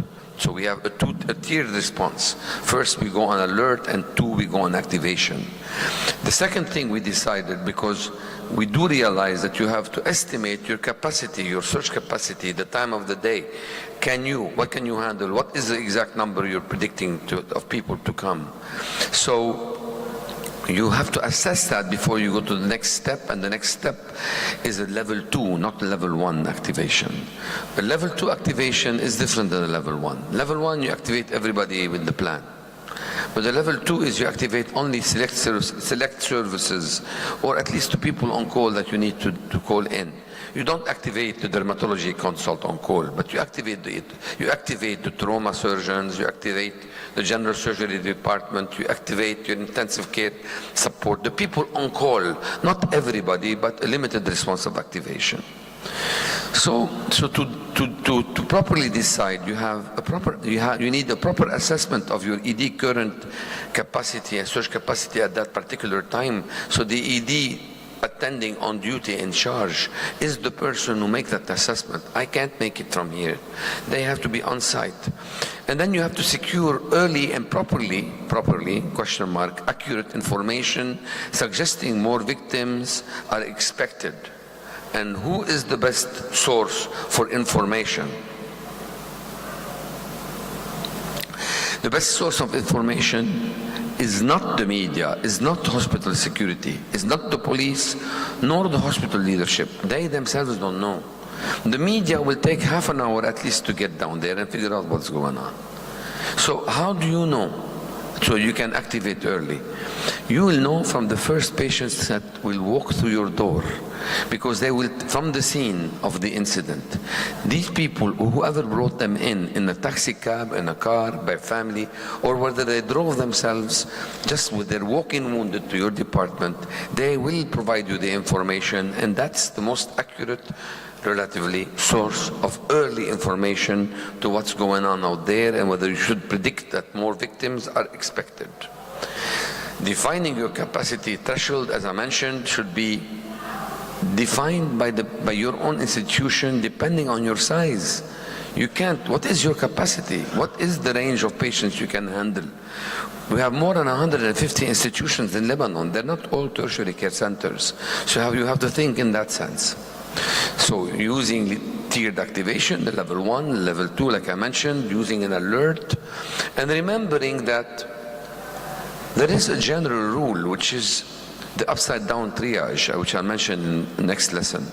But overall, if you want to assume, well, I'll go now here. No.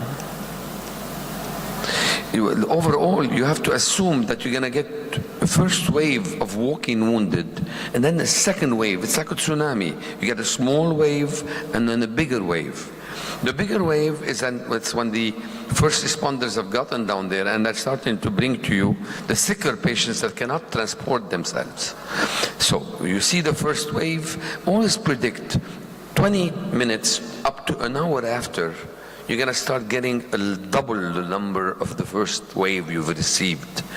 It's almost kind of, I mean, I'm approximating, but if I get 20 patients that are walking wounded, I can comfortably assume that by the end of the second hour, I'll have 60 patients in my department.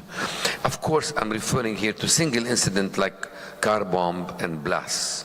So when one thing happens and you have a lot of mass casualty, a single incident of blast, which is what we're used to in Lebanon, that's what we get. Now, of course, you can tell me, would that apply when you have an air raid or a structural collapse? No. People will take time to be extricated. You'll still have your first wave, but you'll have more severely injured people, and patients will be delayed because they will need to be extricated, and that will make them dwindle over the few hours that come after. There is an assumption we always make that put them in the green, and then you come to the green at the end, that you're going to have additional resources. Well, unfortunately, this doesn't apply everywhere, because many places do not have additional resources. They may not have the supplies. They may not have enough. I mean, I own a medical center outside Beirut on the road to South. I have 10 chest tubes, 20 ET tubes, maybe less, probably expired. How able am I to really support a mass casualty incident? So resources may be outstripped, so you have to think about the duration and think of sustainability issues. Therefore, it may be advisable when you receive the greens and to make them wait, not to give them any attention. Triage them out, put them in the green zone, or instruct them to head somewhere else, to head to somewhere further away than the emergency department. If they're green, they don't need to be taken care of in your department if you're the closest to close to the vicinity of the incident. I beg, impose, educate everybody not to call the emergency department. This is not the time, everybody should know, this is not the time to call the head of the department, hello, do you need me? Should I come down? Look, I'm in outside an hour away. Should I really come? Is it bad? How is it like? This is not the time. Already when you have a bomb blast, most phone lines will be overwhelmed and you will have an interruption of communication. Do not burden the ED. Follow the plan. Go to where you need to go when you're supposed to be mobilized. Do not strain what's already strained and distract us. Follow or don't come. Pre-identify mobilization sites where they go. Hospital employees should not come to the hospital, to the ED. They should go to the cafeteria or to the patio away from the ED, and that's where they gather. And the leadership of the disaster committee, the chief of staff, the nursing director, etc., whatever is in your plan, will be selecting people and sending them where they need them, in the ED or outside the ED, on the floors, in the intensive care unit. They identify the gaps, and you should not be in our face, essentially. One entrance, one exit. And I personally believe that one companion with every patient should be allowed, especially with children. Why? Because you need them as transport. Two, because you need them to identify the patient and that you're giving the right treatment for the right patient. Because patients can go back and forth, move around. You will send them to CT scan. During the bomb blast, we had 3 scanners, the port blast of Beirut 2020. We had 3 scanners operating, and every scan had more than 25 patients in line. We had 1 or 2 patients arrest, deteriorate in line. You have to realize if you send them there, the transportation person will not be able to come back.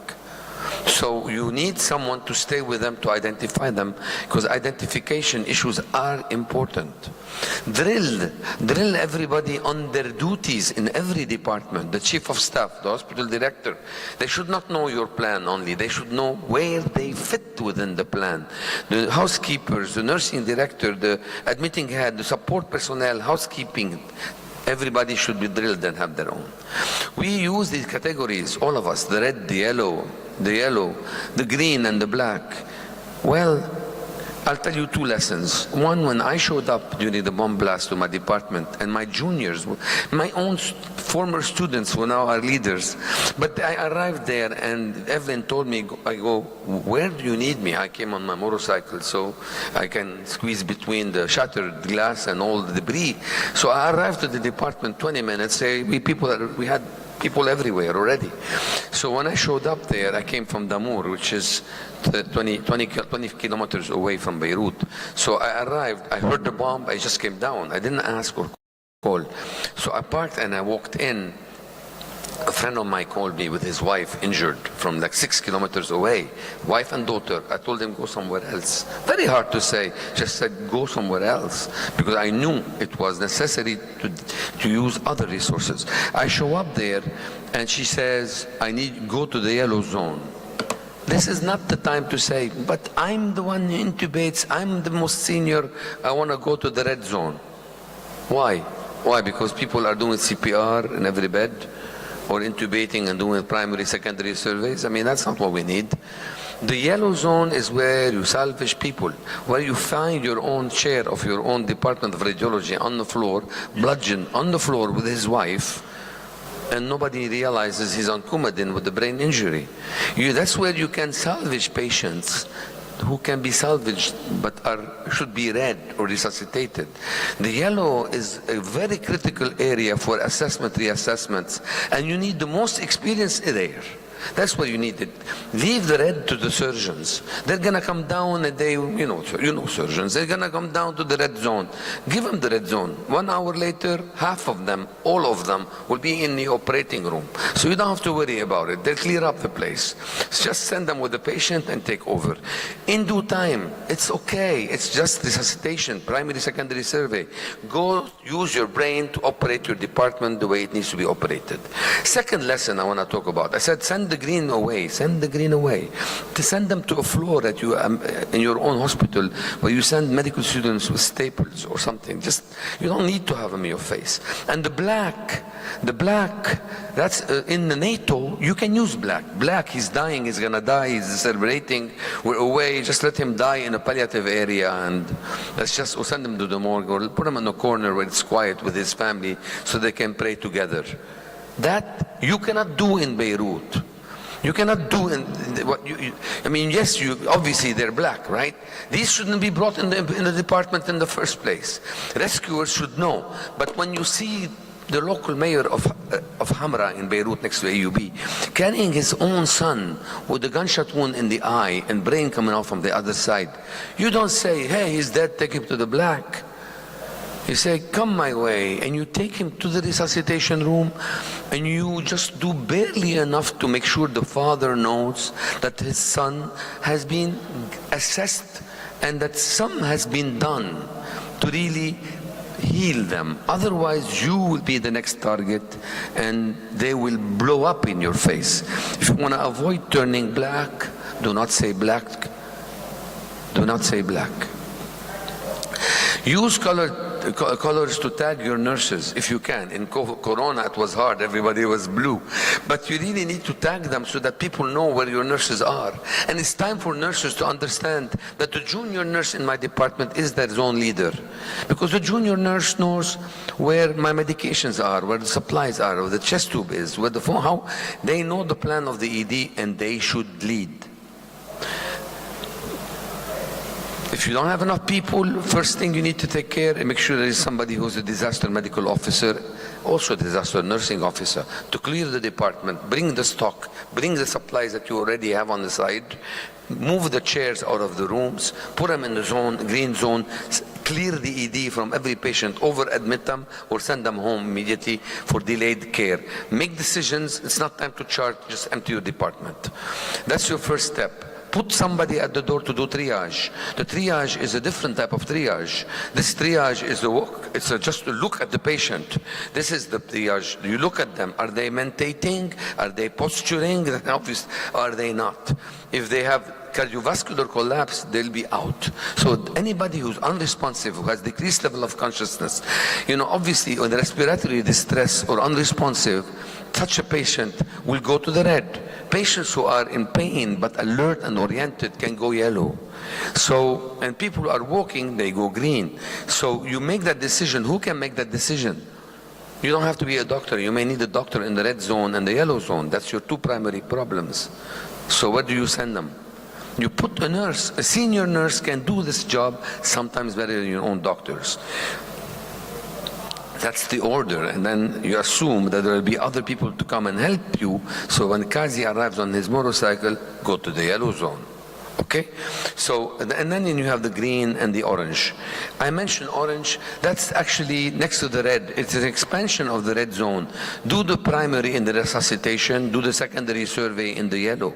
If they make it and then don't go to the OR from the red zone or to the morgue. You need a Foley, you need an NG tube, you need the primary, secondary survey. Move them out to a larger expanded area where other people can do the actual secondary survey. Leave a safety stock. Before the bomb blast in Beirut, we had almost 300 enough supplies and stock planned carefully to take care of patients. And we had the safety stock that we replenish every 3 months, and we have it ready. We prepared it 20 years ago. That list can be updated, but it's there. We have pre-registered clipboards and patients that are in the room because they are a different color than the usual clipboards. So brown versus red. You can use color coding to help you know where the patients are. Beware of electronic records. Electronic records can be useful in small scale activations, but when you have 800 people showing up, and we did, what do you do? You're going to use Epic to be able to really figure out what to do? We have Epic, yes. So what do? Epic will go beep, beep, beep, beep. They will blow up. You cannot use Epic in that situation. So that's when you use the surrogate that's with the patient transporting them. That's when you use medical student. 200 medical students can be very useful when they come from medical school.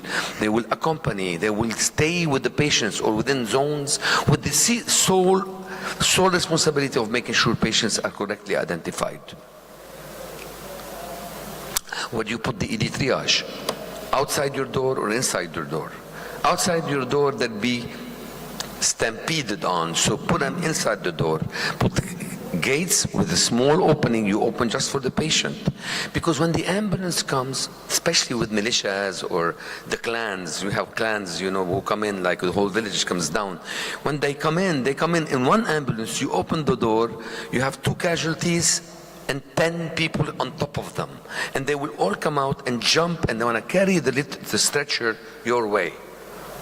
When they carry the stretcher your way, what you do is you send your orderly to help with the stretcher, but instead of pushing your way, they push the other way. They actually slow them down, because these are literally torpedoes that will blast through anything. So strong steel doors that can handle a car, barely open, that open only to allow slowed down torpedoes from coming in and be assessed by your triage personnel. They get wrapped, tagged, they get the paper clipboard, and they get directed yellow, green, or other. And if you have conflicts between separating parties, I don't want to get into specifics, but we have 18 sects in Lebanon. If they start killing each other, or you have tribes, you have different, constituents of the Lebanese community, and they're all outside the door. What you do, you need to separate them. If the police are coming from riots, and you have the rioters in the same place, you don't want to transport that into your department. So think about separating them or taking their clothes off. And even better, before bringing them in, agree with the pre-hospital personnel to try to separate them to different hospitals. That doesn't work all the time, but if you can do that, it's a good trick. Zero tolerance for non-medical questions. If you find people asking questions, where were you shot, how were you shot, who was there, who shot you, get them out of the department. That's your priority. Zero tolerance for non-medical questions. Secure the perimeter.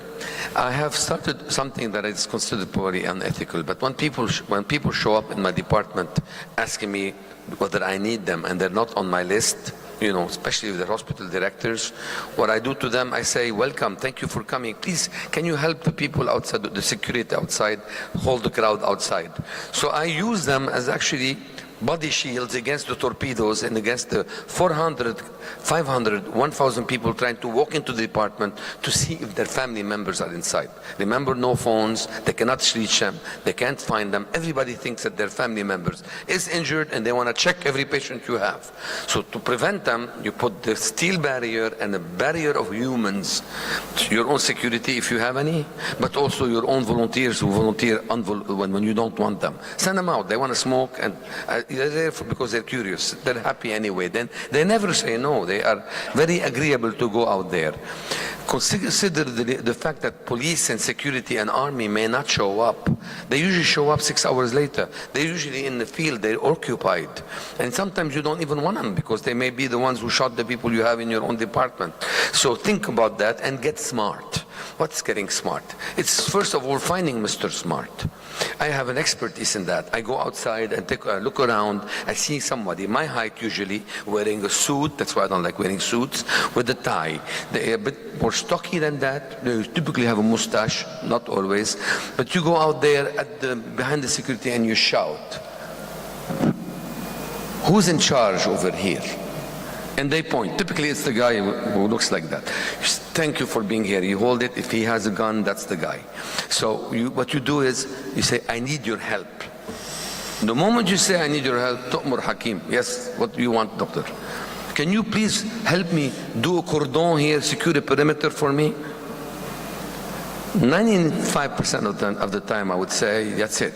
Two different words, Mustafa, Muhammad, Hala, the two words, they know each other. You get a cordon and everybody is away. It's peace. Occasionally you chosen the wrong guy, but the point is you end up 2, 3 more wounded. That's not a big deal. That's better than having them inside your department. So give the crowd or local stakeholders, prepare for these with your local community, the mayor, send the police from the municipality. You can have people in front of you. They're not all tertiary care centers. They may not have what I have at AUB, where I have security officers, protection officers to come and help me. But you need to secure your perimeter and prevent people from burgeoning into your department. That concept was used in Darfur, by the way. I'm not the one who started that, by the MSF. Direct crowds away, get smart. So when they show up, they want to know if my patients, you make a list, even if it's not complete, and you post it away on the other wall, like 500 meters away in the other main building. So they go over there. So there is a list. So they go check the list, and that's better. So you deflate them away. 2, You communicate with pre-hospital providers not to bring dead bodies into your department, so you don't have these explosions of emotions. And so what you do is you send them to the morgue. It succeeds in 30% of the time. They still bring people into you. And the best trick of all, and when they're coming in, you know, angry militiamen or soldiers, they don't have to be militias, your local armed forces. When they're coming in very angry, you look at them, you say, come my way, come my way. And you never say, why are you bringing them here, or slow it down. Just opposite. Come here, bring them to me, bring them. The moment they see that they come your way, you say, who's in charge here? And you'll always have an alpha person who's going to say, him, who's the leader of the gang. Is there a relative? I need you to come with me, but we need blood. What do you mean you need blood? You need blood. Everybody will stop. The torpedo will take a halt and they'll say, take my blood. And you send them to the 5th floor blood bank on the other building where they hate me and they have a post for me saying dead or alive, wanted. So I mean, I send them all out there to give blood. So automatically you bring the other two with you, and you can this way be able to resuscitate and take care of the patient with you. And if you think that they're dying, these patients are in bad shape, you engage them in a little bit of bagging. That's the black. You make them help you, and then you become their friend rather than their target. This issue, oh, he lives or you die, doesn't happen with me because I'm part of the team. They always think of you as part of the team when you engage them as members of the team that's doing the resuscitation. Patients will look like each other, keep the ED records with the patient, you know, keep the actual clipboard with the patient so you can know, check and recheck because they will locate. No media, don't talk to the media, no media. Whatever you say, even if you're in control, they're gonna say, hammock, it's a disaster in the emergency department at the UB. They don't wanna hear everything is in control. Okay? So it's not your business to talk to the media. You have no time for that. Let the hospital disaster committee and director do that. And have a deputy from that director with you so that they take the information without you having to answer the call all the time. Remember to have shortwave radios, Wi-Fi, use WhatsApp, because cell phones will be down, SMS will be delayed. You really have a hard, beepers aren't being used. So remember communication is going to be challenged, and think about that. Think about preventable field mortality during transfers. Train people to properly transfer patients. So if you have a pneumothorax, don't intubate and send. Put a chest tube first. Make sure you have no unwanted volunteers, and think about working in austere environments. Be ready to use ketamine and other things like that. Impose what kind of donations you expect from people. Do not take any donations people want to give you. They will give you things that are not useful, so they'll tax you. And remember that when you are dealing with something that's prolonged, do not all stay awake all night.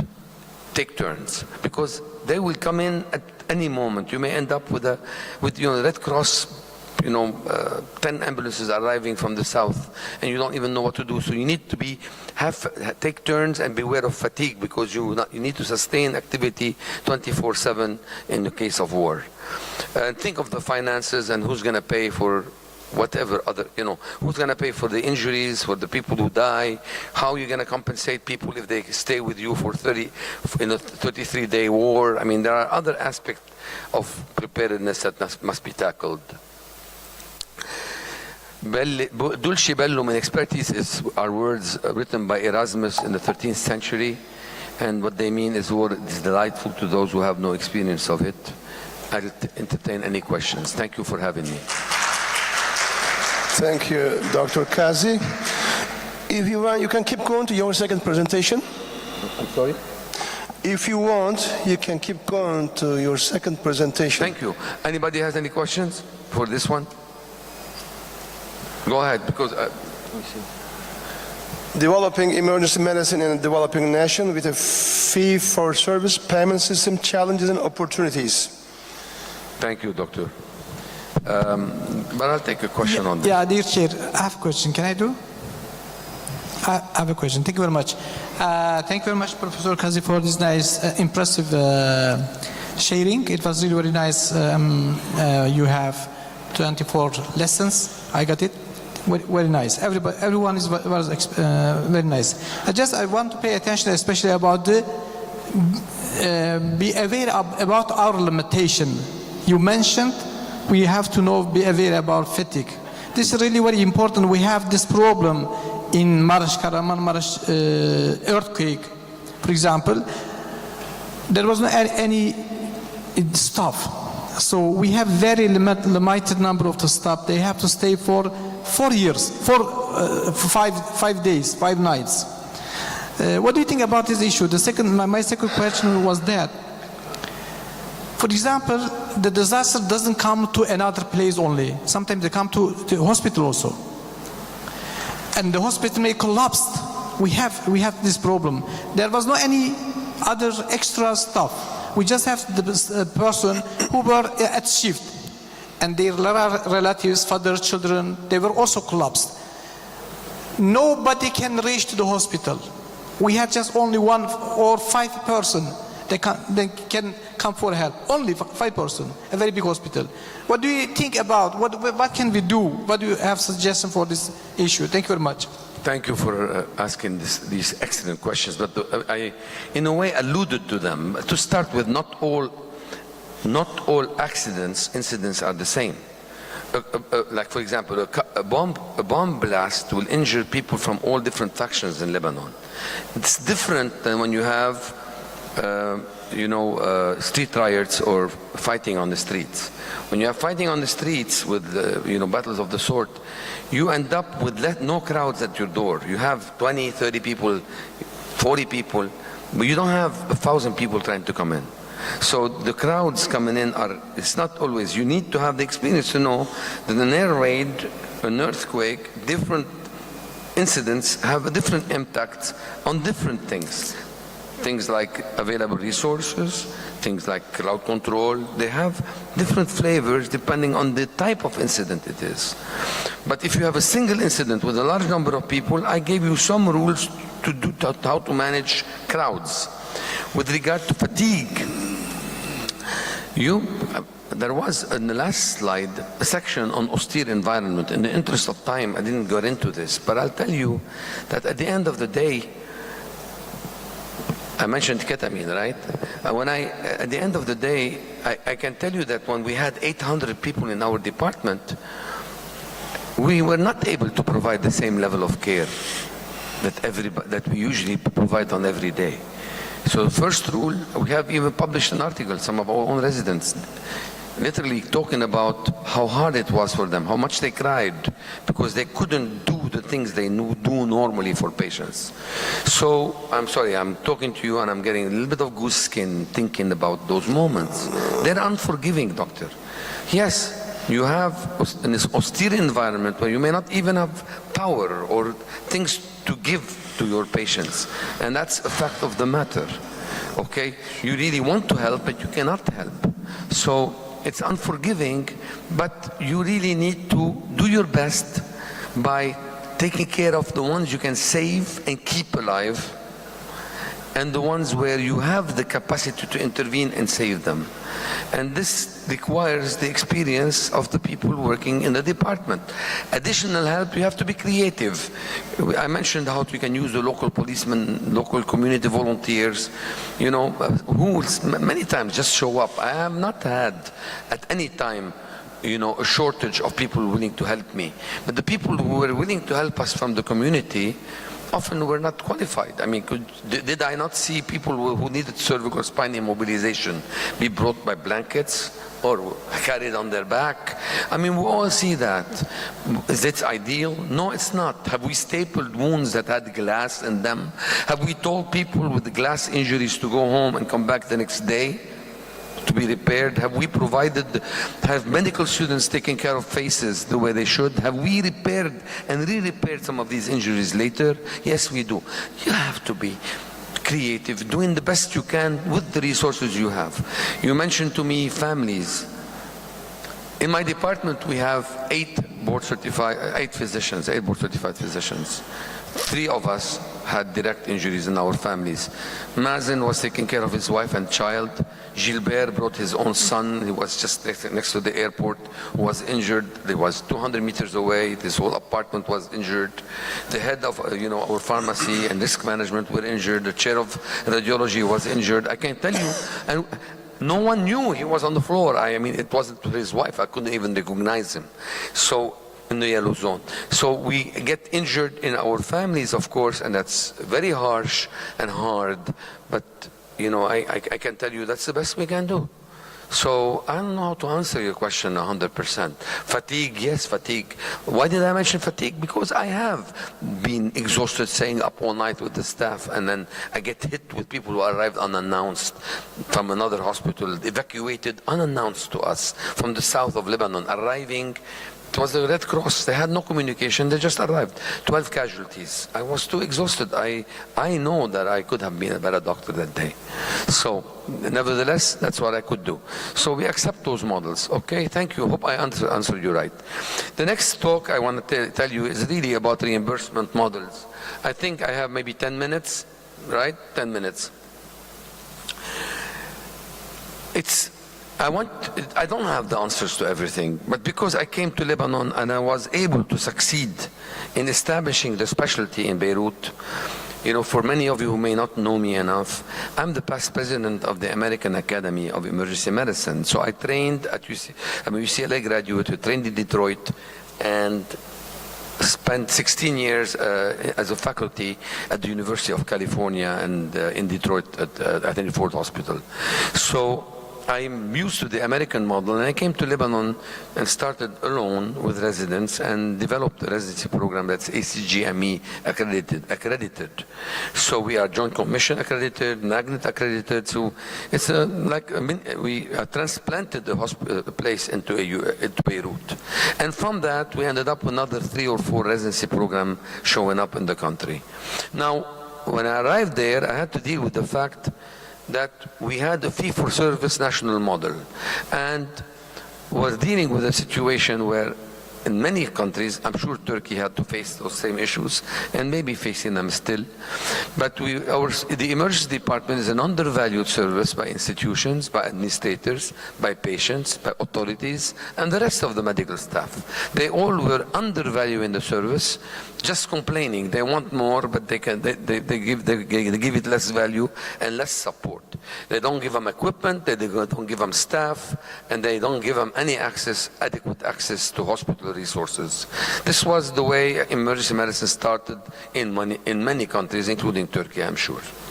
So we had limited ED leadership, limited support for them. They were part-timers who were given, usually the worst surgeon or the worst internist was left there to take care of it because they had nothing else to do.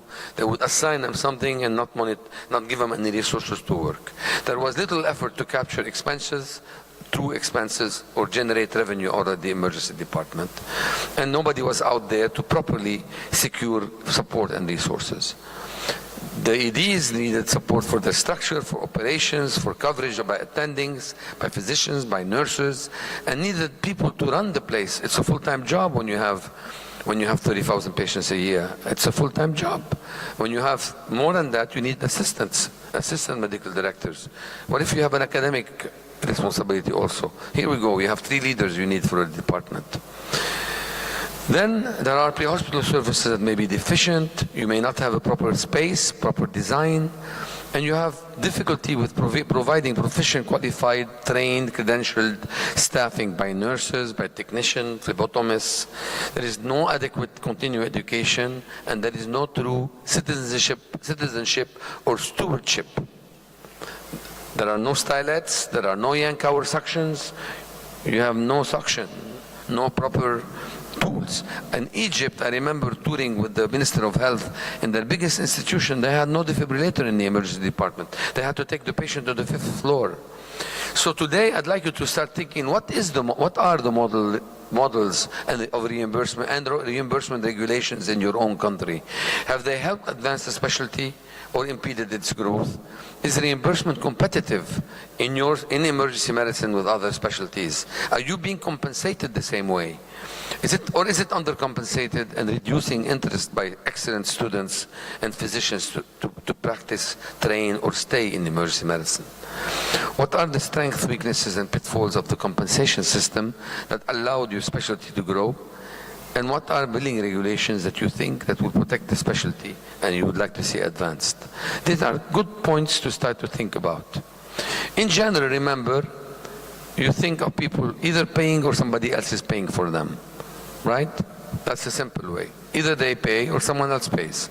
So in Lebanon, we had cash self-pay. We had people with private insurance.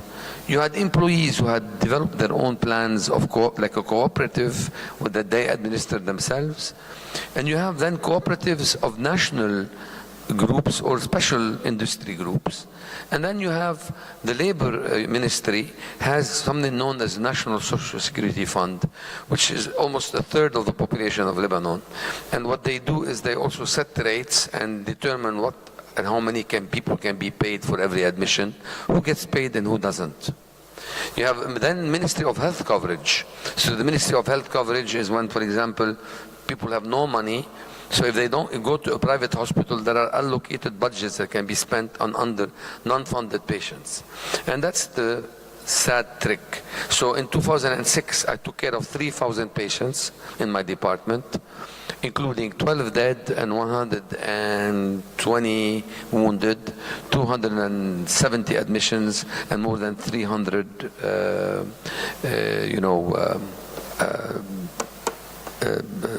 injured patients admitted.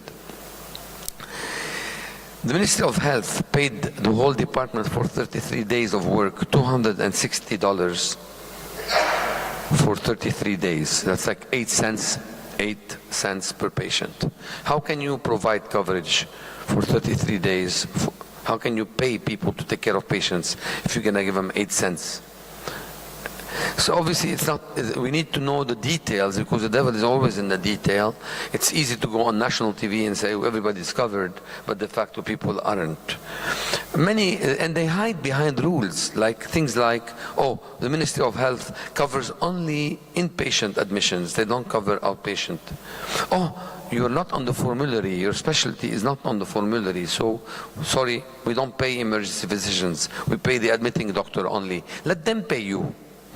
Take away from them. So that's not going to happen. And then you have armed forces medical insurance coverage. And we have many. We have the Sûreté Générale, the immigration police. We have the customs police. We have the internal security police. And then you have the Lebanese army. And every one of them has their own form of coverage and rules. Very fragmented. And background, we have 163 institutions that claim to be to be hospitals. De facto, some of them don't exist due to corruption. Some of them are just small little dispensaries or units that are called hospitals just for funding purposes. We have 138 private and almost 25 public hospitals. Public hospitals are supposed to be 100% free. We do have a lot of doctors, two for every 1,000 person in Lebanon, and our pre-hospital sector is based on volunteers. Now, hospital models, we have private, but we said we have government hospitals. There is also an army-owned army hospital, where most of the time the scanner is broke. And then you have university hospitals that are supposed to be not-for-profit, and that's supposed to be as big. And then you have university, because their bills can be big. And then you have hospitals that convince universities to call them affiliated. So they do exchanges. They provide students, residents that rotate between the two, and they have accordingly affiliation. They work somewhat for profit still. And there are government hospitals that have established affiliation. Again, fragmentation that leads to a lot of chaos in reimbursement models and reimbursement activity. So let's start with everybody wants affordable emergency care. So if you ask people and administrators and policy leaders, politicians, what do you want for patients? Every patient is entitled to affordable emergency care. Ideally, affordable to them means free. Somebody else should pay for it, not me. To insurance patient, affordable means how can I coerce facility and providers to accept the least reimbursement for providing excellent care or care. To the government, affordable becomes restricting access to resources, to limit utilization, to only when it's most needed, and when it's difficult to say no to patients. Outcome, fragmented, heterogeneous, overlapping, where people in the same family or the same person may have national coverage by the fund and have private insurance, where patients have to pay out of pocket in addition to insurance to be accepted for certain specific procedures that are negotiated. A lot of, you go into a private government hospital, but the surgeon will not operate, they'll have their students operate unless you pay them money tip outside without telling anybody. So there is a lot of overlap and a lot of confusion and corruption. The terms of coverage and benefits also change. Pre-existing injuries, pre-existing diseases, illnesses that occur within the last month, there will psychiatric issues, dental complications. There's coverage that varies from one to the other. And then you have accreditation requirements by heterogeneous entities. So you have a Ministry of Health accreditation, you have Magnet, John Commission. There is actually an agency from Turkey that comes and accredits also institutions in Lebanon. And you have diagnostic centers that usurp, where doctors send patients to do their labs other than their own institutions. And they do that so they can get the kickback later. You have corruption. You have 5,000 GPs in Lebanon, people who wanted to be doctors. That shouldn't be a lot, these 5,000 GPs, except they're 5,000, but they're more than a third of our doctor population who are still practicing in Lebanon. They're almost 40% of our population of doctors. Some of them are excellent, some of them are not at all. Some of them cannot handle health care or medical care or acute care. Yet there is political activity that puts them in certain positions where they can do that. A lot of bad habits among healthcare professionals who can bill patients while traveling, who can bill patients they haven't seen, who don't come to see their patients where they do overbilling for private insurance. And you come in there trying to fix something, and they all tell you, follow the NSSF, National Security Fund. What are their rules? NSSF was established in 1960. There was no emergency medicine. They pay only for inpatient care, you're outpatient. And they don't pay for you because you're not existent yet. And when you are existent, they tell you you're not everywhere. Why should I pay here and not there? And if then they go to, why should we pay you for care? Let them pay you. Why should we? And then you're not on the formulary, or we don't know that they should. So, and then private insurers use that as an excuse not to pay you. Why should we pay you if the national fund doesn't? In 1960, there were no defibrillators. 1960, there were no CAT scans. There were no thrombolytics. People did not do laparoscopy. So sometimes you have to upgrade your laws and rules and regulations to match the reality. They cap the number of consultants, they chop you off. Your colleagues will conspire to take your bill out. They are all happy with collecting together, but you're the new kid on the block. They don't want you. There is bundling. There is also issue of coverage. Are you really covering the department or not? This is the American University of Beirut. We're a 200-year-old university. And this is my hometown where I live in Damour. Any questions? Thank you, Dr. Kazi. Any question? Not only for Dr. Kazi, also Dr. Daniels. Please. Do you have a question, audience?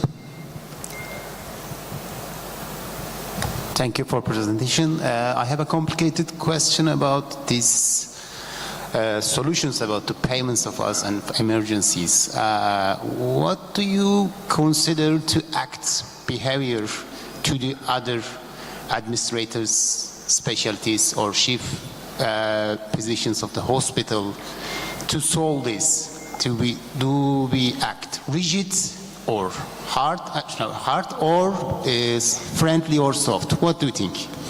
What is the best way to secure reimbursement for emergency physicians in your country? Is that your question in a way? Well, for example, what are strategies? What are strategies to use? Yes. Not to be direct. Soft strategy or to be hard. I ask for it. I'll tell you how it works. In general, when you have a universal care, when the government, when the authority decides payment, the first battle you should seek, the first victory you should seek, is parity with other colleagues. So, parity with other colleagues within the institution where you're practicing. In a sense, you cannot say that every hospital is the same way than others. And of course, you do know that some surgeons working in certain areas or certain hospitals may not be as qualified or as in your university hospital. So you cannot say everybody gets paid the same. You really need to make sure your first goal is to secure that your specialists are getting paid by the payers the same way, whether it's private insurance, cash payer, or the consultation you get should be similar to theirs. How can you cap it in the emergency department? How do you avoid paying for two people at the same time? I'll give you some tools. Other ways, because we did that in Beirut. So you collect all the money in a pool every month, and you divide it based on the number of consultations, including your colleagues who come to the department. Why is that important? Because when you give retribution for them for showing up, and you collect the money you collect from the government, from private patients, when you collect the money and you distribute the collection for the patients from month of September 2023, it becomes an open account. Any money that comes in gets distributed automatically via the proportion to everybody who was involved in providing care in that month. And you can then build incentives for higher acuity, for nighttime coverage. It may sound complicated, but it's actually a mathematic formula. I've done that in Beirut for the last 13 years. We never had a problem. So you incentivize people who come from home. You incentivize people who come at night, weekends, holidays. So you give a higher 1.4, 1.2, and the day shift, midday of the week becomes a lower amount of revenue. And you make their share equal to yours except for the coefficient based on acuity and time of the day. So by doing this, you are already making everybody work with you to limit the number of unnecessary consultations. That is, of course, you're no longer fighting over every patient, but they will never start asking, everybody to come in. You become better doctors and more efficient doctors by doing that. And that's one model that can help make everybody work together. Another model you can use is the issue of competition. Look, we're facing it in Lebanon. At AUB, the biggest battle I won was the battle of reimbursement. When I was able to get the money because the trustees said, give them the money, the government of my university said, give the money to the department, they're your equal. When I won that battle, trust me, I made a lot of enemies. I had cardiologists making money all the way from France. Hello, on the phone call, then the resident or the fellow will come and put the bill. And they were putting an emergency bill. So, and then, there is only one emergency bill. You cannot have many. They are consultants, not primary. So when you want to reorganize that, you're dealing with colleagues who are making lots of money, easy money, on every Foley, every NG. So to avoid that, tricks to do that, because they said, first of all, you stand firm. We want parity with colleagues. And that cost me my position at the time. I was offered the job, but I had to sign what they wanted. I didn't. I refused the job. So they had to find an alternative, and they had to fight with all my colleagues. I may be bad, not everybody is bad, because when you are fighting for something that is fair for every one of your colleagues, for the welfare of the specialty, your colleagues will be there with you. So we won it a year later and got what we wanted. So this is technical, because what is going to happen is sometimes the institution is going to want to take the money and give you a salary, a very small salary compared to others. No, you're specialists like everybody else. You must win the battle of parity in your institution. How do you do that? What are tools to avoid? Why, Kaiser is an HMO in America. How do they decide what to pay their employed doctors? They cannot hire anyone if they don't pay them similar to the people in the private market. So in Lebanon, I've trained in the last 12 years since we opened the residency program in 2011, we graduated 30 people. We've retained 10. 10 are in the Western world, Europe and United States already, and 10 others are in the Gulf region. And why do they leave? When I started, they used to pay doctors in Lebanon in emergency medicine 10% of what they're getting paid now. In the Gulf region, they're paying them 4 times the amount. So 10%, Congrats. 10% of X versus 4 times X. So the market to competitiveness will resolve this issue. If you want good qualified emergency physicians, you need to do that. So let the market help you gain these changes. Now, you must also accept the fact that in Lebanon, which is the size of Orange County, 6 million people, we don't need 150 emergency departments.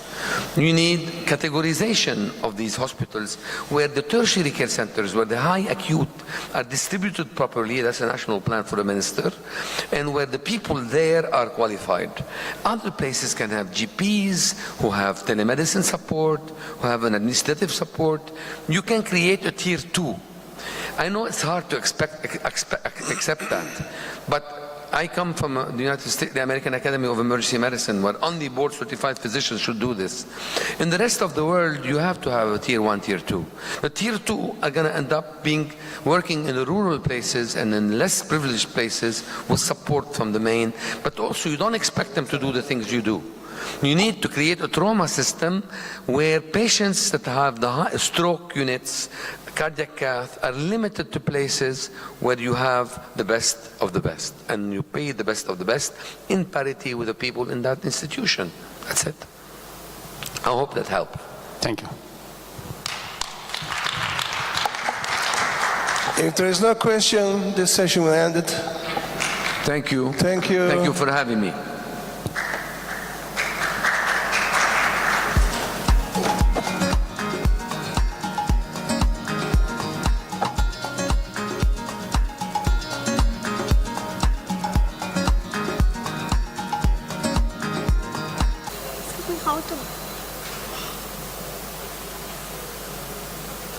Next slide.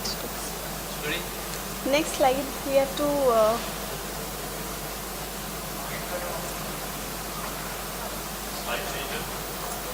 slide changes. Hey, this one? Okay. Green next? Green is next, ma'am.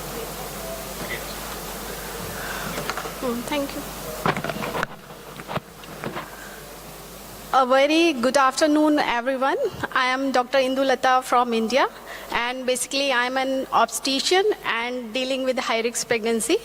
And today's topic of my talk is emergency transfusion in pregnant trauma patients. I think you all are dealing with pregnant patients in your emergency department. So there is nothing to declare, and I would like to thank YSM team, organizer, to give me this opportunity to have here.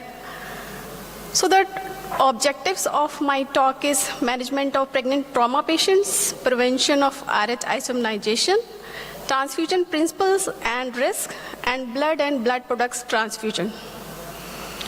So trauma during pregnancy is the leading cause of non-obstetric maternal mortality, and there is 20% of maternal deaths are directly attributable to injury. Trauma-related mortality among pregnant patients are lower than the non-pregnant patient because there are various factors like due to hormonal and physiological effects in pregnancy, like there is increase in blood volume, there is increase in red blood mass in the circulation, and as well as the relative and husband of the woman is more aware about the pregnancy and related complications in a trauma event. The causes of trauma during pregnancy are motor vehicle collision, domestic or intimate partner violence, penetrating trauma, blunt trauma, falls, and electric trauma also. And there are various complications also due to trauma. These are placental abruption, uterine rupture, preterm labor, leaking per vaginum, and direct fetal injury. Like if there is fracture of pelvis of the pregnant woman, then it can cause direct fetal skull fracture and injury to the fetal brain. So as we all know that the management starts with primary survey. If any patient get traumatic, then every injured patient of childbearing age should be considered pregnant until proven otherwise. Multiple injury and hypovolemic shock in pregnant patients are most appropriately managed using ATLS principles. And after admission to emergency department, every woman should have a pregnancy test to rule out pregnancy that patient is pregnant or non-pregnant.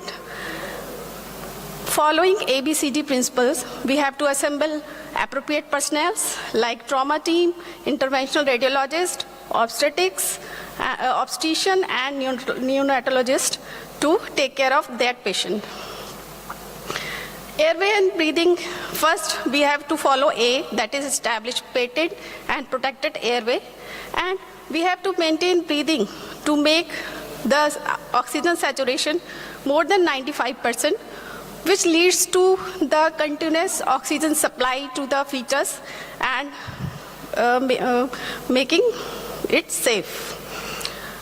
So in circulation, we have to maintain circulation by placing 2 large bore IV lines like 14 or 16 gauge, rapidly infuse a crystallized bolus solution like ringalactrate or normal saline, approximately 1 liter, to get the desired response until the blood arrives. Or whenever the blood is available, then we can transfuse blood or blood products. We have to control also the external hemorrhage. The patient is bleeding from external side, then we can stop that bleeding by direct pressure or by using of tourniquets. And as same, the indication for extra exploratory laparotomy are the same in the pregnant patient as in non-pregnant patients. So basically the aim is to restore maternal arterial blood pressure with blood products, base resuscitation to maintain uteroplacenta perfusion and prevent unnecessary fetal compromise. In medical management, we can use tranexamic acid 1 gram intravenous slow over 15 minutes, and it can also prevent the bleeding from any side. Vasopressor is usually reserved for patients in whom evidence of inadequate organ perfusion is present and where there is failure in response to further volume administration. And in all pregnant patients, we should also use the left uterine displacement if the uterus is 24 weeks up to umbilicus or above the umbilicus. Like this. If we have more members in our team, then we can use both hand method or by single hand method. Or if there is no one is available, then we can tilt the patient bed up to 30 degree by putting towel or something and make the tilt left side up to 30 degree. After that, the resuscitation of pregnant patient, and whenever the blood is available, we should follow the standard fixed ratio major hemorrhage transfusion protocol like fresh frozen plasma, platelet and PRBC in the ratio of 1:1:1. And we should use cryoprecipitate concentrate whenever there is need of FFP. Because if we give FFP, then there is higher risk of fluid overload. And we should follow this blood products transfusion by the hemoglobin, hematocrit, and coagulation studies like PT, INR, and APTT. And the products are given by seeing the by a point of care test like TAG or ROTAM to guide ongoing blood product replacement appropriately. So this is a study published in 2020. In this study analyzed the 2 trials like CRASH 2 and WOMAN trials, in which they have seen that the patient with the traumatic hemorrhage and with postpartum hemorrhage, if the time from this event to admission to emergency department is more than 3 hours, then there is need of transfusion, blood transfusion. So we can decrease this blood transfusion related side effects by decreasing this time interval between the event and the hospital admission. So after ABC triage, we have to take thorough history of the patient about the mechanism of injury and possible damage. Previous obstetric history, like if there is previous cesarean, previous myomectomy, or previous bad obstetric history, or in present pregnancy, what are the complications like preeclampsia or diabetes. After that, we have to physically examine the patient, general examination, systemic and obstetric examination to see the condition of the pregnant patient. Maternal assessment also done by the laboratory tests like hemoglobin, hematocrit, white blood cells, coagulation profile, and the imaging methods like abdominal ultrasound, plain radiograph of spine, chest and pelvis, and CT scan. But these all should be done as per local protocol and need to know extent of injury in polytrauma or severe hemorrhagic shock. Fetal assessment can be done by monitoring of fetal heart rate and uterine activity, and evaluation of maternal fetal hemorrhage and prevention of RH isomnization should be seen. Like if there is a patient of injury or trauma and she is RH negative pregnancy, or patient is not known, the RH status is not known, then we should give a single dose of injection anti-D immunoglobulins, 300 microgram within 72 hours of any injury to protect the maternal fetal hemorrhage. And in condition where we predict that the maternal fetal hemorrhage is more than 30 ml, then we have to perform clear Bedke count, and we can quantify this maternal-fetal hemorrhage, and we might need the additional doses of injection anti-D immunoglobulins. So this is the mechanism of development of RH isomnization. When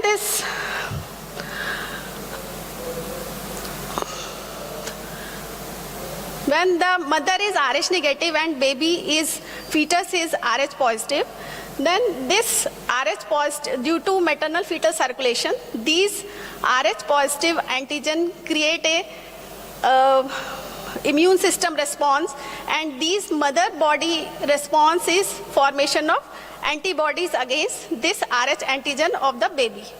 So these antibodies after formation get back into the fetal circulation and causes damage to the fetus.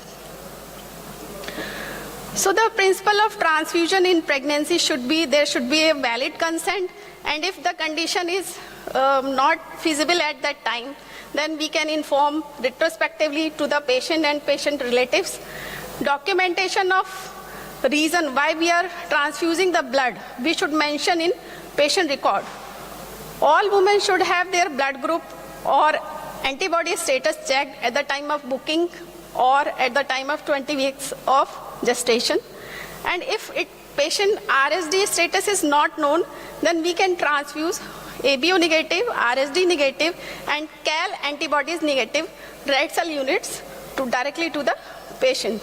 And there should be a clear local protocol on how to manage major traumatic and obstetric hemorrhage. And in critical bleeding, we have to use the ROTEM or tag-based algorithm to guide our transfusion. So this is the picture of tag, which tells about this is the graph that tells about which blood product is required to transfuse. So transfusion-related adverse effects are many, like acute and delayed hemolytic transfusion reactions, transfusion-transmitted bacterial infections, anaphylaxis, or transfusion-related acute lung injury like TROLI. And risk of isomnization as if mother is RH negative. And most common, the human error. So we should do safe transfusion because we have to give right blood, right patient, right time, and at right pace. If it doesn't happen, there might be acute hemolytic reaction from ABO incompatibility, which may be fatal. So target which we have to achieve is guided by this lethal diamond, that we have to prevent hypocalcemia, acidosis, hypothermia, and coagulopathy. And our target is pH should be more than 7.2, lactate should be less than 4 millimole per liter, calcium should be more than 1.1, platelet should be more than 50,000, and PTNR should be less than 1.5. So we can transfuse many types of bloods if patient comes in emergency and we don't have time to cross match and all that, then we can give directly O negative blood group with RSD negative uncrossed red blood cells. Or if we have time, then we can give group specific blood transfusion, and if we have more time to cross match the blood fully, then we give fully cross-matched blood. We should use rapid infuser and blood warming device to give these transfusion. So in fresh frozen plasma, the dose is 12 to 15 milligram per kilogram of body weight, and it is determined basically the clinical indication, pre-transfusion and post-transfusion coagulation test and clinical response. And the PT and APTT should be maintained less than 1.5 times of the normal value. The infusion rate should be 10 to 20 milliliter per kg per hour, and FFP should not be used to reverse warfarin. If the patient is on warfarin, we should not give FFP to reverse the action of warfarin. We should give patient prothrombin complex. In cryoprecipitate, the typical adult dose is 2-5 donor pools. That is, one pool of cryoprecipitate contains the fibrinogen, factor 7, factor 13, and von Willebrand factor from 5 units of whole blood.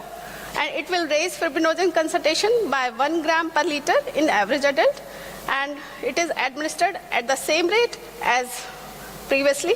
If you intend to use cryoprecipitate, then it should be thawed because it remains in frozen condition. So we have to tell our bank to thaw it if we want urgently. And the aim of fibrinogen level should be more than 2.5 gram per liter. Cryoprecipitate should be used group specific. Whatever the group of patient, then we should use that group cryoprecipitate only. In platelets, one adult therapeutic dose should be given, and it is typically raise the platelet count by 20 to 40,000, and it should be given over 30 to 60 minutes. Platelets should not be transfused through a giving set already used. Imagine we are giving the blood transfusion and we use the delivering set or same set to transfuse the platelet. This should not be done. Start transfusion as soon as possible after component arrives in the clinical area. So this is all about the component of the blood products, and we should know. We are left with 1 more minute. So we should know the massive blood transfusion, and it may be needed to initiate a major trauma, obstacle hemorrhage. And in adults, massive transfusion may be defined as transfusion of half of 1 blood volume in 4 hours, or more than 1 blood volume in 24 hours, or we can define as more than 5 unit RBC in 4 hours, or more than 10 unit RBCs in 24 hours. And causes could be of giving massive blood transfusion could be obstetric, or incidental causes due to trauma like rupture splenic artery aneurysm, hepatic rupture, or trauma. So this is the protocol to give massive transfusion. In round 1, we give 6 units of every product, that is PRBC, FFP, platelet, and cryoprecipitate. In round 2, same protocol. In round 3, we give medical management in form of tranexamic acid. Sorry, speakers, last minute, please. Last minute. Thank you. And 4th round, we give all products except cryoprecipitate. And if there is no relief in bleeding, then we can reactivate this protocol. So take-home message is any pregnant trauma patient with hemorrhagic shock should be managed with ATLS principles. Aim of transfusion is to restore maternal arterial blood pressure to maintain uteroplacental perfusion to prevent unnecessary fetal compromise.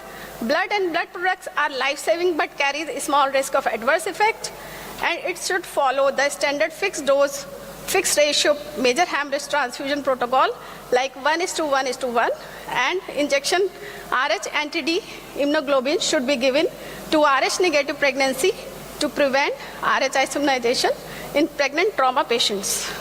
Thank you.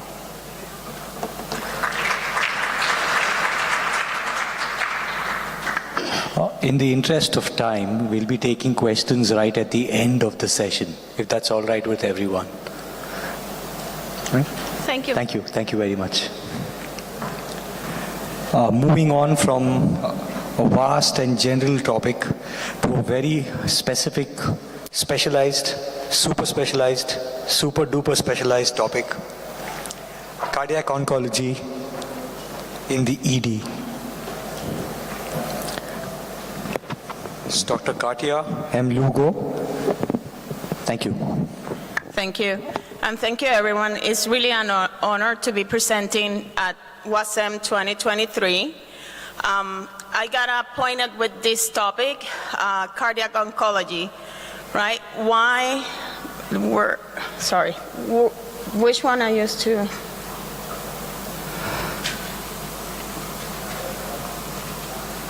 This one? Okay, sorry. So cardiac oncology in the emergency department, right? It's a new topic. Why it's important to discuss this? Cardiovascular disease and cancer has been the leading cause of death for years, right? We have noticed a decrease in the cancer death through the years, but we have noticed an increase in the cardiovascular death on the cancer survivor patients, right? This is what is bringing the importance of the cardiac oncology. We need to create a multidisciplinary team to deliver the integrated and personalized approach on patient care. So this is a new topic. It's a new field in cardiology and also hem-onc, and now it's going to be a new topic in the emergency room that is aimed to reduce the morbidity and mortality and to improve the quality of life of patients surviving cancer. They concentrate in preventing, diagnosis, and treatment in the cardiotoxicity and that result from chemotherapy and radiotherapy, right? It's how we're going to identify these patients earlier to start the treatment, the prognosis, and the prevention. And if they develop the cardiotoxicity, to identify early to also minimize the deterioration on their cardiac status.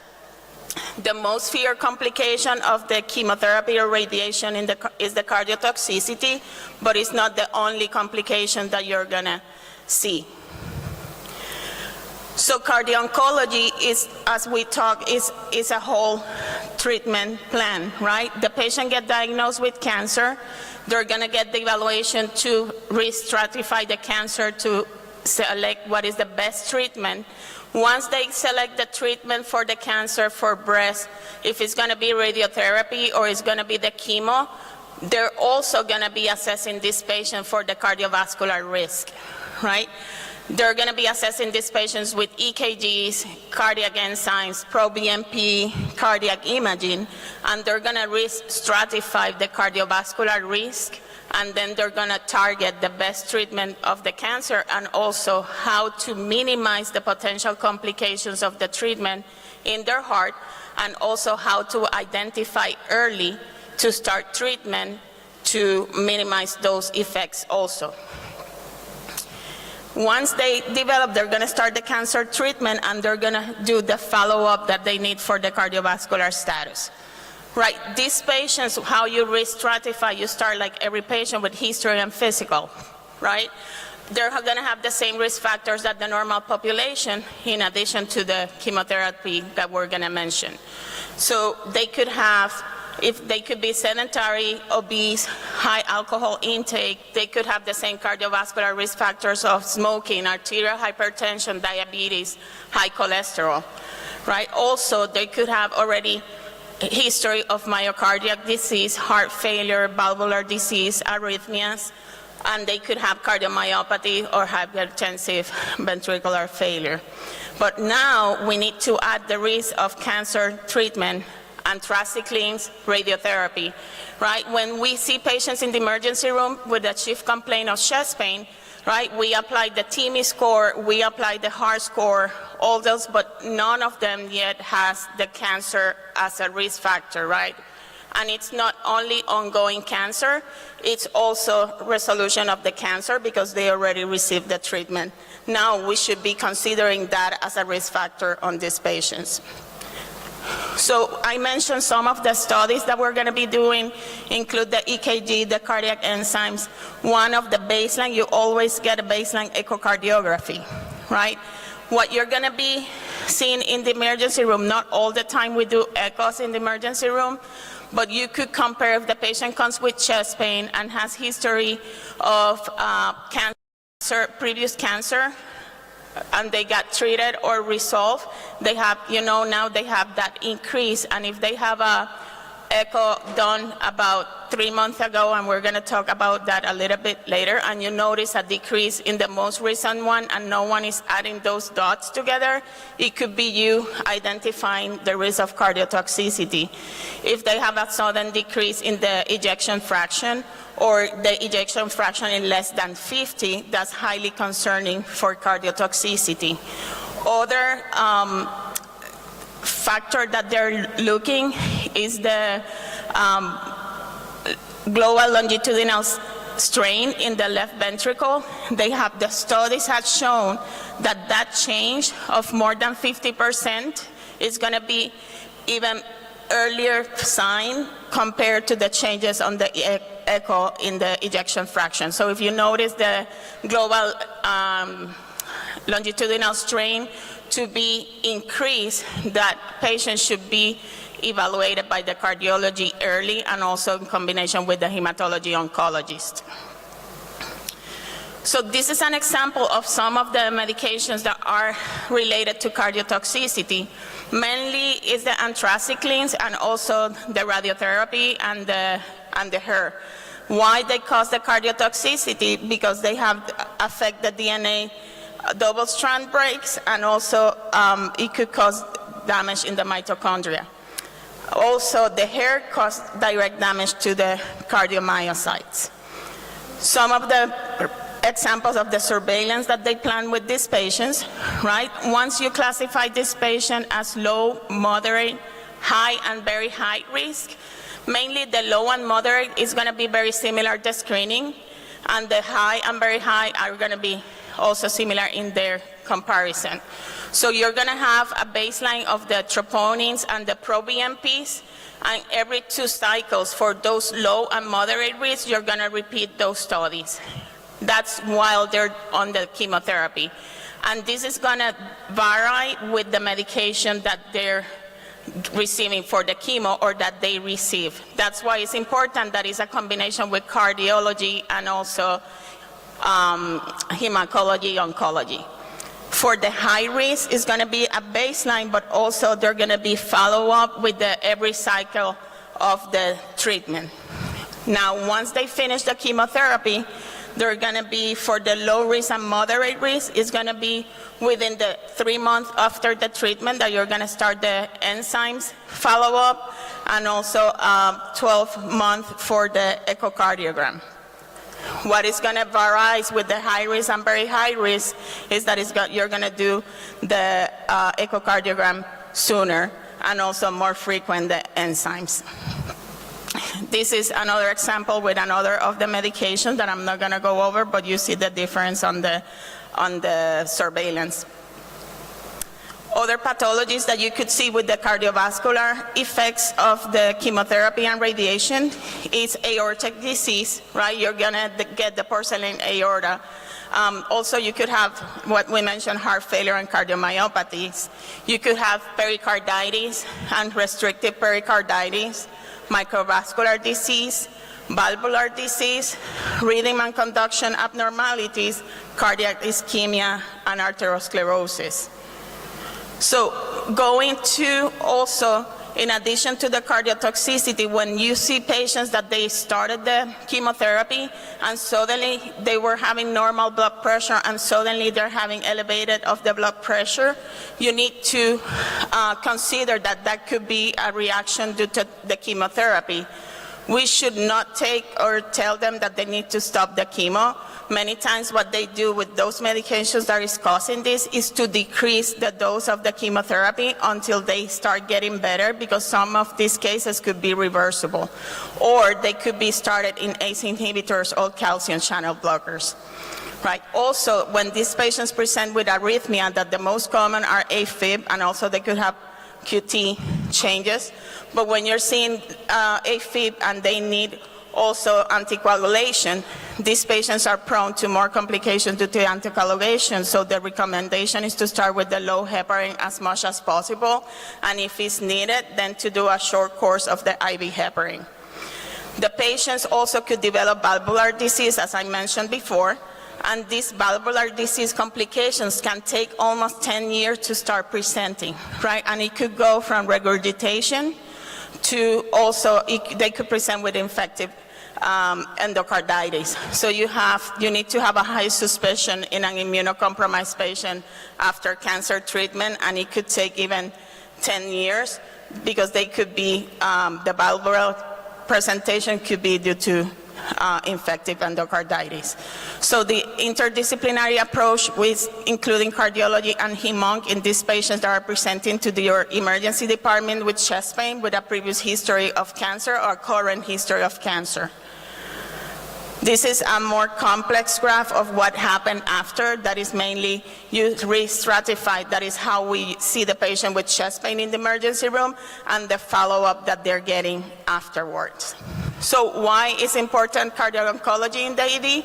It's, they have the consensus and also how they make the diagnosis of the cardiotoxicity. As I mentioned before, a change of the decrease in the left ventricular ejection fraction more than 10%, or a global decrease in the ejection fraction less than 50 that they mentioned, that is mainly 40, the goal, and the global longitudinal strain, a reduction of more than 15%. It has a high possibility.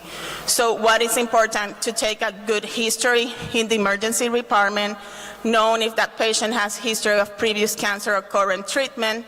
If you notice any sudden change in the blood pressure and this patient consider that it could be due to a new medication that they're receiving as a chemotherapy and they need to be treated immediately.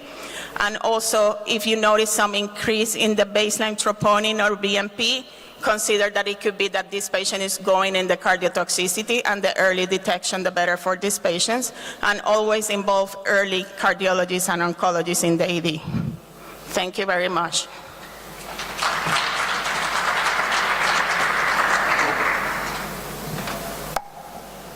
Any questions from the audience? If no, we'll move to the next. Thank you so much. Next speaker, Dr. Sandeep Sahu, whole blood transfusion in trauma shock, current trends.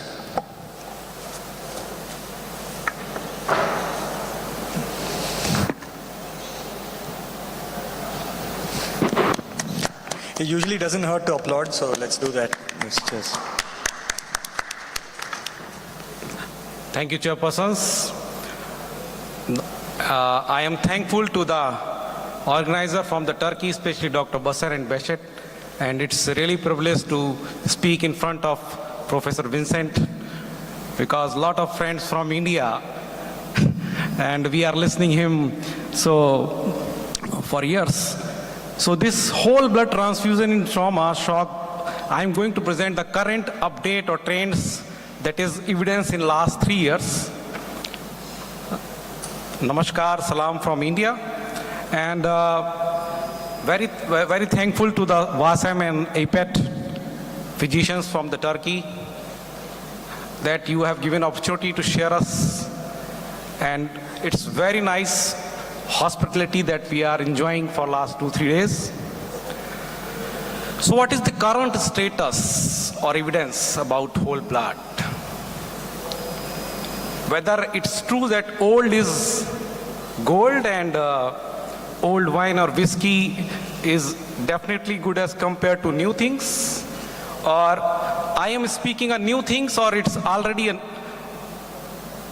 debate is already clear which came first? Because definitely here this is not the question here is because whole blood comes first, then the component comes.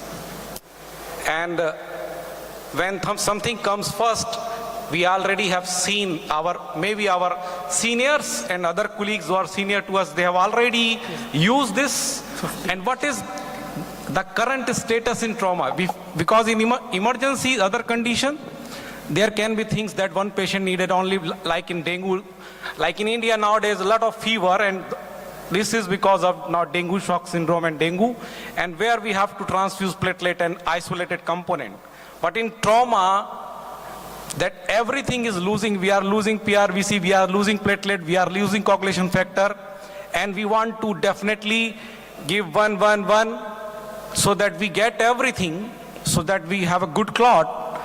So the first, as history says, blood transfusion started in 17th, and the blood banking started in 19th, and the hypothesis that all patients need not the component, because not whole blood, they given the concept that as per the patient need, it's good that we give PRVC or cryo or plasma or platelet.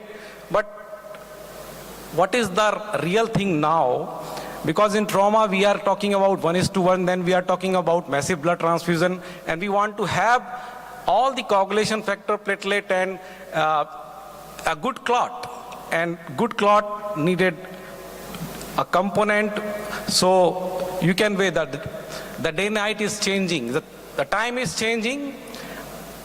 It's not the day and night different, it's only a difference in the rotation. So same thing is here, whole blood is moving full circle. We started from World War I and II, and in these World War, all the military trauma, they have used the whole blood. The things moved from 1960s, 70s, 90s, and again, the evidence for last 3, 4, 5 years, 2019 onward, they are saying we should focus on whole blood in trauma. Because one whole blood is not equal to one FFP platelet and PRVC. Definitely. When we want higher hemoglobin with little transfusion, when we want higher coagulation factor that is there in whole blood, when we want give less blood volume because it can take one trolley and transfusion associated problems, the answer is whole blood. Because it has everything excess. And only thing is that availability. If human has thought that they want to discover the world, they have done it. So if we reconsider it and we make it available, then we can't compare the whole blood with the component 1:1, because whole blood is better. Definitely there is advantage and disadvantage of both things, but there is advantages of whole blood. And as we are searching literature and we are coming not in medical science but the social media also, they are saying that one whole blood is not one combination of PRVC, FFP and platelet. If we are trying to increase or recreate a whole blood, then it is not 1:1. So this proper randomized clinical trial that given us, initially the debate was 1:1 or 1:2, 1:2. So ratio debate is going on from the last 10 years, and ideally whether we are to achieve, especially the developing world. The developed country, I know they have their protocols and SOP and they were able to do it. Because if we have ratio, then when we had the point of care testing. Because in India, nobody is everywhere. In developed country, they have the developing country, they have the point of care testing to assess the viscoelastic test that how they can target. So if we say this, the ratio debate 1:1 or 1:1:2, it does not result in significant difference.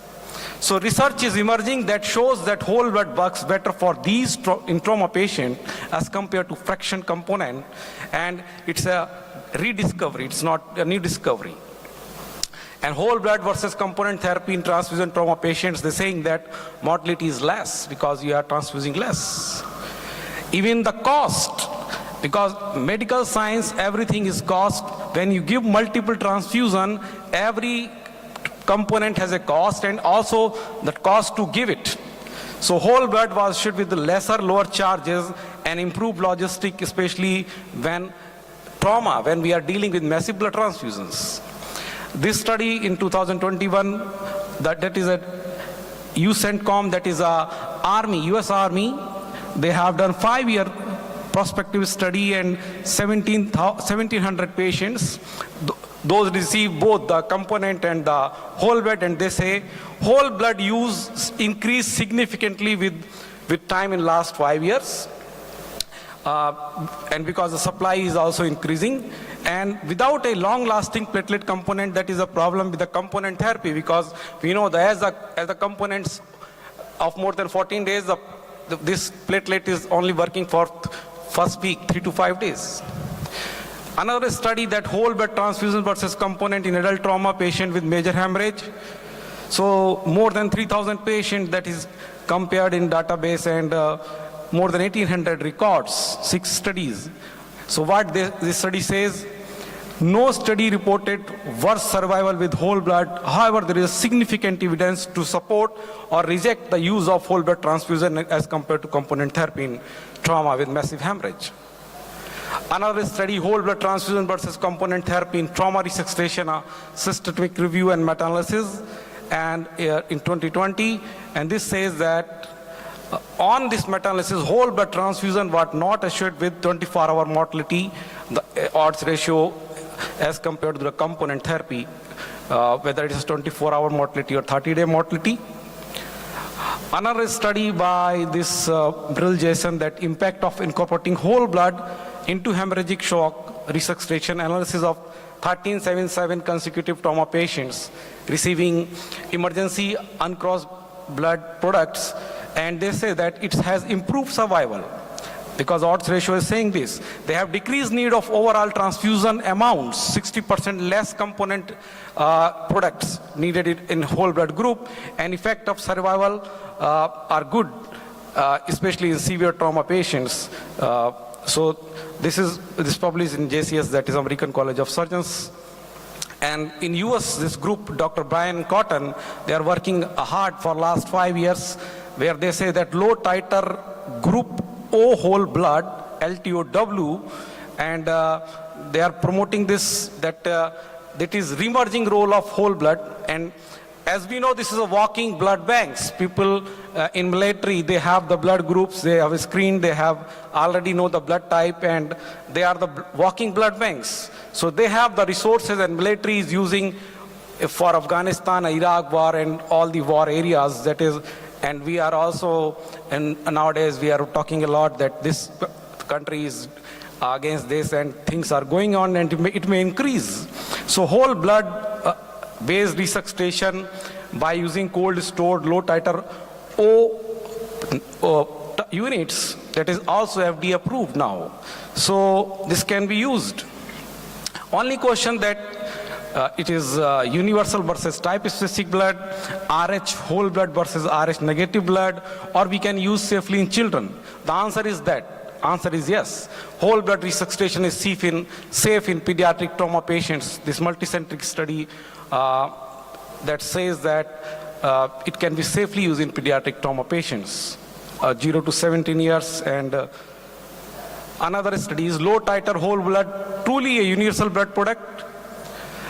This answer is that it appears to be a safe product for universal use across all blood groups. Group B recipient arrives with worse physiological value in shock, and they receive whether this whole blood or component. So another evidence is in 2021 in emerging blood transfusion for trauma patient with perioperative resuscitation standard of care. In 2021, whole blood transfusion is used especially in military scenarios and is also becoming more and more popular in civilian world. Although it is accompanied by a strong lack of evidence, and so we need more things to study and explore so that the Last God given 2 us, minutes, please. yeah. So the God gift can be used properly in saving life. single institutions trial comparing whole blood versus balance component. 50 years later, where we are, we saying that whole blood is better and it has less in-hospital mortality, less ventilator days, ample edema and all that. A review in transfusion whole blood for trauma patient outcome at higher doses. So they say that we are now moving from 1:1 transfusions to the low titer group O whole blood transfusion, because the additives in the component therapy, they are also not increasing the oxygen carrying capacity, and they dilutes the coagulation factor. So lot of evidence. So in summary, by reviewing this 3 to 5 year recent evidences, whole blood used many years since its inception, that blood can be transfused in an human for saving lives without any harm. It proven time tested in military trauma. Thousands of patients, hundreds of studies, and evidences also emerging in civilian trauma. Only thing is that everything in life has an advantage and disadvantage and risk. So same here with the component and the whole blood. Only thing that availability. If it is available, definitely, because in my residency in India we have used this. Now, if it is available, I think most of you would like to use it as per the evidences, both in adult pediatric trauma patients and in civilian setting also. Thank you. Thank you so much. Thank you. Thank you very much. That was a very holistic talk, if I may say. Thank you. Any questions at all, or shall we take them in the end? Right. Okay. Thank you very much. If anyone in the audience has any form of backache, headache, heartache, any of those things, please do not leave this hall. The next talk is on newer analgesic drugs by Dr. Rahul Balasubramaniam.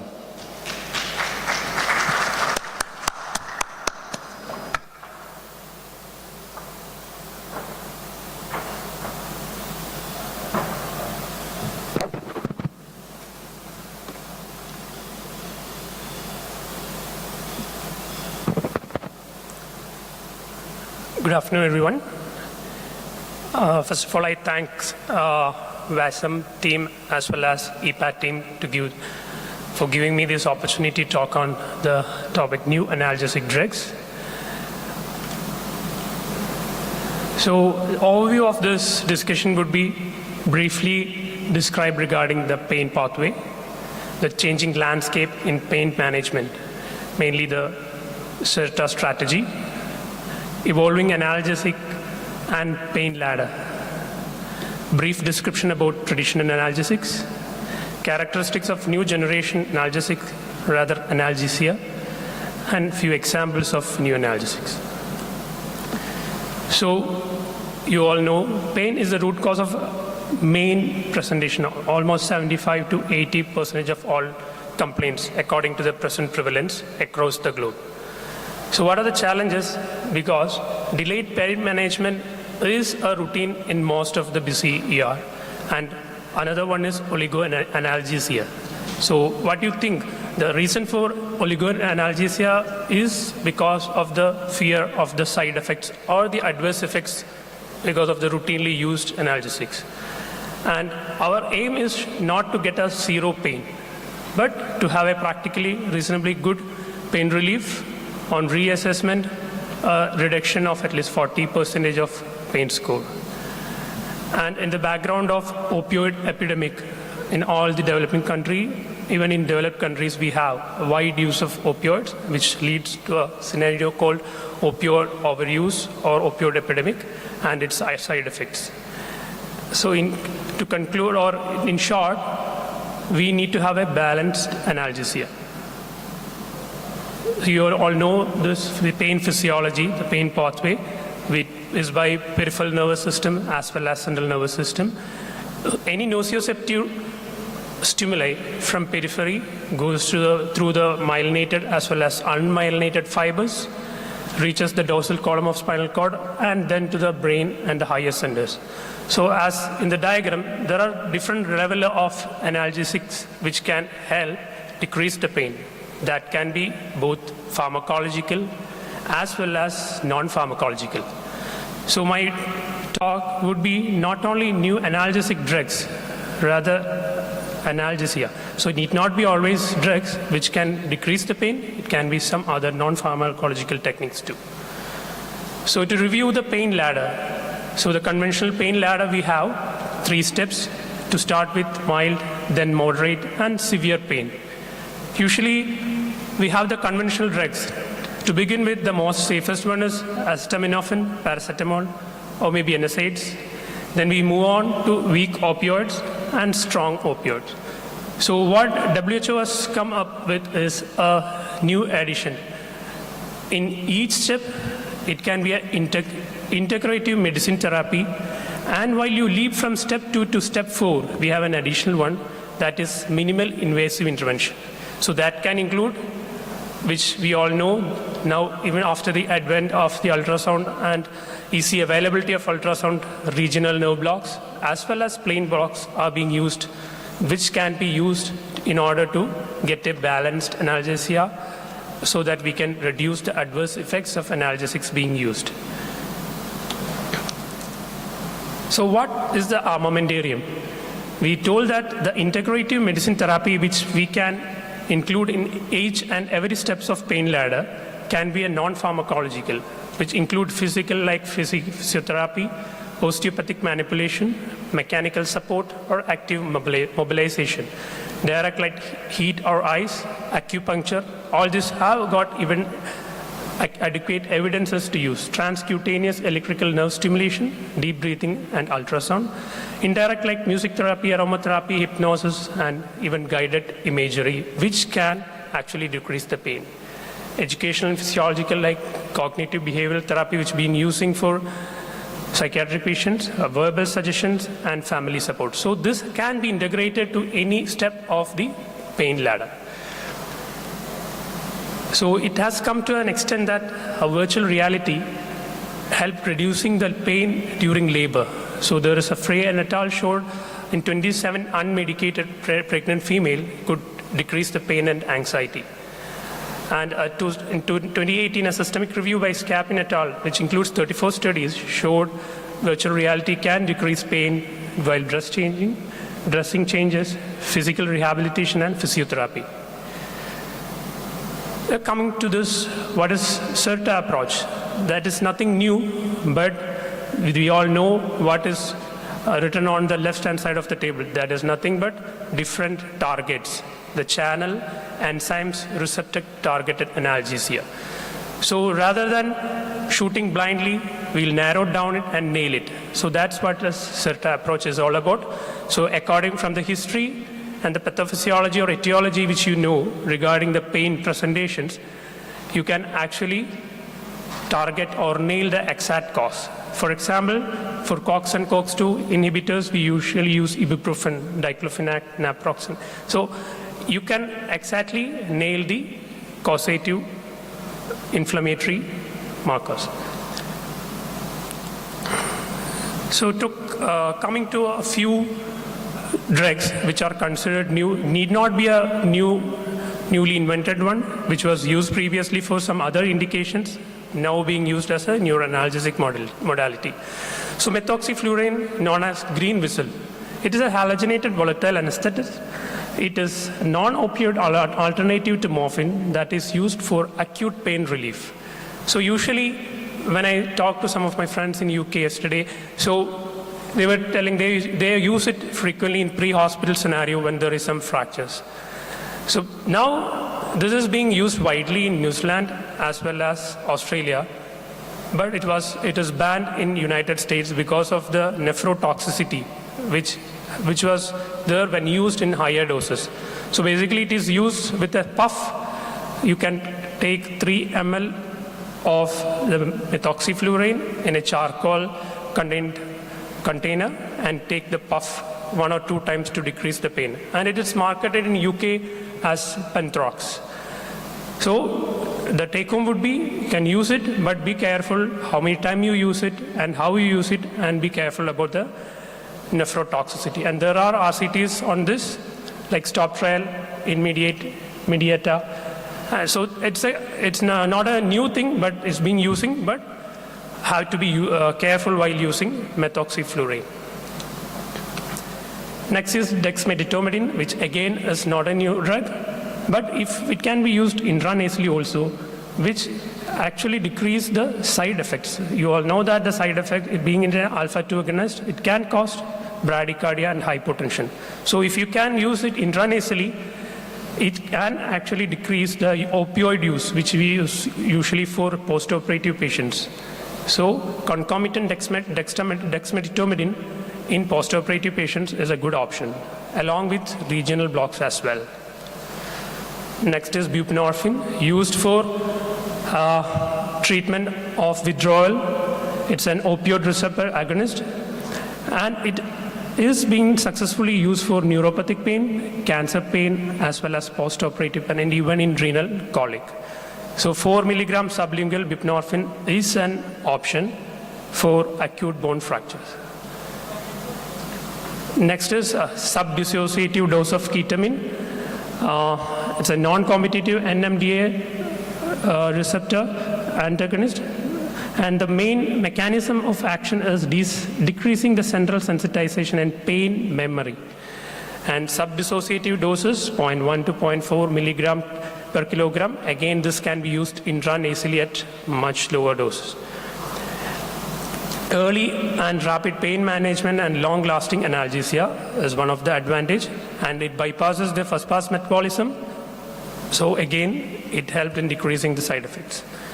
Next is topical clonidine, which is classically used for refractory hypertension, and especially in chronic kidney disease.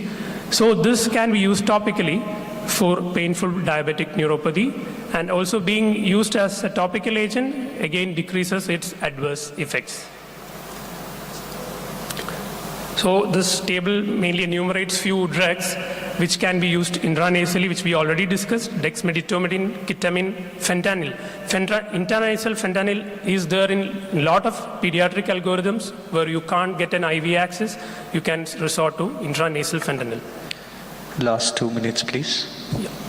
Next is intravenous lidocaine, which has been, it can't be used routinely for a renal colic, but refractory to other drugs like diclofenac and opioids, you can consider giving intravenous lidocaine for renal colic too.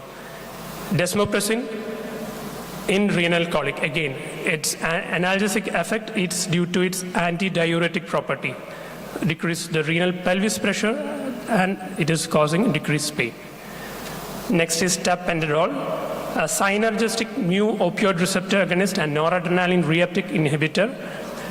Doesn't have an active metabolite, so the risk of accumulating and producing overdose or adverse effect is less, and is metabolized by cytochrome P450 enzyme. So it has got less side effects like nausea and vomiting compared to opioid, but be careful about respiratory depression when you're using it. So alternative to morphine and oxycodone. This remimazolam is not an analgesic as such, but it is used as a sedative, but can cause analgesia when used with other drugs. So this is the CERTA strategy.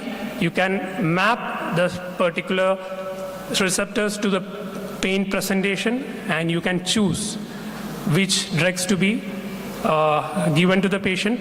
It's not a complete comprehensive list, but you need to have the assessment of the patient at the same time to look for any contraindication. So what is the challenges when you talk about a new drug or a new therapy? It is always the cost, the accessibility, as well as the potential side effects. So being said that, these are the challenges, we should work on it, and the future prospect. So we already discussed the pain pathway. The sensitization occurs in the dorsal horn of spinal cord and the higher centers of the brain. So the future research or future analgesics which are being developed or are in pipeline is being addressed regarding the central sensitization and long-term potentiation. So take-home point should be limited newer analgesics are introduced recently. So older drugs used for other indications are being used for analgesia. Better we go for a channel enzyme receptor targeted analgesia rather than shooting blind, nailing it down. And there are non-pharmacological options. And finally, reduce doses, thereby optimizing safety and efficacy of analgesic regime. So our aim should not be a zero pain, but a balanced analgesia. So these are the references. Thank you. I'd be happy to take any questions. Do we have any questions? Is anyone in any kind of pain? Okay, it's good to know. Superb. Thank you. Thank you. The next speaker is the last speaker and is talking about a topic that gives headache to patients and also gives headaches to emergency physicians, because we are seldom good at picking it up. Ladies and gentlemen, last speaker for this session, Dr. Soumya Nair, Management of Acute Glaucoma. Thank you, Dr. Mutasa, and thank you, Dr. Rahul. Good afternoon, everyone. Am I audible? Yeah. Okay. So I would like to thank World Academic Congress of Emergency Medicine for giving me this opportunity. It's an honor and privilege to be on this stage. My topic for today, I'll just quickly introduce myself. I'm Dr. Soumya, Assistant Professor of Ophthalmology, Kasturba Medical College, Manipal Academy of Medical Sciences, Higher Education, Manipal, India.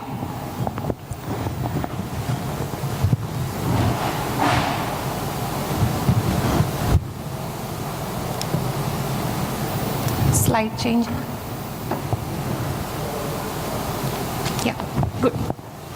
So, the topic of interest today is emergency management of acute glaucoma. Let me start with a clinical scenario. A 60-year-old female presented to the ED with complaints of acute onset diminution of vision in the right eye, which is painful, and was associated with severe headache and recurrent bouts of vomiting. She had other associated symptoms like redness, photophobia, and lacrimation. So what are the possible differentials you can think of? The first possible and the most important differential in this situation will be primary angle closure glaucoma. But you have to keep in mind other causes of acute glaucoma like traumatic, inflammatory glaucoma, lens-induced glaucoma, and drug-induced glaucoma. So what is the importance of primary angle closure? Primary angle closure glaucoma is a sight-threatening condition. As an acute care physician, saving the sight is one of your priorities, isn't it? And acute angle closure glaucoma is a great mimic too. It can mimic many of the emergencies that come into your ED, like neurosurgical emergencies, gastrointestinal emergencies, and tox emergencies. So how can you evaluate such a patient when he or she comes into the ED? So we can start with simple bedside evaluation of anterior segment, anterior chamber depth evaluation, and digital tonometry or applanation tonometry if there is a slit lamp in the ED. The anterior chamber depth evaluation can be done using a simple torchlight. Ask the patient to look straight, shine the light from the temporal side of the patient and look at the anterior chamber. Two things you have to look for. Is the anterior chamber well illuminated? And second, is the nasal iris of the patient seen properly? If the nasal iris is not seen properly and the nasal anterior chamber is in shadow, that indicates that the patient is having a shallow anterior chamber, just like the second picture there. Now, how can you assess the intraocular pressure bedside in the ED? A simple method called digital tonometry will help you. With the index finger, press on the upper lid on the eyeball of the patient. Ask the patient to look down and feel the pulsation on the other index finger. And if the pulsations are not felt and the eye appear rock hard, that means the intraocular pressure is very high. Now, is there a role for point of care ultrasound in case of acute angle closure glaucoma? Yes, there is. Why? Because often in cases of acute angle closure attacks, the patient will be having a cloudy cornea due to corneal edema. This will impair the visualization of the anterior chamber and the depth assessment. In such cases, we can rely on focus. So, we can assess the anterior chamber depth, the anterior chamber structures. Even we can look into other causes of acute glaucoma like phacolysis, phacomorphic, subluxation, hyphema, etc. Now, while doing focus of the eye, we have to use a linear probe, a high frequency linear probe, and it has to be kept transversely over the closed eyelid of the patient after applying a lubricant, and the pointer should be towards the temporal side of the patient. And we can see the whole globe, then the cornea. The anechoic area beneath the cornea is the anterior chamber, and then the anechoic area beneath the anterior chamber, this is the anterior chamber, and this is the lens, which is the anechoic area beneath the anterior chamber. And the line between these two anechoic area is the iris. And the large anechoic area beneath the lens area is the vitreous cavity. Now, coming to anterior chamber depth assessment, in the first image you can see that the anterior chamber is very deep and the angles are wide open. While in the second picture, the anterior chamber seems shallow and the angle seems narrower. Now, this image, the first image, shows the pupillary block. The iris is opposed to the lens at the pupil, and there is an iris bombe which is causing complete closure of the angle. The second image, we can see an anechoic lens, and above the anechoic lens in the anterior chamber, there are hyperechoic areas which is suggestive of a hyphema. We can also evaluate lens changes using focus. In the first picture, as you can see, the lens appears hyperechoic and bulging forwards, which is pushing the iris diaphragm forwards, shallowing the anterior chamber. This is suggestive of a phacomorphic glaucoma. While in the second image, I hope you can make out that the lens in one area is pushing upwards or subluxated anteriorly, and it is pushing the iris in that area only, causing a shallowing in that area, shallowing of the anterior chamber in that area. Now, coming to the treatment of acute angle closure glaucoma in the emergency department, what can we do? So, the first and foremost priority is to bring down the intraocular pressure immediately. As long as the IOP remains high, the more damage to the retinal nerve fiber layers happen and irreversible visual damage will occur. So, we have to prevent that. The drug of choice is always hyperosmotic agent mannitol. We can give 20% mannitol 100 ml IV over 30 minutes. Also add on IV antiemetic medication and stabilize the patient. Once the patient is stabilized, we can switch to oral anti-glaucoma medication such as acetazolamide, oral hyperosmotic such as sorbitrate or glycerol. When the patient is in the ED, avoid prone positioning because it will exacerbate the angle closure. Also, if there is a traumatic patient with hyphema, advise head and proper positioning. Avoid mydriatic cycloplegic medication, which will also worsen the angle closure. And in certain cases, we have to have a high index of suspicion for drug-induced angle closure as well. So my take-home message from this session would be, if a patient walks into your ED with headache, take a second to look into the eye of the patient. Clinically evaluate the patient in the ED and judicious use of focus if there is a suspicion of angle closure glaucoma. And immediate reduction of intraocular pressure should be done to prevent irreversible damage to the vision of the patient. So, say this lady walks into your ED. I hope you will keep these points in mind and you will be able to pick up the angle closure attack and manage to bring down the IOP at the earliest, so that the patient won't have a scotoma but will have a clear, good vision and a good quality of life in the future. I'll be happy to take questions. Thank you. I think that was an eye-opening talk. Does anyone have any questions?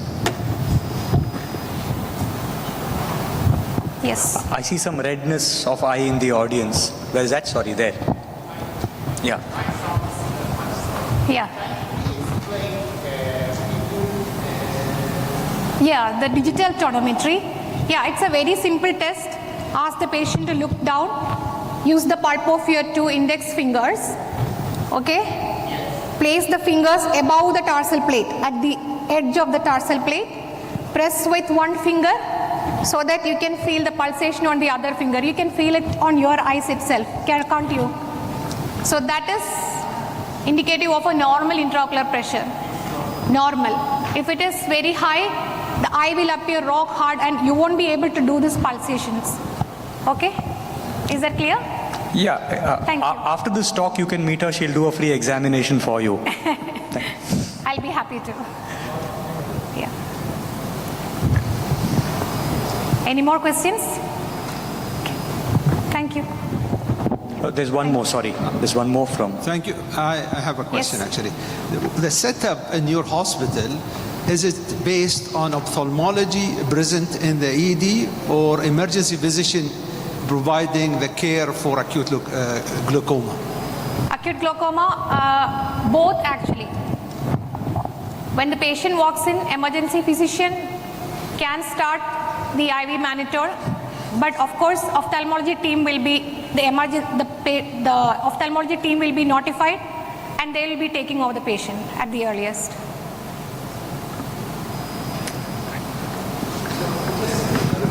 Yes. In-house or home? Yes, sir.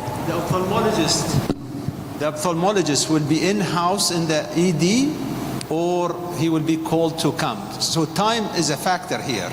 Yes, yes. So what is actually the time factors that will require for ophthalmologist to be in-house to provide the care for this patient? Yeah, so it will take at least 10 minutes for the ophthalmologist on duty to come, but we can save that time also if we are trained to look into the eye and understand that this is an angle closure attack, then no need to wait for the ophthalmologist to reach. We can, that much amount of time can cause that much amount of damage to the retinal nerve fiber layer, so that can be prevented. Yes. Okay. Thank you. Does anyone have any questions for the first 2 speakers? We rushed them because of keeping interest of time in mind. Any questions for emergency transfusion in pregnant trauma patients? Dr. Indulata is still here. In pregnant trauma patients, emergency transfusions. Any questions on whole blood transfusion? Yes. The question on whole blood transfusion. So, Dr. Sandeep Sahu is here. Yeah, if it's okay, Dr. Sandeep, I have a question regarding actually your protocol. You said in your hospital you do have whole blood transfusion. So what is the setup and how this impacts on massive transfusion protocols?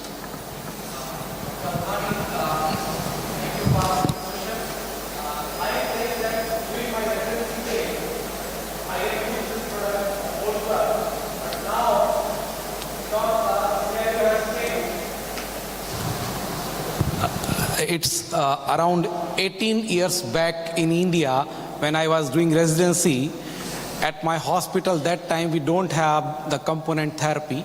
So we are using the whole blood for gunshot and all the laparotomies. But nowadays, in other emergency, definitely emergency medicine, we have component therapy nowadays. But I am especially being my primary specialty in anesthesia, and I'm seeing day and night massive blood transfusion and severe hemorrhagic shock in the ORs and ICU. And anyhow, I am thankful to my transfusion medicine department. We have to take component, but we have to do massive transfusions. And after all that thing, the only problem that I have, that patient need go in overload. So, and it's again rethinking with the evidences, because I have given task to what is the recent trends. So recent trend is coming back, and even in the wars, that is Afghanistan and Iran war, and even the things are going in disaster worldwide, the blood bank is not available, Dr. Althani, everywhere. And I think if we got the opportunity to have this whole blood, I would like to use, because I have used this during my residency days. So I have that not hesitancy, and you can say the new thing to use, whether it will work and will not work. So sorry, but nowadays in my hospital we are not having whole blood. But definitely I would like to have, especially it's good for severe polytrauma and hemorrhagic shock. Thank you, Dr. Althani. So what's your say, sir? Because you are a trauma surgeon, I know, and you work in ED, and we have seen your hospital. So what's your thought? I would like to add on this. We've got about 1.5 minutes, so it's not bad.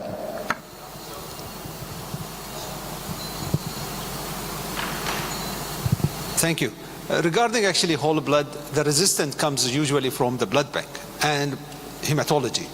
And in our setting, we managed to have whole blood, but that actually has two sides to it. One, you have to have availability of point of care. So in the trauma setting, we have point of care for all actually the point of care required. So we have TAG, ROTAM, INR within the trauma recess in our setting. We have a fridge also, which we have one shipment of massive transfusion plus whole blood sitting in the fridge in the recess. In the OR, we have also a fridge which is connected to the blood bank, and we have this whole setup. The issue is the algorithm that required to run these protocols. And we are actually cautious in these patients because they have, to be taken in consideration their reaction in the future and so on. But we currently have it, and we are discussing this on a regular basis with also a pre-hospital setting possible to have whole blood for this patient. Thank you. Ladies and gentlemen, just like many commercial flights, we've landed our session 8 minutes before time. So I'd like Dr. Beshet, if he's got anything to say in conclusion. Okay, I think the conclusion is this is concluded. Thank you very much. Thank you.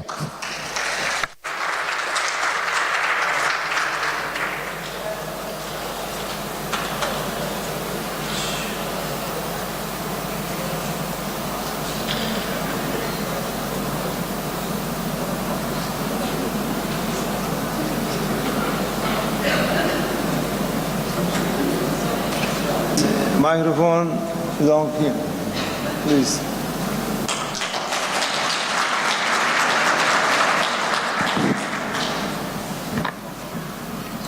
Thank you very, very much indeed for your kind invitation again to this World Congress, and many thanks for these very kind words that certainly please me and honor me very much.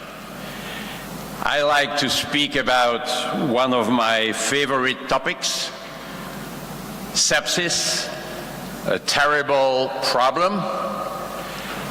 And you know that we define it, we have always defined it as a bad infection, as a life-threatening organ dysfunction caused by a dysregulated host response to an infection.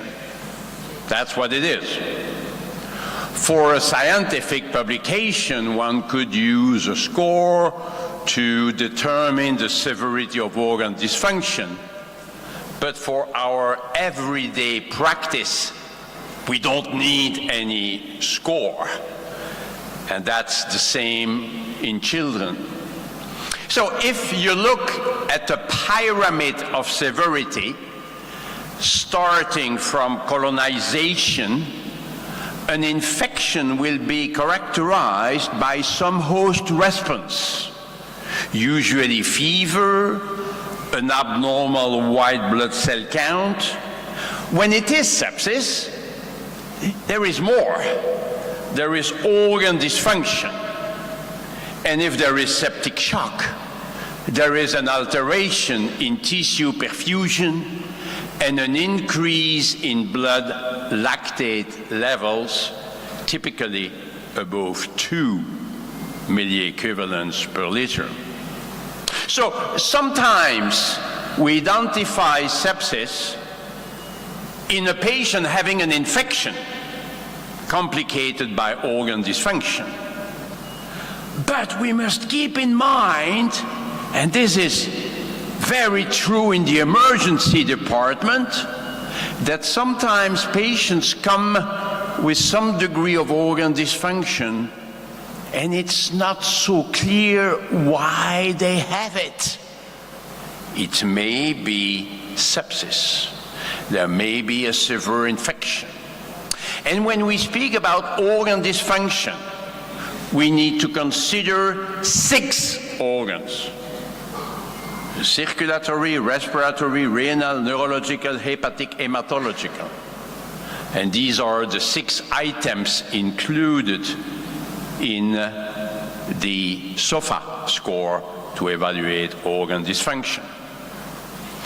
But I'll focus on management this afternoon, and I will look at the 3 components: infection control, hemodynamic stabilization, and modulation of the host response. So if you think that antibiotics work, then we should start antibiotic therapy without delay. And we should give the right antibiotic, right? That is particularly important in severe cases, that is in septic shock. So the timing is an issue. We should not waste time when the situation is severe. So if I go back to my pyramid, it's particularly true in septic shock, when there is an alteration in tissue perfusion. And we know that sometimes we waste a little bit of time in the administration of antibiotic therapy. This is a nice recent study emphasizing at the bottom of the slide that this is particularly true in patients with septic shock. Now, hopefully, when there are signs of infection, the antibiotic administration is usually relatively rapid. So you can see when there is hypotension or when there is fever. But still, sometimes we waste time. Sometimes in the administration of antibiotics, we order the antibiotics, but the nurse is very busy with other things, and the antibiotic administration is delayed. So it's not only in the hands of doctors, it is in the hands of the team. Some people may say that we sometimes overuse the antibiotics. In the United States in particular, where there may be some medical legal aspects, give antibiotics to all patients with fever right away. That could facilitate the development of resistant organisms. So today we look at this like this, as disease severity versus degree of certainty. So if we are not so sure about septic shock, but if it's septic shock, the severity is there. We should not hesitate too much before giving antibiotics. But if it's not too bad, we may have time for additional tests if it's not septic shock.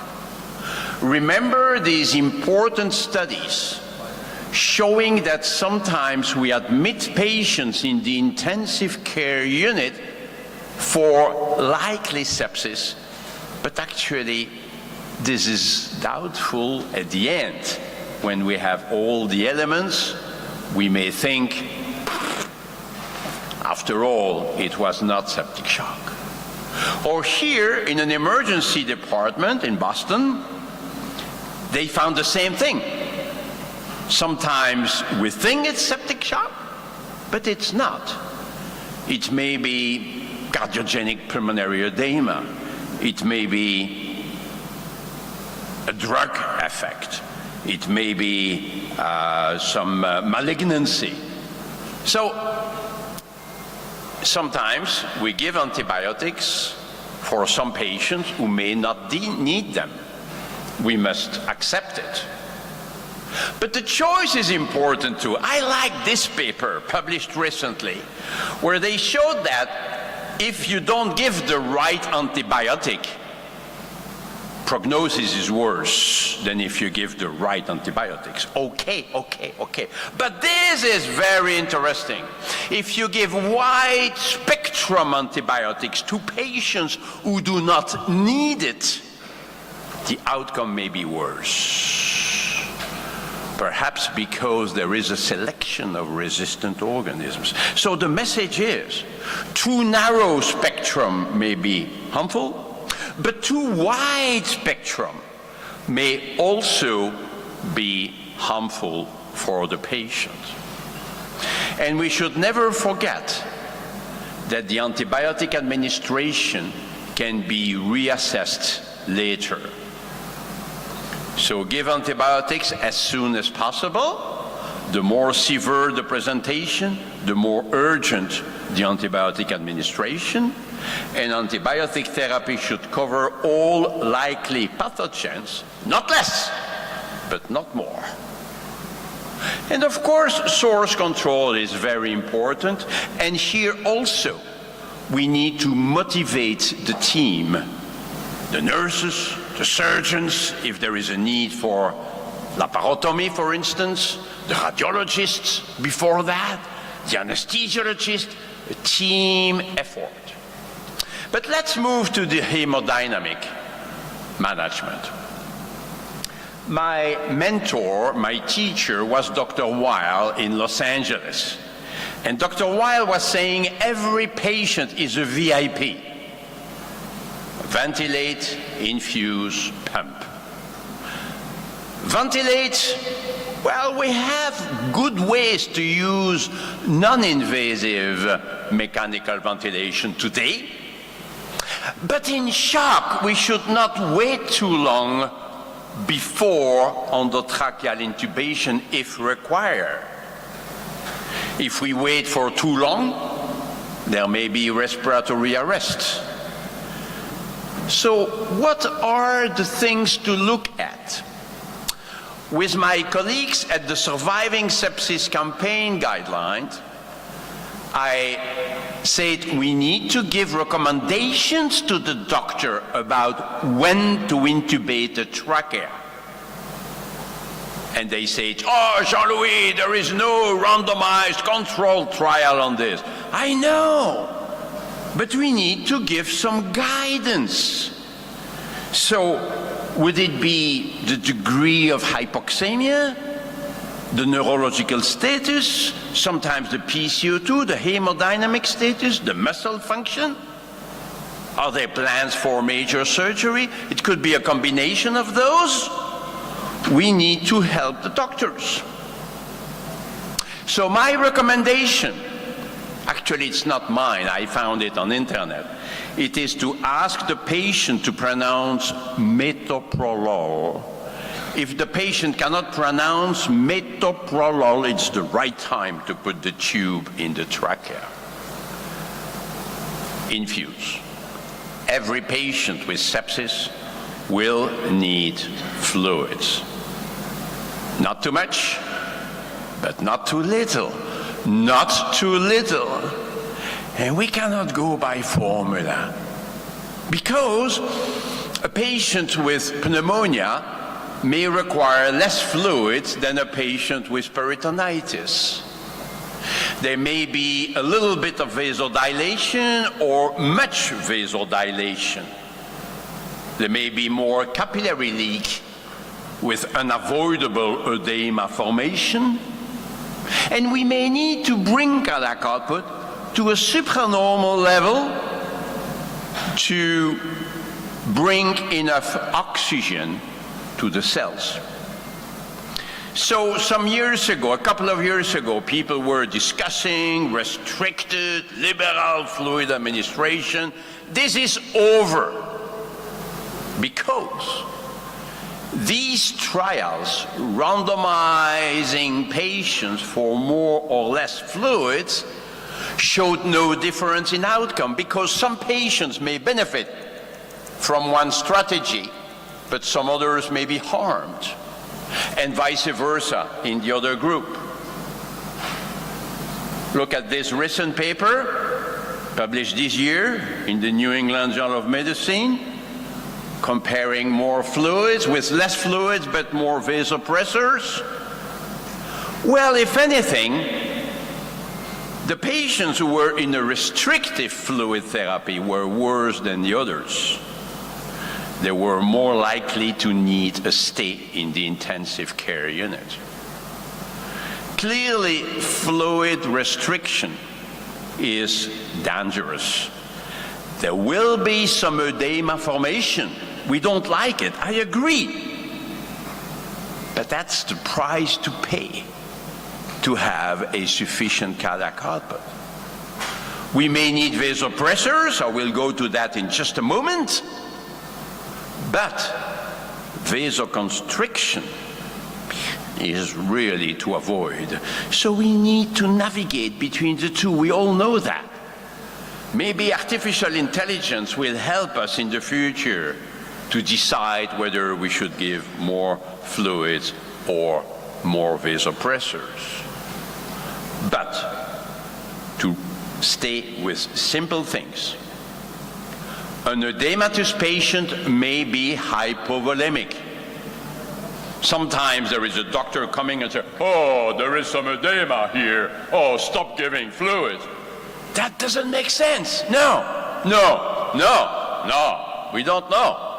Because in sepsis, there is always some edema formation. So let's be careful about the word fluid overload. Because sometimes we say the patient is in fluid overload when there is edema. But edema does not exclude hypovolemia, especially if there is hypoalbuminemia, which is associated. So let's be careful. Likewise, the fluid balance doesn't help very much. The patient may still need fluids even when the fluid balance is positive. So we all agree now that we need individualized therapy. Initially, in the salvage phase, when the patient arrives in the emergency department, we could just pour fluids initially, and we try to bring a monitoring system at the same time. You cannot do without a monitoring system. The studies in Zambia or in countries where they couldn't get any monitoring system failed. But hopefully today we have echocardiography that could help, at least initially. We don't need to be experts in echocardiography. In every single emergency department, there must be an echography machine available. Not only for a septic shock, but also for trauma, for heart failure, for other problems. So that helps us to go into the optimization phase, where any single variable taken alone will never tell us if the patient needs fluids or not. We actually need to combine variables. We need a dynamic approach. In the operating room, when the patient is anesthetized, we could look at the effects of mechanical ventilation on the blood pressure tracing, on the pulse pressure variation over time. That would indicate that the patient is still responding to fluids. But in the emergency department, no, because we want to avoid sedative agents in shock. Sedative agents today are better avoided because they can decrease vascular tone, decrease the myocardial contractility, increase the risk of delirium, and they induce long-term weaknesses. So today we try the ECASH concept. We try to explain to the patient what's going on when we can.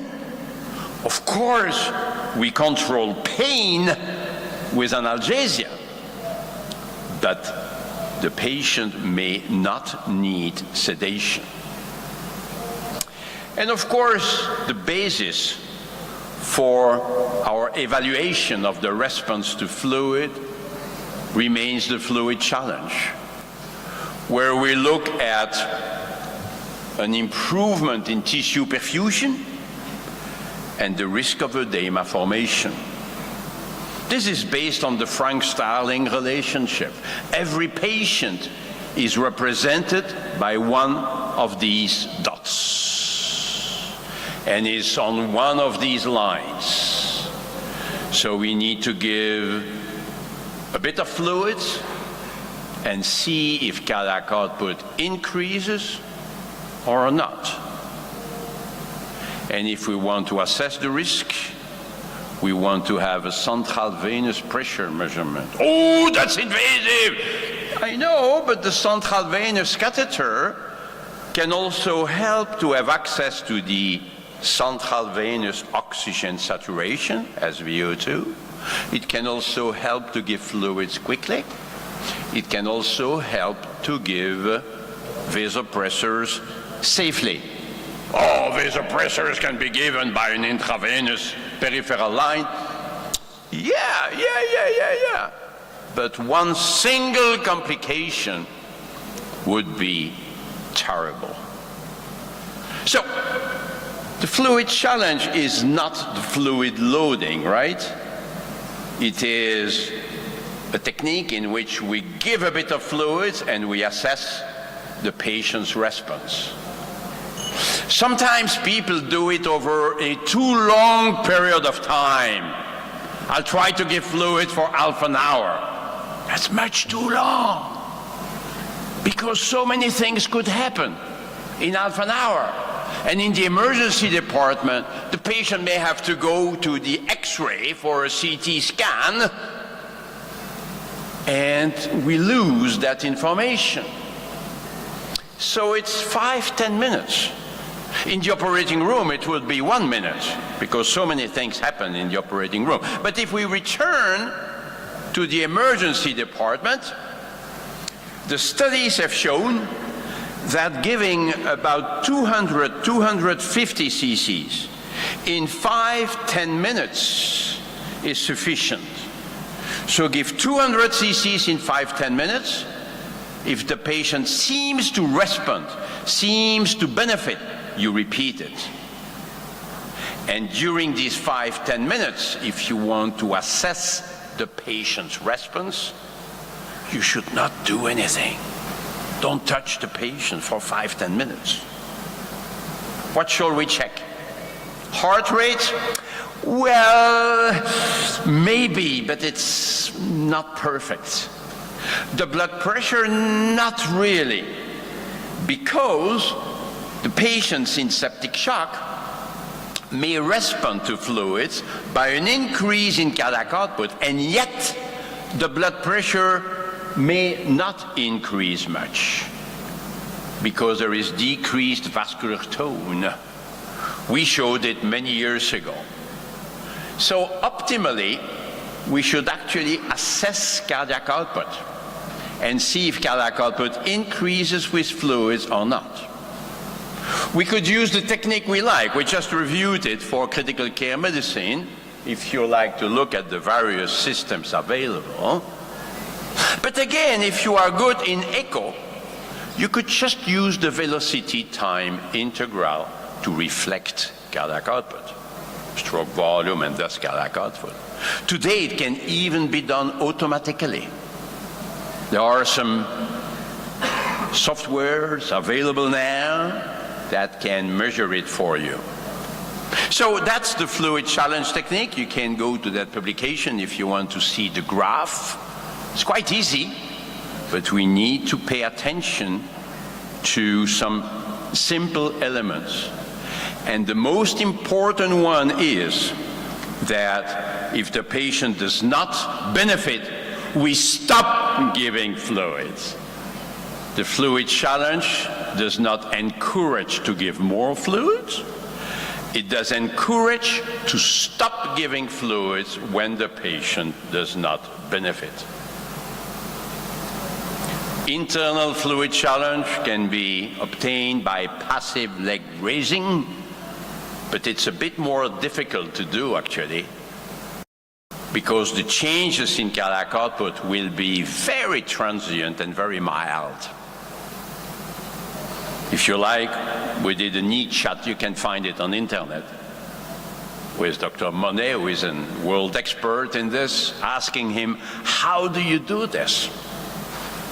But to go back to simple things, ChatGPT says, the goal of fluid resuscitation in sepsis is to restore perfusion to vital organs and tissues and to prevent organ failure. The appropriate amount of fluids will depend on the individual needs of the person with sepsis and should be determined by a healthcare provider. It is important to monitor the person's vital signs and response to treatment. And it's only then, when the patient is stabilized, that we can think at the stabilization phase and the de-escalation phase with diuretics, with ultrafiltration, if the patient does not have urine output. If you like, we just reviewed it in this paper, the various phases: salvage, optimization, stabilization, de-escalation. Very important to look at which phase we are in. Very briefly, there was a discussion until recently about the type of fluids, the amount of chloride we could put in the IV fluid. That was a question which was overstated, because we know that saline solutions include a lot of chloride. We know that during surgery, the chloride levels will increase after 2 hours if you give only saline. We know balanced solutions include other electrolytes than chloride, and hyperchloremia cannot be good. Any abnormality is associated with a worse outcome. It has been known for many years that hyperchloremia is not good for the kidneys. So I don't know why we need to do prospective randomized trials with saline versus... If there is hyperchloremia, there is more renal dysfunction. But we knew it from the beginning. So we said it's not even ethical to allow hyperchloremia to develop in some patients. Oh, so we should no longer use saline solutions? I didn't say that. I said we need to monitor chloride. Look at that, 112 as a mean value in these prospective randomized controlled trials. More major adverse kidney events. This was expected. So is it so difficult to look at chloride levels? And if they are, let's say, above 110, if it's a neurological patient, we should not give Ringer's lactate solutions, which are somewhat hypotonic, very bad for the damaged brain. But otherwise, Ringer's lactate solution would be a valuable one. And there may be a place for some albumin as well, some colloids, when the patient has lots of edema associated with hypoalbuminemia. But let's move on. Let's emphasize that severe hypotension must be treated right away, because it's too bad to be severely hypotensive. So don't wait for the response to fluids. If hypotension is severe, we need to give vasopressors right away. Studies of large databases have shown that severe hypotension for 1 hour or two may be very harmful for the patient. In this, there have been several studies on this, also on renal function. We could even perhaps propose the administration of vasopressors in the ambulance before getting to the hospital.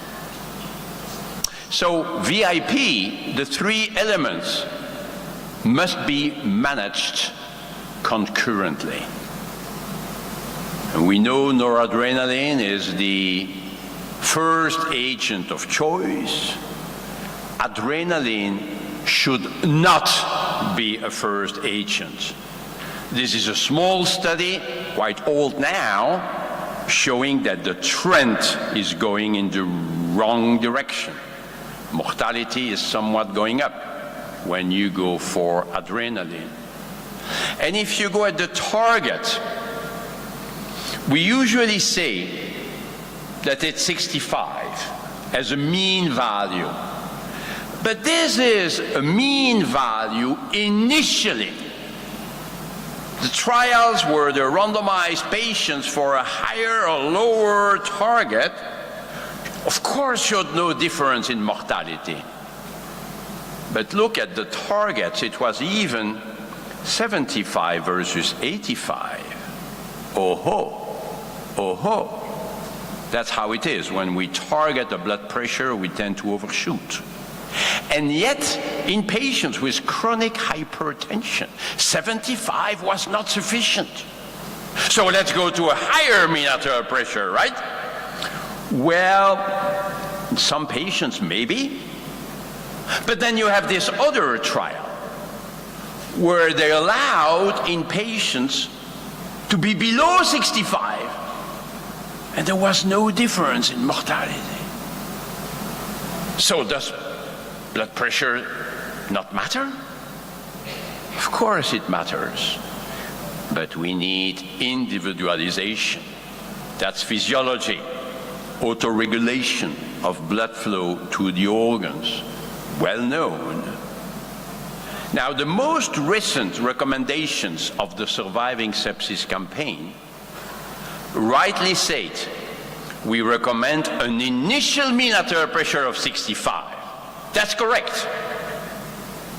But what thereafter? What should we do thereafter? And people drop the word initial. In our previous guidelines, we wrote, if initiated, vasopressor dosing should be titrated to an endpoint reflecting perfusion. And this sentence disappeared, unfortunately, in the most recent guidelines. So we said in this paper, wait a minute, we need to individualize this. We need to look at the patient. We cannot assume that one single blood pressure level will be good for all patients. Let's look at diuresis, consciousness, skin perfusion. That's what we call the noradrenaline challenge. With vasopressors, we need to be very careful about the risks of vasoconstriction. It's easy to increase blood pressure. We have a number of agents to do that. But the problem is when we increase vascular tone, cardiac output may go down. And that's actually the main reason why noradrenaline is our agent of choice. Because it has a little bit of inotropic effect. It can maintain cardiac output to some extent. There is a lesser risk of decrease in cardiac output. Because if there is a low blood flow, then vasoconstriction can become very harmful. The vasopressor therapy could harm. Maybe good to look at the diastolic blood pressure. If it's very low, maybe there is less risks than when the diastolic pressure is already high. And of course, we can look at peripheral perfusion. We can look at skin perfusion, because there are other options if the patient is vasoconstricted. We could look at it by the capillary refill time. I'm not sure we need to spend much time on this, but let's examine the extremities of the fingers. We may not need a particular device for this. In the past, we were measuring the toe temperature with Dr. Weil. Now, with our team, we look at laser Doppler to evaluate peripheral perfusion. The point is that if the patient is too vasoconstricted, it may be hypovolemia, it may be a poor myocardial function. We can look at it by echo. We can look at it by measurement of central venous oxygen saturation. Remember, in the emergency department of Detroit in the US, Dr. Rivers showed that when the SCVO2 is low, we could give more fluid, transfusion, or dobutamine. And this action may result in lower mortality rate. 3 studies subsequently were negative. They could not confirm it, but the patients were already resuscitated. They didn't have a low SVO2. So the point is that when SVO2 is low, it could be good to do something else to increase oxygen delivery to the tissues.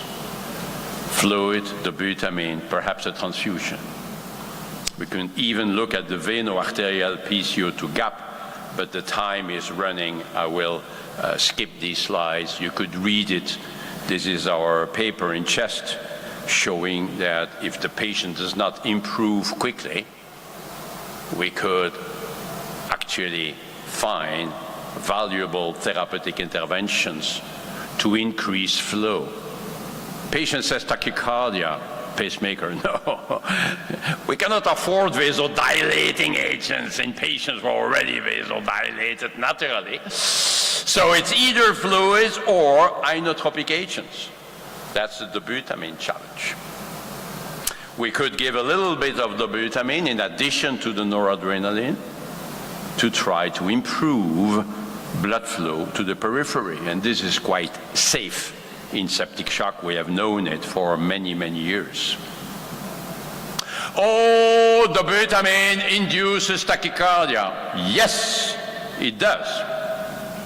Because any inotropic agent that we know will increase heart rate if it increases the myocardial contractility. Wait a minute. Tachycardia may be bad. Perhaps in some patients we should use beta blockade in septic shock. What do you think? Well, you could find this paper from Dr. Morelli and collaborators 10 years ago now, with very surprising results. A reduction in mortality rate with beta-blocking agents. But the control group has a mortality rate of 80%. 80% in the control group. So we and others wrote letters saying, you know, no. Last week, in the latest issue of the JAMA, you can find this paper where they used the same approach and they had to stop because it was harmful. But wait a minute, they looked only at heart rate, nothing else? I actually went to the microphone and I said, you know, this is unacceptable. Okay, it's published, okay, it's randomized, controlled. But when you have a tachycardia in your patient, you need to think at why this heart rate is fast. And if it's because the stroke volume is too low, because there is hypovolemia, cardiac pump problem, or maybe an obstruction, giving a beta-blocking agent may be very, very harmful. It's only when you have a supranormal cardiac output that you could do that. That's individualized medicine. So that's something of importance. We spoke about transfusions earlier on, and there may be a place for blood transfusions in patients who do not improve. But my time is really, now I'm reaching the end. Lactate levels in the emergency department, yes, of course. It's not a sepsis marker. No. It's a marker of altered tissue perfusion. Any form of shock will be associated with a high lactate level, typically above 2 milliequivalents per liter. And we can now measure it everywhere in the world. If you cannot do it, go to your hospital manager and say that in Antalya they said we need to have a lactate analyzer. And we could repeat the measurements. After 1 hour, the changes in lactate levels are relatively slow. But the idea is that we would like to see the lactate levels going down with time, not going up. Can it guide therapy? Well, it depends what you mean by guide. It helps to tell us whether we are in the right direction or not. But that's all. We should not wait for the next lactate level to decide what to do. Lactate levels change slowly. I will skip the part on vasopressin, which is not another vasopressor agent. We don't know really when to use it, but it's hormone therapy. Vasopressin is a hormone, right? So there are some interesting effects limiting edema formation, helping the kidney. So there are some arguments to give low doses of vasopressin early on in septic shock, early on. But we must make sure that cardiac output is normal or high. Once again, beware of vasoconstriction. So maybe if you are sure that cardiac output is not significantly reduced, you use small doses, especially if you are concerned about kidney function, especially if you are concerned about edema formation. Hopefully the doses are fixed. We should not really titrate the doses. Angiotensin II is also coming up. Maybe it will have some beneficial effects on the kidney, but it's very costly. It costs about 1,000 euros a day. So we need to have more evidence for this. Last minute, hydrocortisone. Should we give it already in the emergency department? Rarely. only if shock is very, very severe. We have one study from Australia showing no improvement in survival, but we don't know much about the patients. Many patients were not in septic shock. We don't know the lactate levels, we don't know the degree of organ dysfunction. And we have a study from France showing that in patients who have severe septic shock with a high lactate level, multiple organ failure, yes, corticosteroids can decrease mortality. So if you put the two studies together, you can see a benefit in the sickest patients, in the patient with the more severe form of septic shock. That's where we are now. We should find some better biomarkers. Right now, it's only the severity. So at the end,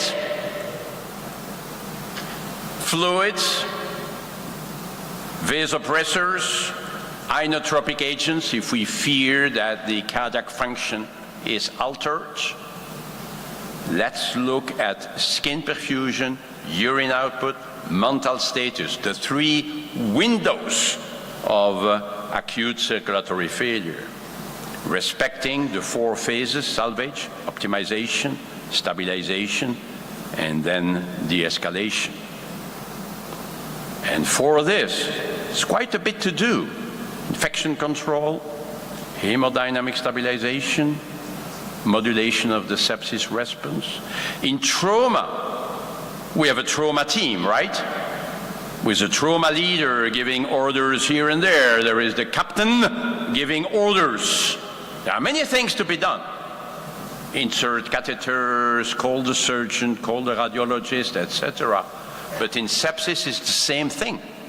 We also need the 5 tubes, the diagnostic techniques, the blood tests, microbiology, monitoring, noradrenaline, other agents, antibiotics. Yeah, antibiotics. Don't forget the antibiotics. Oh, there are so many things to be done. I agree. That's why we need sepsis team at 3 o'clock in the morning as well as at 11 in the morning. In our emergency rooms, we need to have teams taking care of these patients for whom time is essential. When every minute counts, it's the same team perhaps for sepsis and trauma and myocardial infarction. Okay, but we need to have these people ready 24 hours a day, thinking at these 3 parts of the sepsis management that must be conducted together. And that's how we can save our patients with this terrible problem of sepsis. Thank you very much.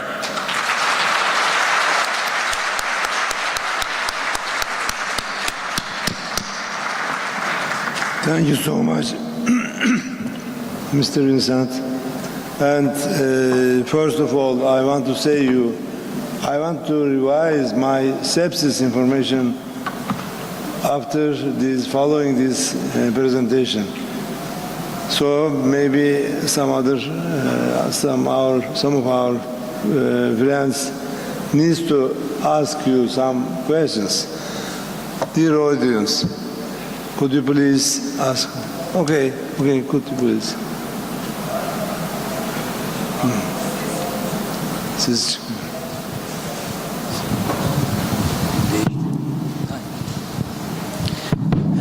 Dear Professor, thank you very much for this great and wonderful and excellent presentation. You explained and summarized the topic in a very short way, and you made me to love this topic. Thank you very much. I'm very grateful about it. My question is about that. I listened to you 10 years ago or 12 years ago. If I listened to you 20 years ago in 2020, perhaps, I may listen different thing.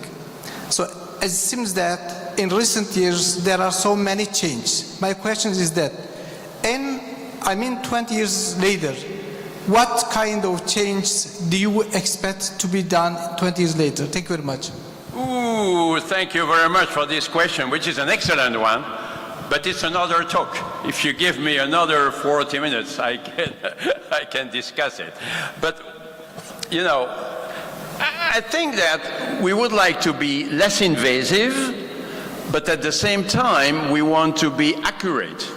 So at least for some years to come, we will continue to be invasive. The arterial catheter, the central venous catheter will continue to use it for a while, but maybe not in 10 years or 15 years from now. Echocardiography will be automated, as I say it, with AI programs, with artificial intelligence programs. We will see the heart on the screen and the variables being displayed on the screen, and that will help us to treat the patient in a better way. We will have better methods to identify the microorganism more rapidly, and this will help to orient the antibiotic therapy from the very beginning. And even sepsis itself will be better identified by biomarkers. We already have the C-reactive protein, the CRP. We already have the procalcitonin, the PCT. I think what we will do is first to bring other biomarkers, but also to combine them so that we will have a more accurate recognition of sepsis in our patients. I believe that we will have a better understanding of the type of fluids to be given, in particular when to give albumin, when to give red blood cells. Because right now we are in an era where we say, no transfusion, no. But, you know, if the patient has alteration in perfusion, the cells need oxygen. And oxygen is provided by the red blood cells. You cannot change it. So that will be another development. And of course, there will be many developments in surgery, radiology, better antibiotics or newer antibiotics, etc. We will benefit from the progress made in other fields. And above all of this, artificial intelligence or augmented intelligence, AI, in any case, AI will help us to better identify the problem and better treat it. We will remain in charge. We will not be replaced by an AI system, but the AI system will provide a very effective help to the team. I'll stop here. Thank you so much. Please bring the microphone here, the second line here.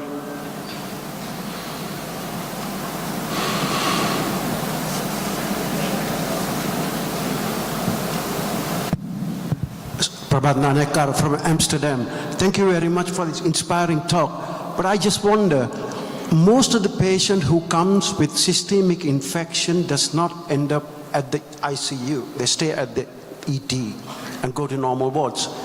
And in the Western world, at least, the sepsis is a disease of the elderly. They have no fever, they have hypothermia, they have no tachycardia, they have normal blood pressure, they have no low pulse rates and all that. This aggressive approach, do you think we should adopt our protocols to the elderly, because that's going to be the problem? Sepsis is a disease of the elderly, I think, and it will get more and more and more. I just wonder what you think about that. Yeah, it's a very important question, absolutely. But it leads us into the ethics, because what you imply, to some degree at least, is that we may have some therapeutic limitations in some of these elderly patients, so that we don't want to admit them in the ICU. But the treatment may be much less effective on the ward than in the intensive care unit.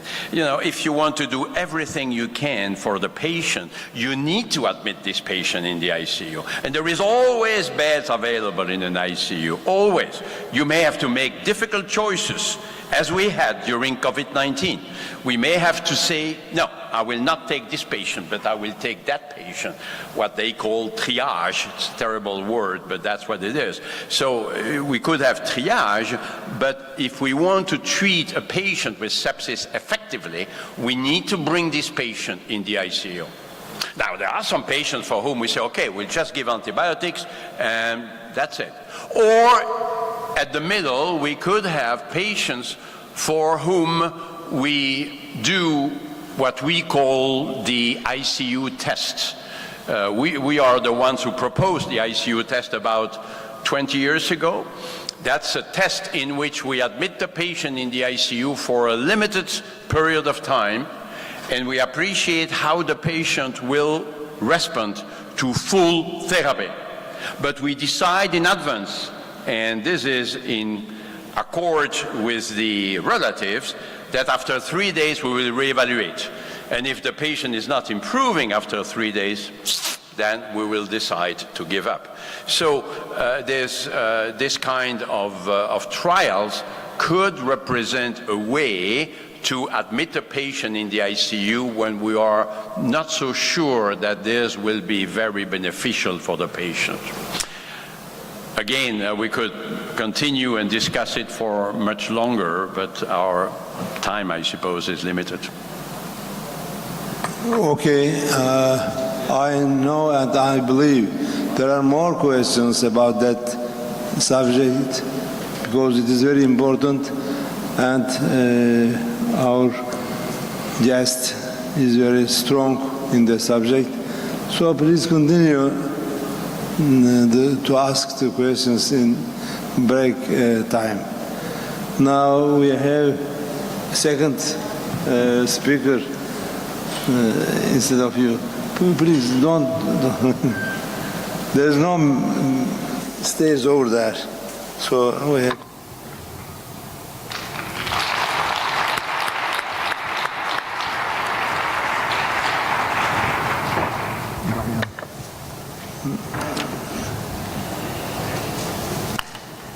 Now, a reflection on 20 years of practice. David Kerr will tell us about that subject. Please go ahead. Okay, everyone take a breath in.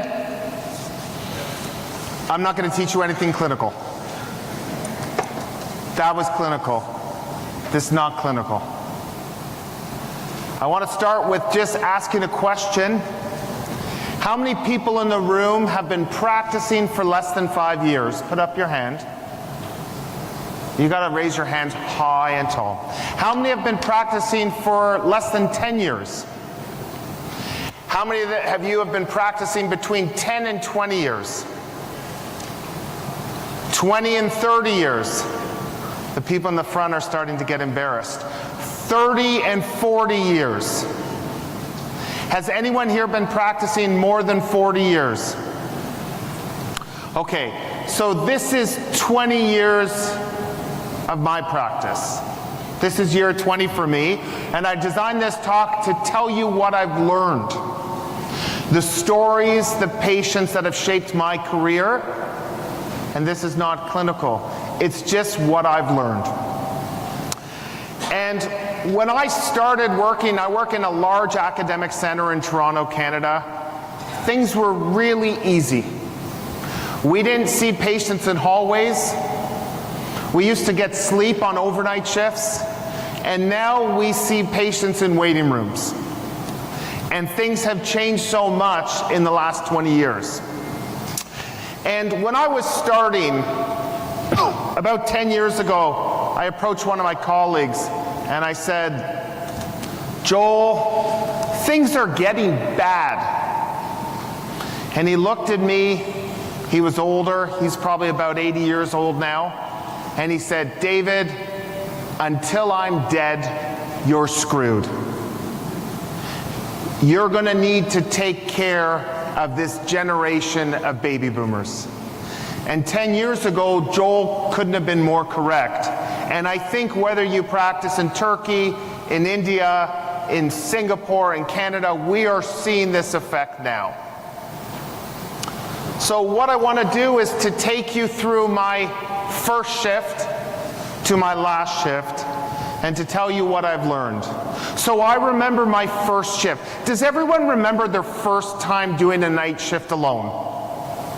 Like totally. And I remember that shift so clearly because I was waiting for that last person to leave and thinking about how many hours I would be stuck by myself and hoping nothing bad would happen.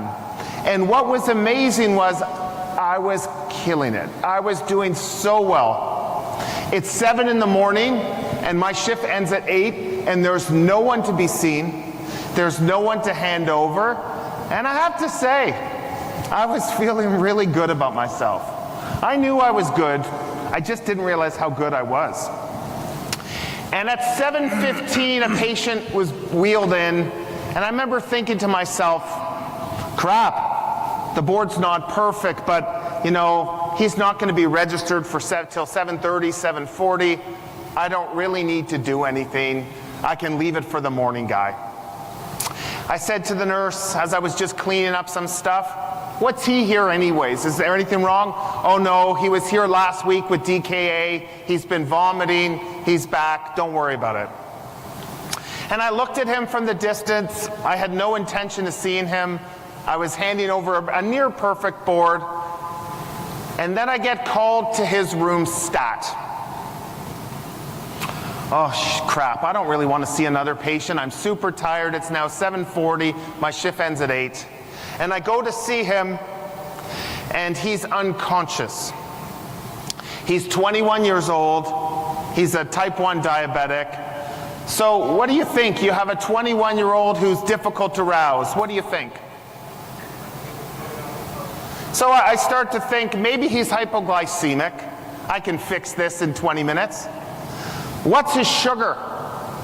Oh, we don't have a sugar yet. Okay, well, do his sugar. Okay, I just sit there, just, you know, twiddling my thumbs, point of care sugar, and it says high. And I said, crap. And I said, check his pulse, and he's PA. So it's 2003. And I start CPR. And CPR in 2003 is different. I gave him all these amazing drugs. I got him into PA, and then he went into VF. I gave him amiodarone. I gave him lidocaine. I gave him magnesium. I gave him bertilium. Anyone remember that drug? I gave him procainamide.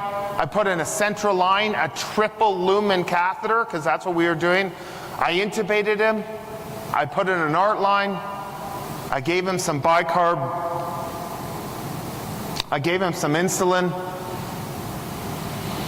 And 40 minutes later, he's still got no pulse. And I get his gas back. And he's hyperkalemic. And I give him some calcium. And I pronounced him dead. And I remember after that case, I felt gutted. How could I have not given calcium right out the gate? And I spoke to my friends, and they said, oh, Dave, you gave him bertilium, amiodarone, lidocaine, you intubated him, you did everything right. But in my mind, and I know what this guy looks like today, I know there's something I needed to do that I didn't do. And I learned that day 2 things. I learned that when I started practice, I used to be afraid of what walked in the door that would scare me. Throughout my journey, I've learned that the more important thing to get comfortable with is to get comfortable with those who walk out the door and not be afraid of them. But I also learned the most important lesson that day, and it's why I'm here today. If you want to save lives in the emergency department, teach. You don't save lives sewing up a drunk on a Saturday night. You save lives by teaching things that you missed, because you know others will go down that same pathway. And this was the first thing for me that had inspired me as an academic to want to make a difference, to say, you know what? I only used to think about calcium for dialysis patients. Maybe I should be more broad in who I give it to in an arrest state. The other thing I've learned in my 20 years is to listen. The average emergency physician will let a patient speak for 7 seconds before interrupting them. Are you average? I'm certainly below average. I'm more like a 3-second. And when the person starts with, in 1983, I developed this pain, and you're just like, just stop talking. We don't listen to people. And that's a challenge, and I want to talk to you about the art of listening. About 10 years ago, a 65-year-old man was brought into the emergency department by his 2 sons who were 18 years old, and they carried him to the waiting room from the car into a wheelchair, unresponsive. This was the family who didn't call an ambulance despite the fact that their dad was GCS3 and unresponsive. These are rare birds. And here was his story. On Christmas Day, he had had a cardiac arrest. He suffered from hypoxic brain injury, and 3 months later he went home. This was his first night at home. And he went to bed with his wife. At 7 in the morning, he was still sleeping. She went to make some tea. At 10 in the morning, she's still sleeping. At noon, he's still sleeping, and she starts to think, crap, like, I guess he's catching up for the 3 months of sleep he missed while in the hospital. At 2 o'clock, she decides, okay, he's been sleeping for 17 hours. I should go check on him. She can't wake him up. Imagine what she's been through. It's her first night with her husband in 3 months. And she brings him to our hospital. He comes to the triage, and I get called to see him stat by the best nurse in our hospital. You all know who she is, or he is, because you know when they're on how quickly you will run when they ask you to see someone. And I go see this person. I don't really know what's up, so I order a confusogram. You know what a confusogram is? Every single test you can think of. CBC, lights, creatinine, tox screen, thyroid, livers, urine, gas, lactate, CT head, extended lights, thyroid. It's all normal. The family doesn't want anything done. And the nurse, Ella, she walks over to me and she says, "What's wrong with the patient?" Ella, I have no idea. All his tests are normal. The family doesn't want anything done. She's quiet for a second, and then she looks at me and she says, "You know what's wrong with him? He's in status." I said, "What?" "He's in status. Why don't you give him something?" I said, "But he's not shaking. What do you mean he's in status?" She said, "Just give him something." "Why do you think he's in status?" "Well, when I triaged him, he was doing these funny things with his lips." "You have nothing to lose. Give him some midazolam." "Okay, you win, Ella. What am I going to say? Give him some midazolam. Here, give him 3 milligrams and 2 milligrams and, you know, keep her happy." So she gives 2 milligrams of midazolam. About 3 minutes later, she grabs my shirt and she says, "I want you to meet Mr. Johnston. He looks at me and he says, "Hello, doctor." And he was in non-convulsive status epilepticus. I had never seen it. I had never diagnosed it, and it's a big problem in people who've had hypoxic brain injury, of comatose patients in the ICU. This is incredibly common. But you need to listen to others. And listening to Ella was what is the reason that that guy was talking right away. And giving midazolam to patients right before I'm going to give them that intubation has bought me some people from avoiding plastic. Those people on neuroleptics, on antidepressants, history of seizures. Sometimes when I'm about to intubate them because their GCS is 3, I give them that midaz right before, and I wait a minute or two just to see if their LOC is from seizures that are non-convulsive. Do nurses ever ask you to come see them as a patient or to look after their family? Has that ever happened to you? The nurses in the department will say, "Hey, Dave, can you come see my loved one?" What I've learned in all these years of practice is the biggest compliment you can receive as a physician is when a nurse or colleague asks you to look after the person they love most. Don't get annoyed. Realize that this is the ultimate form of flattery when they want you to care for them. Every day we wake up, we have an opportunity to do some good, but there's so much bad that you have to navigate to get to the good. And this is Captain Chelsea Sullenberger, who landed his US Airways flight on the Hudson River in New York City. Sometimes we see a lot of crap, but there's inspiration in all the patients we see. Joe was a guy who came to our Emerge about 250 nights a year. Every single night, the chief complaint was the same: intoxication. I was doing a night shift about 10 years ago. I've seen Joe maybe 60 times in my career.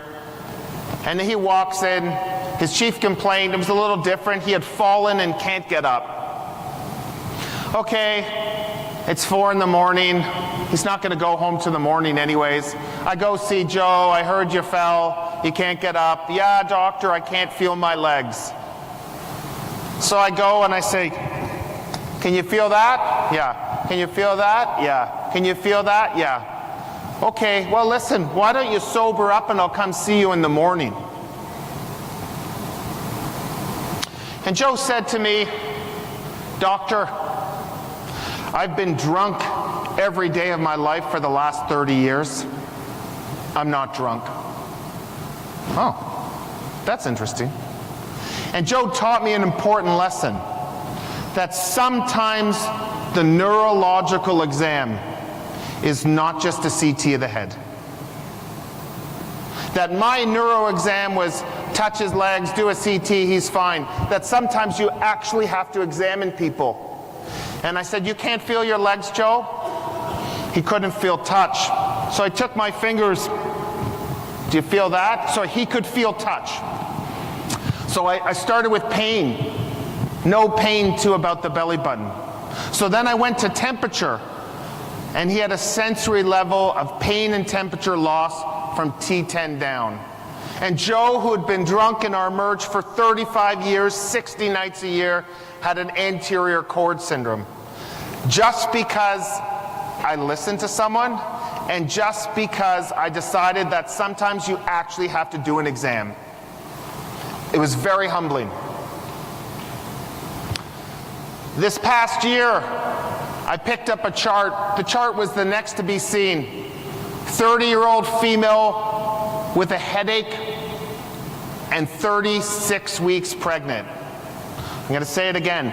35-year-old female, headache, 36 weeks pregnant.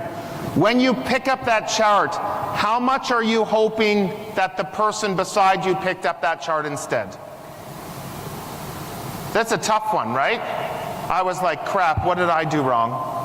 So I go see this woman. My first thought, okay, hypertension in a 35-year-old in her 3rd trimester. What are you thinking about? Shout it out. preeclampsia. Her pressure's 100/60. I thought maybe we could get it higher and then I could refer her to OB, but it wasn't high. And I was like, crap. So I ordered all the preeclampsia blood work. I went to talk to her. I was hoping that her pressure would be higher, because then I could just say she has preeclampsia, but it wasn't. All her blood work was normal. I do a real neuro exam because I sure as heck don't want to CT this woman. There's nothing to find. So I said to her, why are you here? You're 38 weeks pregnant, 36 weeks. Have you had preeclampsia? No. Are you sure you haven't had preeclampsia? No. So I said to her a question that sometimes I ask people, and sometimes it's snarky, but sometimes it's helpful. Do you come to hospitals often? She paused, and she had like a 2 out of 10 headache, occipital. And her husband says to me, doctor, can I say something? So polite. Polite people always have bad things happen to them. Of course. When my wife had an appendicitis, it perforated for 4 days before she came to the hospital. And you know how much that made me nervous. So I did a CT venogram and diagnosed a sagittal vein thrombosis that went all the way to her IVC. Sometimes you just have to ask people. She had a 2 out of 10 headache that got better with Tylenol. And the craziest thing about this case, and I don't know if you feel this way, but I feel that sometimes emergency medicine is what I ate for breakfast. Some days, for some reason, you connect with a patient and you understand them, or you see them and you can figure out that there may be something wrong, and you know in your mind that tomorrow you may not have figured that out. And that's the most humbling thing and frightening thing about our job, is I was so close to sending this woman home. I swear to God, 2 out of 10 headache, better with Tylenol, wanting to go home, but just something. And it's frightening because tomorrow I could have missed that. Nancy was a 74-year-old female. It was a Friday afternoon at 4 o'clock. I was just starting my shift. And the chief complaint said, tired and weak for 4 months, requesting a 4th opinion. Again, who's happy that they got stuck picking up that chart? 4th opinion. You can see the sarcasm in the nurse who wrote it from triage. So I pick it up. I have to go to the waiting room. Mrs. Smith? Mrs. Smith? So I start to think to myself, she must have left. The waits were long. I'm perfect. This is great. But in the distance, I see movement of an old person who looks like Mrs. Smith. I'm kind of hoping it's not her, but she's moving towards me. Crap. Mrs. Smith, come on. So we have a button on the wall that opens the door. I must have hit that button about 10 times before Mrs. Smith made it through the door. I swear I could have seen like 4 other patients. Eventually she comes here. After I've opened the door for her 10 times, I figure I'm going to bring her to the closest room possible so I can get rid of her short, because it took a long time, and this is a 4th opinion. So I go to talk to her and I say, you've been weak and you're sore all over and it's been 4 months? Yeah. And she can tell that I don't really care. Unfortunately, I'm grumpy. The rust and the cynicism has kind of acquired in my tenure. So I ask her all these questions. You saw this doctor and that doctor and this doctor and this person, and how can I help? So then I turn and I say to her, are you depressed? She pauses and she says to me, what year were you born? Okay, think about that. How are you feeling when she says that? Well, I get all defensive. Well, I don't think my birth has anything to do with you, so I'm not going to tell you my birth. Well, she says, I'm going to guess you're born in the 70s. Before you were born, I played tennis for Canada in Wimbledon. Oh, this is not her, that's Billie Jean King. I said, oh. She goes, and I look like looking at you, I'm in a lot better physical shape than you. I play tennis 2 sets, sometimes 3, every single day, 7 days a week, and all I want to do is be able to play tennis again. So you ask me if I'm depressed? I'm used to playing 4 sets of tennis a day, and now I can't even get out of bed in the morning. Of course I'm depressed. Does anyone know what's wrong with Mrs. Smith? I looked at her and I said, I'm going to order 1 blood test. And this blood test is going to change your life. Anyone? I can't hear well, but Mrs. Smith had an ESR of 120, and she had polymyalgia rheumatica. Now, this isn't the most exciting thing in your textbook. In fact, no one has ever in the history of a conference been invited to speak about PMR. But I'm going to tell you something. PMR, next to like a pulled elbow, is the best diagnosis you will make.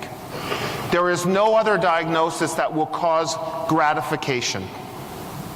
Now, every year, you know, my wife, she's an internal medicine specialist, and every year around the holidays, she gets chocolates, she gets champagne, she gets scarves, she gets tomato sauce.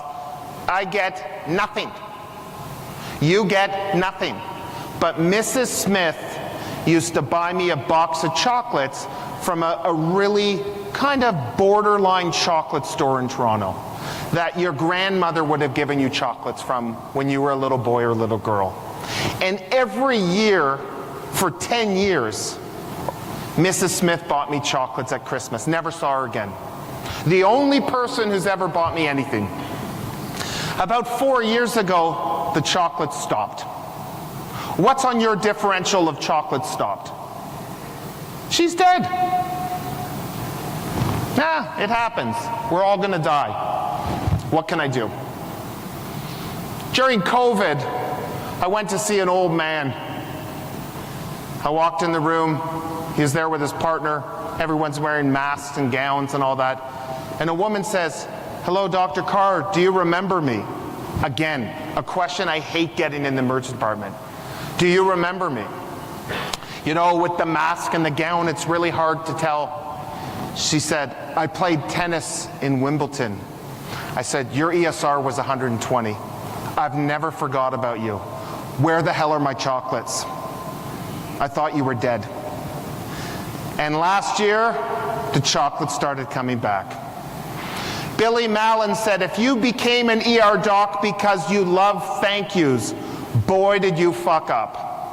Because your best work does not know who you are. And in emergency medicine, it's very thankless what we do. It's very thankless. You make the diagnosis of an aortic dissection, the patient is going to think the surgeon is God. But you're God. And you have to realize that you need to celebrate yourself in this job.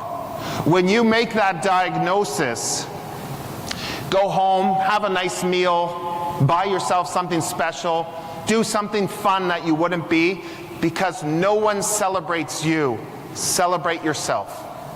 It's the only way to succeed and to survive in this business. So my interest clinically is hunting for zebras. I have spent my career looking for diagnoses that other people struggle to make. And people will say, Dave, you see all the cool cases. Okay? I want to tell you a story. A young woman comes in to me. The chief complaint is rash with their period. So, you know, I'm an emergency doctor. So rash during your period, I'm thinking she's got toxic shock. really cool, really excited to see her. But she says to me, yeah, I get this with my period every year for 18 months. Every month. So I said, well, you can't get toxic shock every month. You're no longer exciting to me. Every month you get a rash. Yeah. Can I see the rash? Oh, I don't have it anymore, doctor. So why are you here? Well, you know, every month for 18 months, I get a rash right before my period, and then I get my period and it goes away. And you don't have the rash now? Do you have a picture of it? No. But you're here anyways and you have no rash, just so I understand. Yeah. Okay. Do you care about this woman? Do you find her interesting? I see an honest reaction, which is a lot of us couldn't care less. She has no rash, her vitals are normal. This has been going on for almost 2 years. Why are you here? Now, Michael DeBakey would say, no physician can diagnose a condition she never thinks about. DeBakey never had the internet. So what I did, because I thought she was interesting, is I go to Google and I type in rash that occurs before menstruation. And it shows... Mr. David, you have 2 more. I'm going to go a bit longer. Okay. It shows that she has something called autoimmune progesterone dermatitis. Have any of you heard of this? No. So I walk in the room. I said, oh, sorry about that. You have classic APD. It's classic. Once you see it, you'll never miss it. Your options are either we take out your ovaries, but that seems drastic, or maybe you see your family doctor and go on the birth control pill. But it's classic. What the point of this story is if you want a fruitful academic career, you must be curious. If you're not curious, then you become average. You don't diagnose zebras. I had no idea what this condition was. I may never see it again. But by typing 4 words on Google, I was 100% confident I made that diagnosis. Wild. I leave you with one final case. This happened this summer. We had a lot of viral illnesses, and I got called to see an 8-year-old boy. He was wearing Spider-Man pajamas, and it was a febrile seizure. Is anyone nervous to see a febrile seizure? We got this. We see this pretty often. Temperature was 38.5. Apparently hasn't been well for 3 or 4 days. Parents brought him into the recess room, or to the room. He had had a seizure with EMS and another seizure. So I went to see him, getting a little bit of the story from the paramedics, getting a little bit of a story from the family, and all of a sudden, he has a cardiac arrest. I've run a lot of arrests in my career, but I can count in one hand, and not even all of it, the number of arrests I've run in children. And I can't count any of them that I've seen talking to me who've arrested. My brain was like mush. There are all these formulas you knew for ET tubes and chest tubes and medications. My brain was nowhere. I pulled out this Breslow tape and I ran this arrest. And, you know, with adults, we take so much pride. We don't ask for help in a cardiac arrest because they're kind of supposed to die if they're 90 and have a cardiac arrest. But the pediatrician came down. I was running this arrest, and she said, why don't we call the intensive care pediatrics at the other hospital? Because I didn't have pediatric ICU at my hospital. And they walked me through that arrest. And I did everything I could. And we did everything we could. And I knew where this was going. And I looked at the wall for something that I've done so many times in my career, and the parents were in the room, and I couldn't say the time of death. I couldn't say that number, and I still can't say that number. I didn't know what to say with these parents of this 8-year-old here. So I just kind of said, you know, I didn't say the number. I just said, okay, we can stop. I didn't know what to do. And then, you know, you haven't seen a patient for an hour and a half. Someone comes to you and says, I've had back pain I've been here for 9 hours and I've had back pain for 2 years, and somehow you have to smile and you have to pretend that that didn't affect you.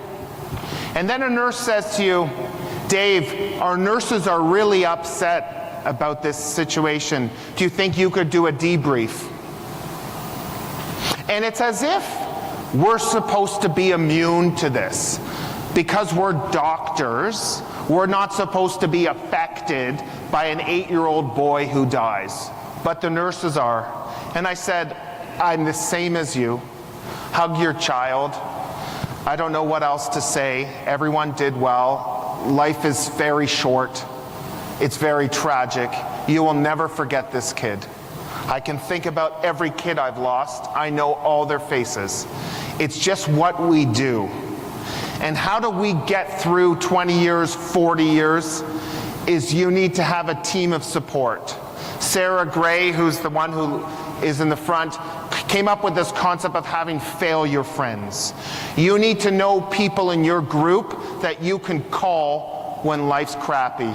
And you might need a failure friend for your marriage. You might need a failure friend for your divorce, for raising children.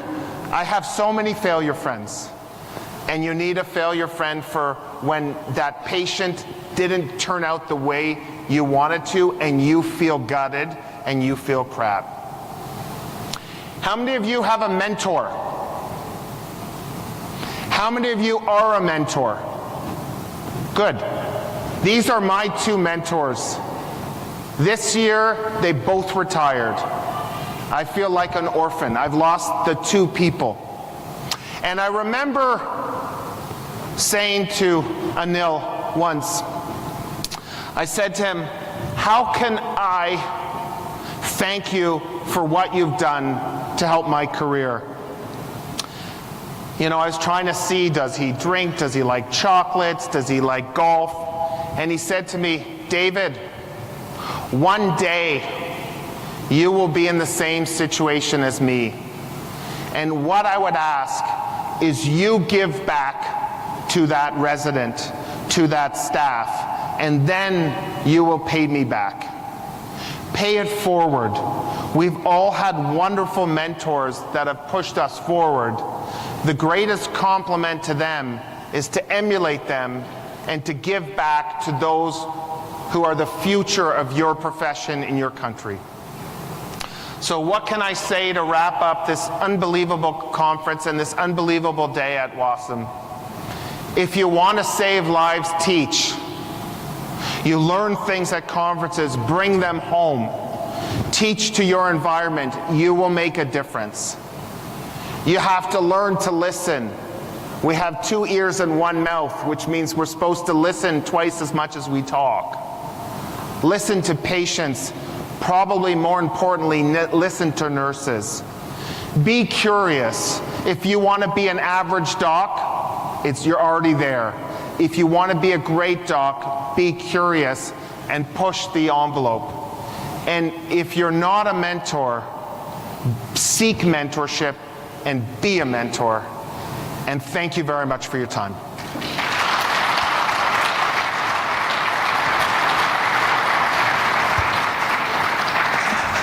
Thank you so much, Mr. Kerr. And they were, all the slides almost, were very nice reflections about life. It looks like there's a big party tonight, a big gala, right here, 2015. What's the dress code, Bashar? Do we have to dress up nice? A tuxedo? Everyone come celebrate tonight, 10:15, 8:15, and we'll see you all later.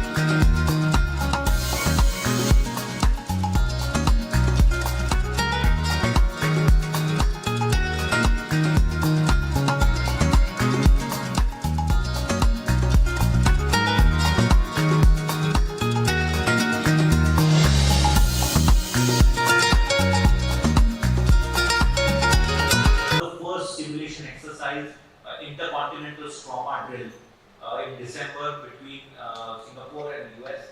We'll tell you the results of this trauma drill, which will lay the foundation for our paper. So we are going to do the experiment of trauma alert and see where we fell off course, and then we will start building the evidence, and we plan to, before the next meeting, have the trauma alert published out.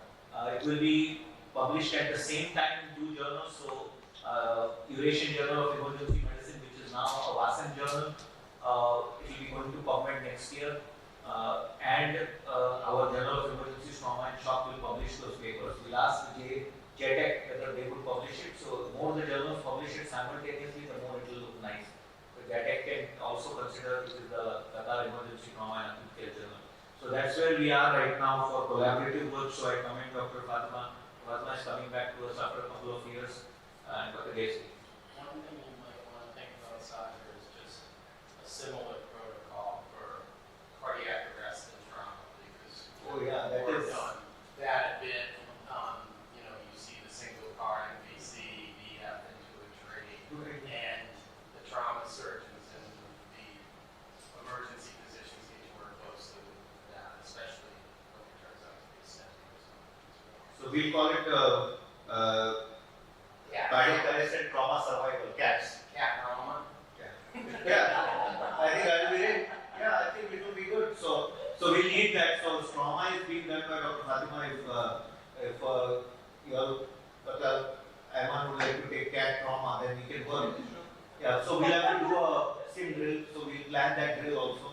And the way we'll do this paper will be unique. Sal, if you are listening, the way the paper will be done is first will be simulation, which is a unique way of creating evidence and consensus, which has never been done. So this was an idea which was between the experts. Is they are not going to look at data. They are going to do real-time sim and then develop a consensus, which is very unique in the world of innovation.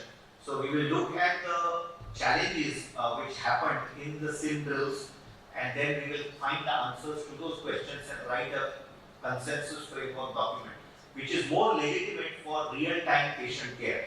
Not based on published data, but on real-time data, and then we solve the challenges. It will be unique. So thank you. We'll go on to Dr. Alvi, who will update us on TopCom, and which also coincides with Pia Daniel presenting the first WASM fellowship, and so then we go to fellowship training. Thank you, Professor. Just want to confirm the TopCom for next year, 2024 in Kuala Lumpur, and it's going to be tentatively from 23rd to 24th. And it's going to be Kuala Lumpur, or we may even go to the Langkawi Island as another side island. So it's subject to about convenience, notifications, and everything. We will book on my team. And second thing is we also TopCom has gone to Nepal. This is the second year TopCom was sent to Nepal. So we are collaborating with Nepal now. We're also going to be collaborating with Indonesia as TopCom. So TopCom with WASM and it's going to ASEAN partnership. And the next year's program will be a collaboration between all ASEAN partners, and they will be it's going to be more unique and more of the EMT teams will come in, and we may test the such a rescue simulation, and that is what we have to do. And we need it's going to be a Ministry of Health as well as the government and private university partnership, and there will be a lot of the Nation Red Crescent Society will come in. So we hope for your support and your commitment and your participation. We're looking forward to that. Thank you. So Alvi has done a fantastic work of branding TopCom. So TopCom will, the national TopCom Global WASM TopCom always happens once a year in the early rainy season, so in June, July. It will always happen in Malaysia, so if people want to participate, they can. But we are also conducting sessions to build the preparedness in Indonesia, in Nepal. We are going to come up with a Turkish version soon, so that we can offer it in Turkey, because it's uniquely one of the biggest WASM's initiative is to bridge the linguistic barrier. So we are going to work on the linguistic barrier. Dr. Mizobata could not come because of his, he was not feeling well, but Dr. Mizobata is also going to work with us, and we have some presence in Korea through Dr. Salvatore. So we are going to bridge the barrier of linguistic divide when it comes to research, education, and patient care. That should be a very big part of ASEM's agenda, is that we have to reach out to our colleagues in Africa which speak different languages.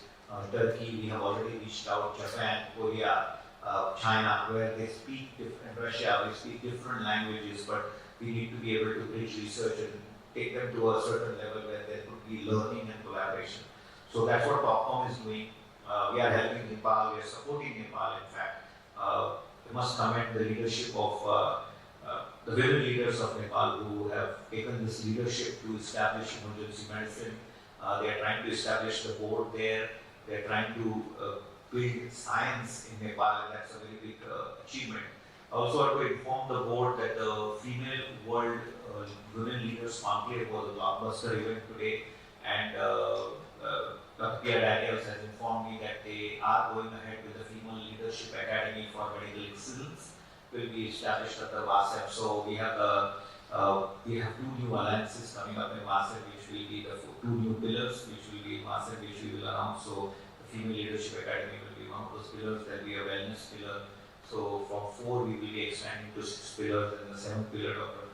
Thanivansi confirmed of the critical illness and injury. So we are literally in our 10th year, we have doubled our pillars, and that is a very big achievement for the group when it comes to things. I would like to request the board, one thing is the agenda item is to think before the paper and start publishing more articles collaboratively with WASEP names. So that is very, very important, that it has to be a World Academic Council statement on this meta-analysis or this joint studies and surveys. So that will be very important. So when the trauma study or the CAT study will be published, it will be a WASEP initiative. So things like this, try to come up with white papers, documents which can be published. We have access to journals.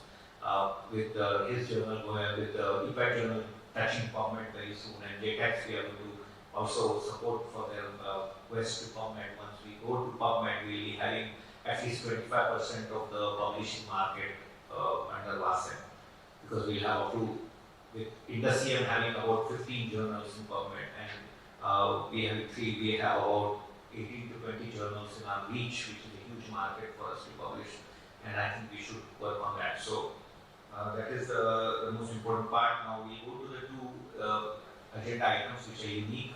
One is the WASEP Disaster Fellowship, which is very kindly being given under the WASEP name, and the WASEP Collaborative Fellowship in Qatar for trauma critical care for nations where trauma critical care has to be built. So I'll first speak to Dr. Hassan Tariq and the others. Thank you. This is actually a fellowship in, as you remember, we discussed it so many times. It's a mini fellowship. The plan was, we currently have a full fellowship, which is actually 2 years, critical care fellowship in trauma. But that's a different fellowship. This is a fully paid and sponsored fellowship. Whereas the mini fellowship is actually plan to have exposure to the trauma system from pre-hospital all the way to rehab. It's a 2-month fellowship, and we actually secure the financial support for it for 12 candidates per year. We secure also the approval for accommodation. We stuck with the license.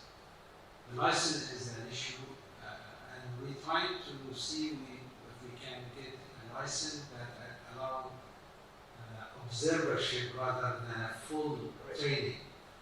So we are negotiating with medical education for observership rather than full fellowship. That's the hurdle that we're trying to come over. But the others are already aligned, the curriculum and everything is set for more than 2 years now. Unfortunately, it's just the licensing issues which is we're trying to solve it, and hopefully if it's solved, we're trying to education, then we should start soon. So, thank you. Thank you, Doctor. So, Dr. Asani, once the fellowship is announced, we will work on the agreement that WASEP, the conduit that WASEP will publicize it on the website, and the selection will be jointly done to make this happen, because I think exposure to an American style trauma system, which is so uniquely a joint commission approved, ACGMI approved, existing in Qatar, will be very big for Asia and Africa. I think that is very, very important, because we need the support also to develop emergency and trauma system in the whole of Africa. That is also a very big area of need right now, and a very big area of growth where we could make a difference. We have our partners, Dr. Joe Boni, Anna, Dr. Boten, who could not get a visa to come to Turkey. They were trying to get a visa because they have to, there's a process, a paper visa. So we have our presence in Ethiopia, Kenya, and I am going to have a meeting with the Kenyan Health Minister soon, so we are going to have a presence there in a very big way. And I think that many fellowships like this, and that's when what PI is going to present is going to make a huge difference. So I think observer model also will work. Tomorrow, if it works out to be a clinical model, that also works. But we are just getting exposure to the research division led by Dr. Alminia and seeing what you do and understanding the processes is very important. Clinical skills they can do in their country, but the process management, operations management is very, very important. Before I go to Dr. Qazi, I'll tell you, in my experience and our studies conducted across the world, we realized that the greatest problem to developing emergency medicine was the lack of understanding of operations management. Everybody knows how to manage a trauma, everybody knows how to treat a chest pain. They just didn't know that ER has something called, and trauma has something called operations management. There's something called as patient flow, there's something called as metrics, there's something called a movement. They just did not know.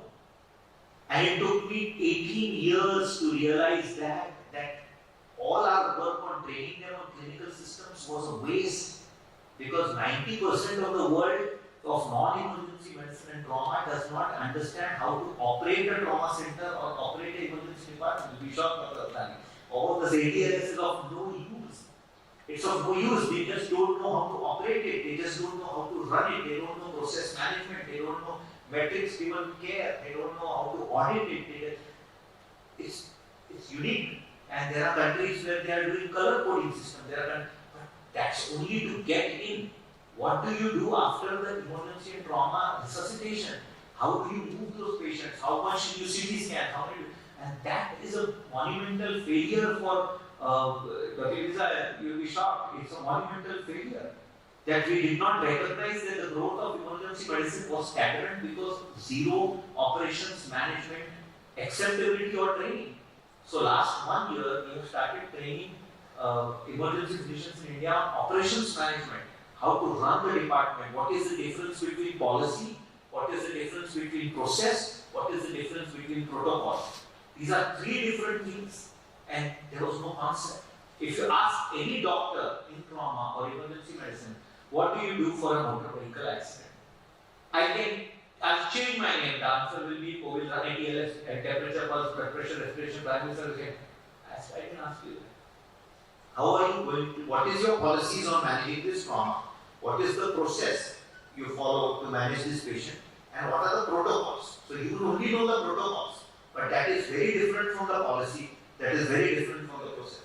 And that was one of our greatest failures, which I humbly accept, is now we have quickly moved away to that, and now we are focusing on operations management. Dr. Kari. So that should be a part of the fellowship. Thank you, Segar. Thank you, Lisa. Dr. Athani, I actually had two items to talk about. One, I talk about that you mentioned items. I think it's very important to discuss. It's a little bit of bomb in this meeting, so I will have to come back to it. But I said, there is a question about the Athani, you just said here. The limited amount of information I am hearing right now raises one concern and a lot of I can tell you from my work in Lebanon, one of the main issues that I've been working on over the years, and I finally now have a minister who's busy and wants to make a reform with limited resources, versus others who are more with corruption and selling and buying and importing equipment and medications and commissions. So now we have different minister. The minister we have is actually because he needs to train the GPs to become to staff his fully funded hospitals. So he's willing to actually work with me on reforming the system. I'm asked to reform includes many prongs, many elements, a handful of elements, so many. But two main ones include the categorization of hospitals across all the acute care facilities. Categorization based on trauma, critical care, and emergency capacity. Who has a blood bank? Is the blood bank really a blood bank, just a license? What is the trauma preparedness? Do we have surgeons who have the responsibility? Who are available to really take care of these unique needs? Are we going to listen to the whole hour? This kind of system, along with the issue of residency review committee, is something I met with all 7 deans and all 7 medical schools in Lebanon. And met with the dean and the president of the Union of Physicians, and we are at the point where we would like to do that. So when I hear about the availability of a fellowship, I see opportunity. I see opportunity because I presume, and I don't know, but I presume that Qatar is a very good system. And I can tell you one of the things that came up in my meetings was the fact that who are we to go to another university and tell them the hospitals need are not at the level of being 1, 2, 3, 4, 5. So the discussion with our Saudi friend in the MEMC in Rhodes, with Dr. Majid Salam and others, was that potentially we could, that's what there is a role for Wasam and for Qatar, was to really have non-Lebanese come to Lebanon, and the Lebanese come to Saudi Arabia, and the Saudi, do this exchange where we have people voting and then deciding on the category of the credentialing of these categories. And I'm not talking about your commission accreditation, I'm talking about really categorization based on capacity of preparedness. So you bring us a very good opportunity. And I think it is time to look at how we can combine this beyond Qatar, via WASA, with your help, and use these activities. Now, you mentioned the 2-month fellowship, that's my concern. Once we use the name fellowship, something, we have a law and did unintended consequences. Have we defined what the fellowship means, and are we putting the name of WASA next to a 2-month fellowship? 2 years. 2 years of fellowship, we have two different types of fellowships. Should we use the same name for the public, or could we do better for this time? You mentioned the licensing issue. I can tell you that the licensing issue, I know that we can send people from Beirut to your leadership. We have our board, we have eligibility, so I'm sure we can determine your fellowship. But the idea I want is, what do you need people to come to month? I mean, so I just would like more information, and perhaps if it was a 2-3 year fellowship, I would understand. But the 2-month fellowship, what is your objective? Why would Hamad do that? Thank you. It's a called actually mini fellowship. It's not the reason for that is actually we're bringing people who are qualified. It's not to enhance their training. It's only to actually go through the system.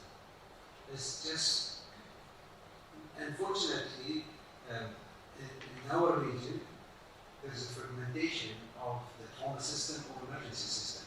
So we have EMS under different umbrella, we have emergency under different also organization or authority, and then we have rehab and hospital different. We are lucky in Doha because it's a small country and 95% under the same umbrella which look after the whole service in the country. So ambulance service, hospital service, rehab, integration with the community is under the same head.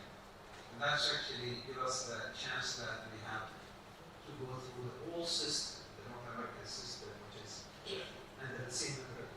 It's a national ambulance service, it's a national drone service, and it's a national rehab support. So all the things under the same umbrella. And so the one who will come for trauma is not somebody going to know how to do station. It's just to see how ambulance service work, how the National Command Center coordinate, the dispatch system and then how the trauma system in Hamad works, all the components of the trauma, and then the rehab center. And during that time, they also can go and do some research at the same time. So we have also a strong national trauma database, which is actually we work with North American National Trauma Database with the people also with American College. And this is the only center outside North America, submitting this from 2011. So that's actually what's the benefit. I think that the one who's coming mature will have a chance to go through this without going to North America. That's the only thing. But we can discuss also the application for the formal fellowship, which usually is very tough because most of the candidate is from within Hamad. It's too old, but it's very difficult. Thank you. Yeah. Can I just say one thing related to that? Before I went to Jefferson, I was at Penn, and they had an observership, and it was doctors from Sweden who came over, and I believe they stayed for 2 months, and they were trauma surgeons in Sweden. They were coming over sort of to simultaneously learn about how our systems work, what our patient flow is, how our helicopter transport system, and then also to observe and do simulation in penetrating trauma because they saw so little penetrating trauma in Sweden at least 10 years ago. I think that's changed a little bit. So it's just something to think about. And Bill Schwab or John Pryor, I'm sure would be willing to talk about just some logistics in their experience. Maybe PI speaking. So I'm the fellowship director for the Disaster Medicine Fellowship at SUNY Downstate Hospital in Brooklyn. And what we did is I adapted the fellowship, the one-year program, and initially really designed for emergency medicine physicians, but we've actually, the director of our PQ has done the fellowship, so we broadened it to other specialties. And we adapted it so it could be remote. So essentially the exact same curriculum that the fellows who come train with me in person, we adapted it so it can be done remotely. To give you an example of how it's worked, we tested it out about 2 years ago. So I had a fellow who was a doctor in my facility, an ER graduate. And then I had Dr. Giovanni, who was an ER attending in Ghana. And then I had a critical care doctor in India. And so the three of them were doing this fellowship at the same time, following the same curriculum. And so the beauty of doing it this way is that every sort of assignment they would do would be tailored towards their facility. So for instance, when we were on the block of chemical disasters, each of them would have to review the plans or policies for their facility, or if they didn't have one, and create them. And then they would have to develop training, and they would have to train at least 50 people in their facility. And through that block, we would meet once a month, and each fellow would then present sort of what their institution was doing. So not only were the fellows learning the knowledge, but the institutions they worked for were benefiting, were getting a new plan, were getting staff trained, and they were learning from each other and seeing, okay, what's the difference between the policies in New York, in Ghana, and India. And then as part of the fellowship, it's always a research, either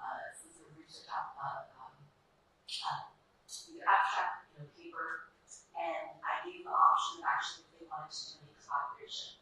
And so each of them did their own academic project, but then we started to look at creating databases that kind of included all three facilities and sort of looking at doing joint IRBs between them. So it really, it's a one-year fellowship. The curriculum is accredited by my academic institution, SUNY. It's the exact same curriculum that the U.S. doctors get when they rotate with me, but it is always directly applicable in real time to the facility of the participant. And so that's the model that I've done so far. A newish model that I'm developing with Dr. Ali that hopefully will be starting in January is that Dr. Ali would like to give me 15 fellows that are going to be doing it remotely. There's going to be more diverse, so there'll be a mixture of ER physicians, some other types of physicians, maybe some other healthcare Again, everyone will follow kind of the same topic month by month, but sort of approaching from their sector. And the beauty is that we meet virtually once a month. We kind of review things so by having sort of one country with multiple sectors, now they're going to be able to kind of see what other sectors are doing. And so after the sort of pilot version of this program, the idea is that in the coming years, we'll have, again, multiple countries, again, everybody learning from each other, doing collaboration, trying to take their research projects and see how they can kind of collaborate that. So far we've tested it with just, one fellow from 3 different countries at the same time, worked really well. And then this next year, I'm testing it with 15 fellows from the same country, but from different kind of parts of the healthcare sector, to see how that goes. And then the goal is eventually to kind of do multiple countries, having multiple sectors from each country. We're learning from each other. We have joint journal clubs, and then ideally joint research projects.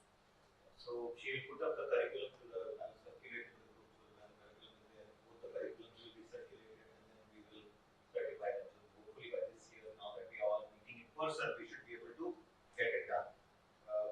We have already discussed about the ultrasound and the WHO, she said. The other part which I want to inform the board is the mic. The part.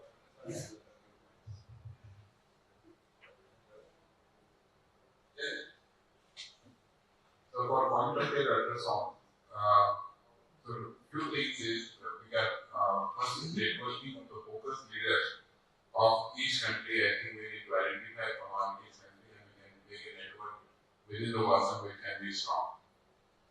Number 2 is developing a common agenda for working on education, training and research on focus. At least the participating country, after we meet the networking of leaders, we can develop that. Third is the scope of practice, which is very important for doctors, nurses, and also how we can bring sonography to undergraduate medical education. These are the 3 things because there is availability across the world. If you see developed, if you see US, they already brought into undergraduate medical education when you're learning sonoanatomy, sonophysiology. When you go to clinics, they are learning point of care ultrasound. So these 3 things we also can adopt quickly, and work towards it. I think this can be done. So that in future, because of smaller machines will become like a pocket, ultrasound, we can do adaptation of the technology to bring it in regular use. The next big point is doing regular networking meeting of focus leaders virtually. We should do, this is a regular phenomenon, which we can do through our WASM, arm. And developing a fellow program, like we're discussing our fellowship in simulation, fellowship in disaster medicine. Similarly, fellowship in point of care ultrasound. This can be discussed and we can work towards it, this common agenda in developing a global fellowship on point of care ultrasound under the banner of WASM. That is what I think Sarah also yesterday was talking about that. So this can be some of the agendas. So I think we did this in meeting again, on the last WASM also.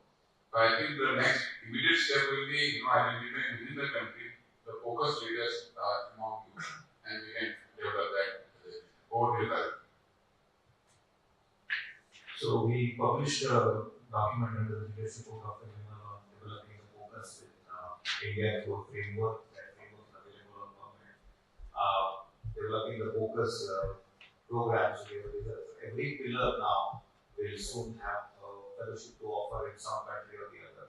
So disaster has one, critical illness and patient care. Focus has to develop it. I've submitted an idea to Dr. Bowie. You should be able to implement it and be WHO certified. We're going to do it digitally. It's a unique model which I'm developing. We have a lot, by the way, we have a lot of digital strength. Because of IndusIM being a partner, IndusIM was very digitally driven. I tried to explain to all the members as we open this discussion for a quick discussion on the research part. We are welcoming Poland group with Dr. Spack is joining us. He's one of we have 2 big scientists in the group who are mega published, Prabhat, Salvatore, Dr. Spack with over 400 publications in literature. I think the research agenda has to be developed. I want the research leaders to understand, which in the last 5 years of me working with Prabhat, is that the level at which Hamad, your work, Dr. Gayeski work is here. The world is not yet there.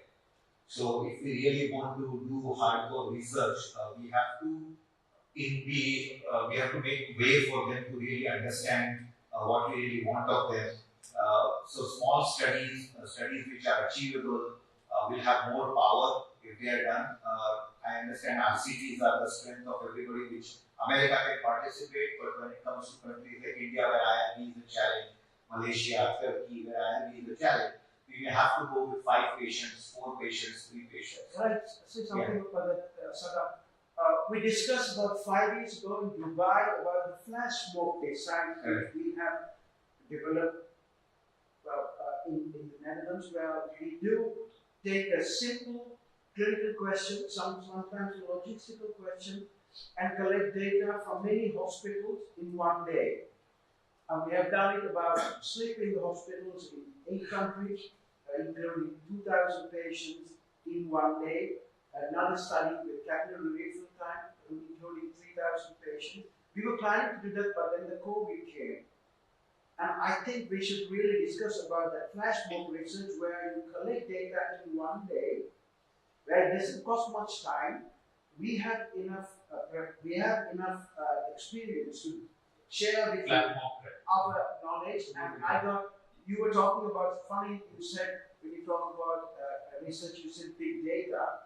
We also got a big data unit now with new PhDs, and we are working on the first randomized controlled trial using big data in the world that we started the 1st of December.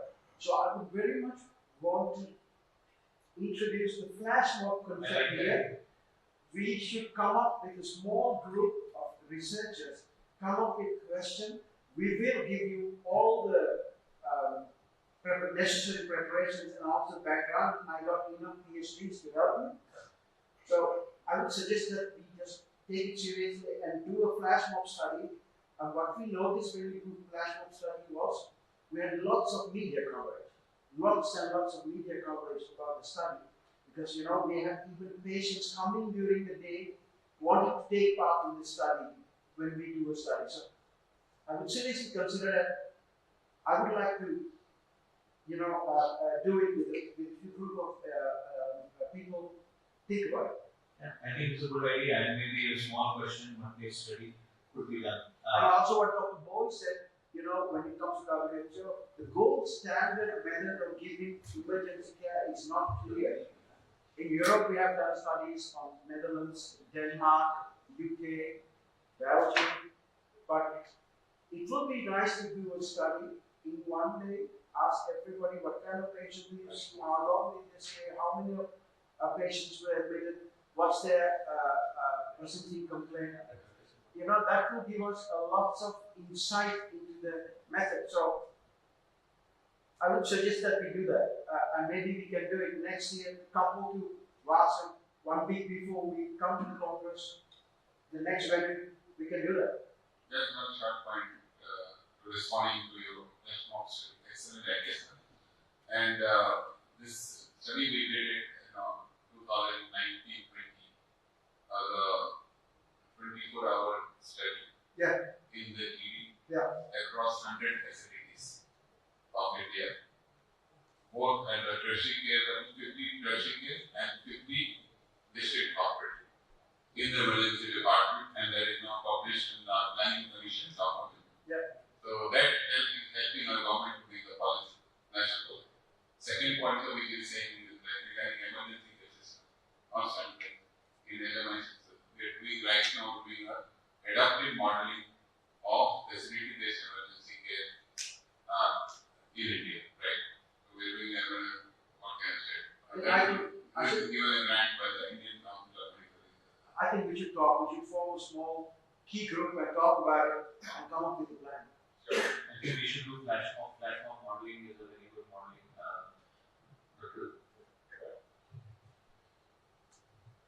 Sure. This is a great idea, and I think we can cooperate. If you have any or you scan the all contacts in send you the email about cooperation, because firstly, cooperation also with many hospitals, even looks like my company has on own 15 hospitals in Poland. And besides, I think I'm good in meta-analysis, so if you in the future you will have some ideas for meta-analysis, I can contact it together with you, and then, for example, send to you to create some draft, and it will be also fast way to increase the number of publication. And I think, as we're sitting here, if we publish any articles, maybe we will agree that from today we will also sign the affiliation of us and our names. And for example, after the full name of the list, we should put that this is the team of Boston. Yeah, it's like what we do is we have lots of collaborators. We give them all collaborators, so they will all go to the publication of format. We'll be doing a flash book in a couple of months in the UK and Denmark. Maybe after that, next year I would say we'll prepare well. We'll talk about a research question. We need to have ethical approval. We have enough experience with doing this multi-center study. We could do something nice together, and then we can propagate it through Acil, flash mob.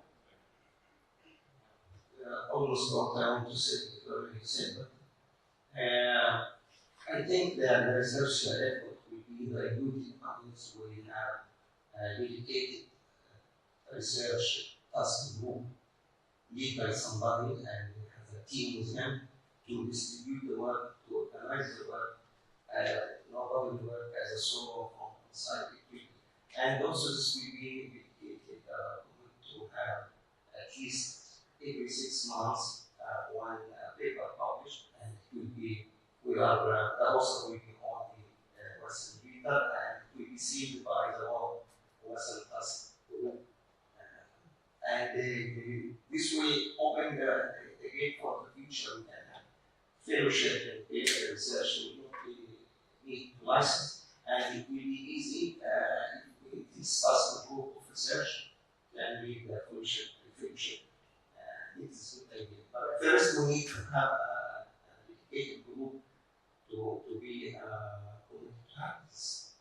So I'll create an email group between the three. Anybody who wants to join can join, and then we'll distribute the work. And we can offer PhDs also. In our institute also, we can offer PhD to students who want to come and do research. So I will create a research group. So we create a pillar is already there, so we can have a team of top people who are good at data analysis, good at processing, and maybe one meta-analysis a year and one real-time study a year could be, or once in 2 years. It doesn't matter. We have a meta-analysis team also. So I suppose one meta-analysis will be not problematic because I publish about 100 publications. yeah, but for the master's sake, Yeah, but from this day, each publication will be also publication of Basel. Yeah. If we increase and we cooperate together, the number of publications will increase diametrically. So, and we have a full portal where we list the publications. We could do that. We should send a research letter around once in 2 months when we start something new. So if you want to collaborate, we can collaborate. Okay. And I think we should do that. And all of you have the email, so you are all on the group email, the readers. So you can email back to the group. Just change the title so that the stacking of the email doesn't happen. The emails doesn't get lost. We have a group email. Yeah, group email is there. So I'll re-put you in that. Yeah. So yes, Aruna, you have one. We have to move fast on the agenda. So please. I just want to say, actually, your whole words about process management, this which you have been doing in Sri Lanka, recently started, right? And the other thing is about this focus. Although we could not come there physically due to our economic position, but we have enough expertise and we can train many people from different parts of the world, provided that you you give them some scholarship and some other side. Because Sri Lanka money is very cheap now, right? So in that case, you can organize many training programs throughout the people program and many institutions throughout the world. And the biggest thing is that new house administration is about which we were given a week. And he lost manager to our category, he lives next to a large manager there of Western India. So, in this, we can have a very nice future. Thank you everyone for offering trauma and the other fellowships to Dr. Azani. Hope that we can collaborate in the future. Our organization will be over by 3 months' time as picture. So after we can work together, and besides time, I am willing to gain as many people as possible from other countries, provided that we give them some kind of study. That's what I would say. And you are again emphasizing the process management principle, which is a must. And actually on this business management as well as some of the notes.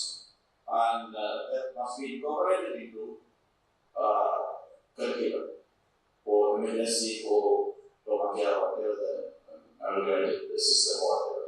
And my friend Professor Babala's concept of national can be incorporated into any focus as well. Thank you. I know Sri Lanka, I'm Sri Lanka too, so Thanks.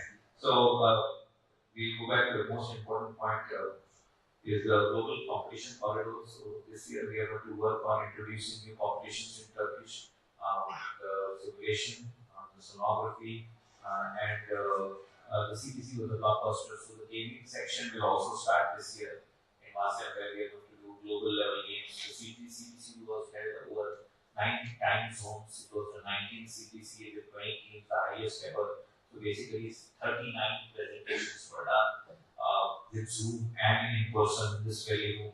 And our Sono games, which are unique in India, is called the Whirlpool games. So we have a model of Whirlpool, which goes down and then the winner comes at the depth of the Whirlpool that game. And the first ever Sono Sim crossover competition model will be developed. We are developing the simulation with sonography will be introduced. So in a sim format.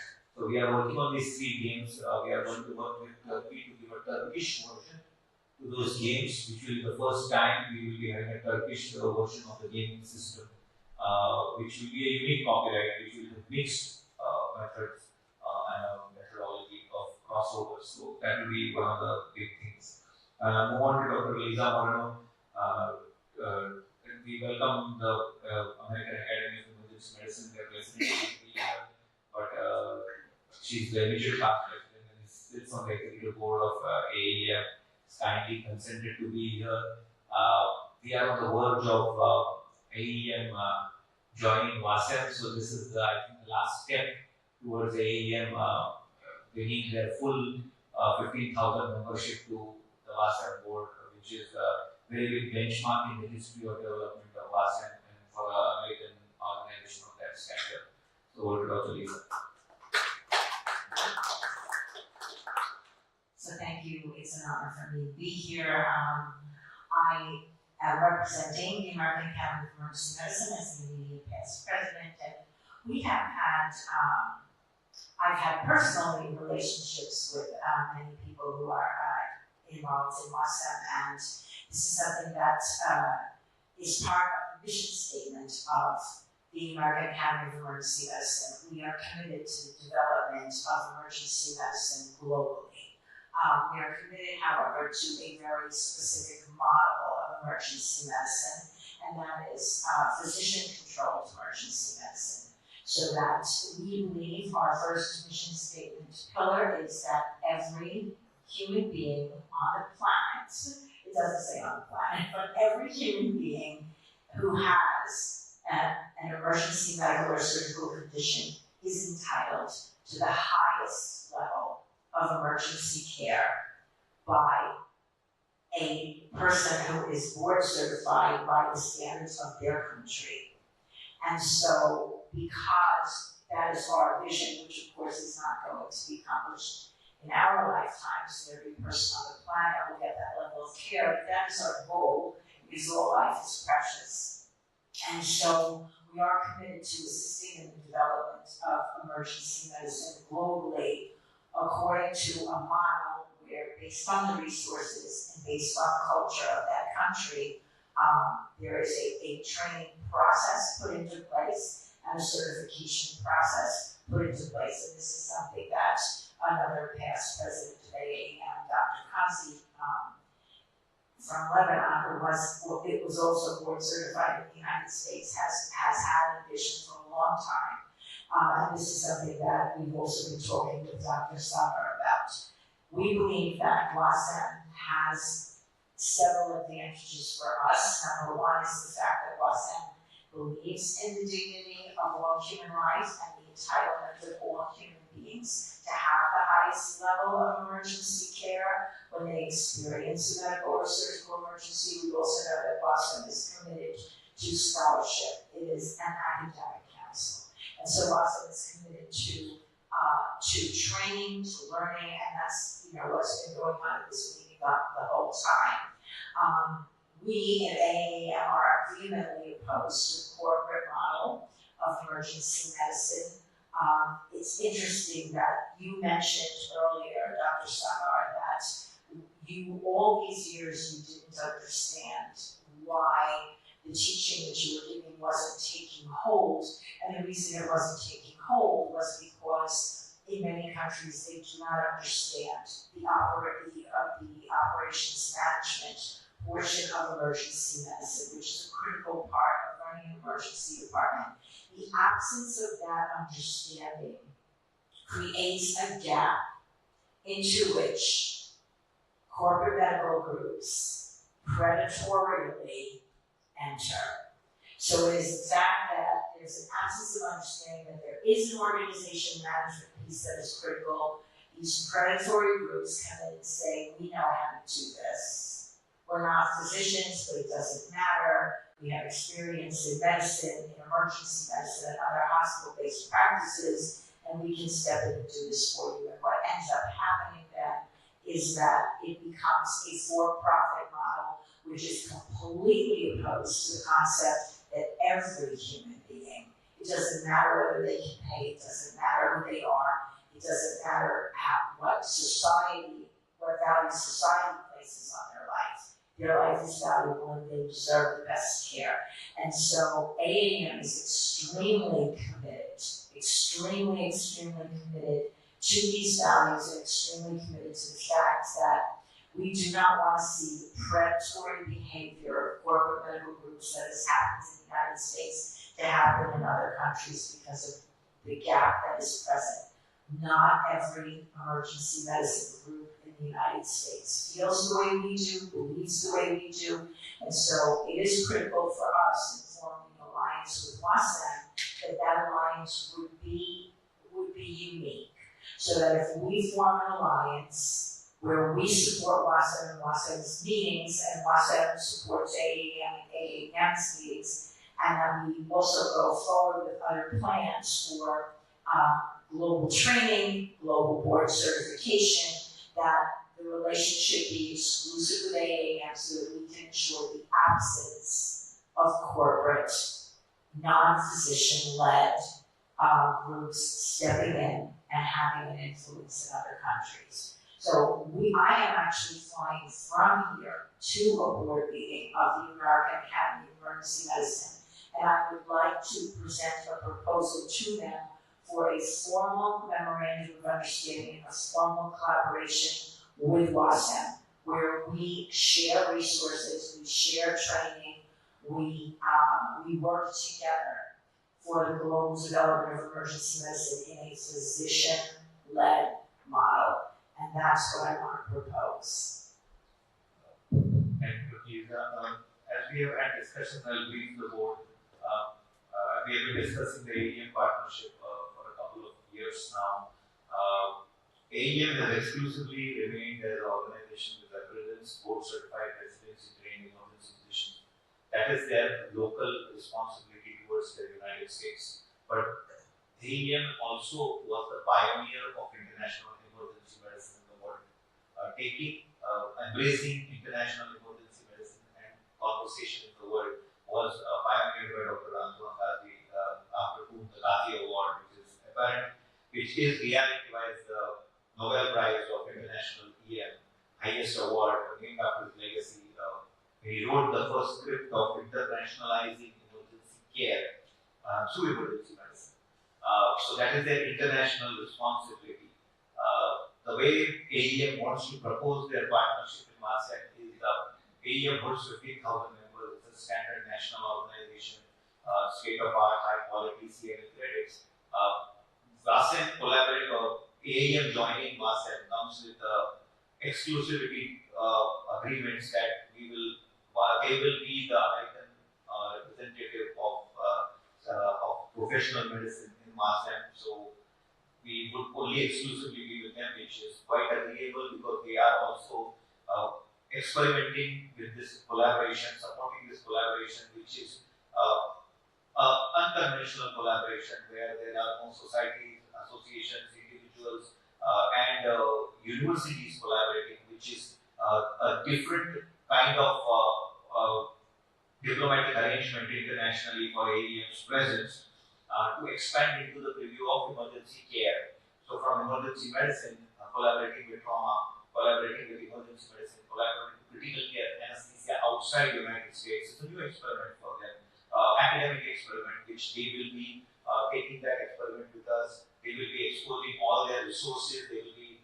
allowing us to use all their resources. We will get representation at their congresses. Also, the membership will have an opportunity to enter, to attend MASEC conferences and indulge in development of emergency trauma, critical care outside in the world, which is a big gain for American academic faculties to work with the world in different areas and not stick to chest pain, shortness of breath, UTI, that kind of model. So it's a huge global development model which is coming. But there are some non-negotiable clauses which have been put, which Dr. Lisa wanted me to highlight. One is that they will have exclusivity when it comes to AEM being a partner in the US, so we can't go with other organizations. We will only maintain universities and all is fine, but when it comes to professional body, they will be the only professional body we will go with. That's agreeable because that's a huge benefit to MASEC. But we maintain that exclusivity also maintains with us in this kind of model. The second, this is still subject to approval by the board in AEM. The second model is, which will come, which I want the board to know, is that they would like us to bridge resources. So they do an annual Congress at EMC in the Mediterranean, in the European regions, which is a big conference. So they do it in the odd years. And they want us, which is a good idea, which is quite acceptable to me at least, is that we save resources of doing a World Congress every year, and they will brand it as a World Academic Congress and EMC Joint Congress. So it will be a WASEC and EMC Congress every year, every odd year, but they stick to Mediterranean. So they will, European Mediterranean region, they don't mind if we go to another European, but they will stick to their tickets, which they have a full-scale workforce. They have established attendance of 400 to 500 people every alternate year. Sometimes they touch 1,000, which allows our faculty and to attend that meeting. But then the odd year, in the even years, we do WASEC at our location, where that will open it to AEM members to attend our meeting. So every year, AEM will be able to offer them an international destination, an international meeting to attend. Whenever they attend, we attend their meetings. We come up with a joint agreement on the rates and the registration process, which should be discussed. And when they come to us, of course, we will all get registration the way it is done. So that will be a very big benchmark for us. Once the board approves, we will decide which year we will take it in. I don't think this model will take it till 2025 or 2026. So 2024 will run according to the WASEC format.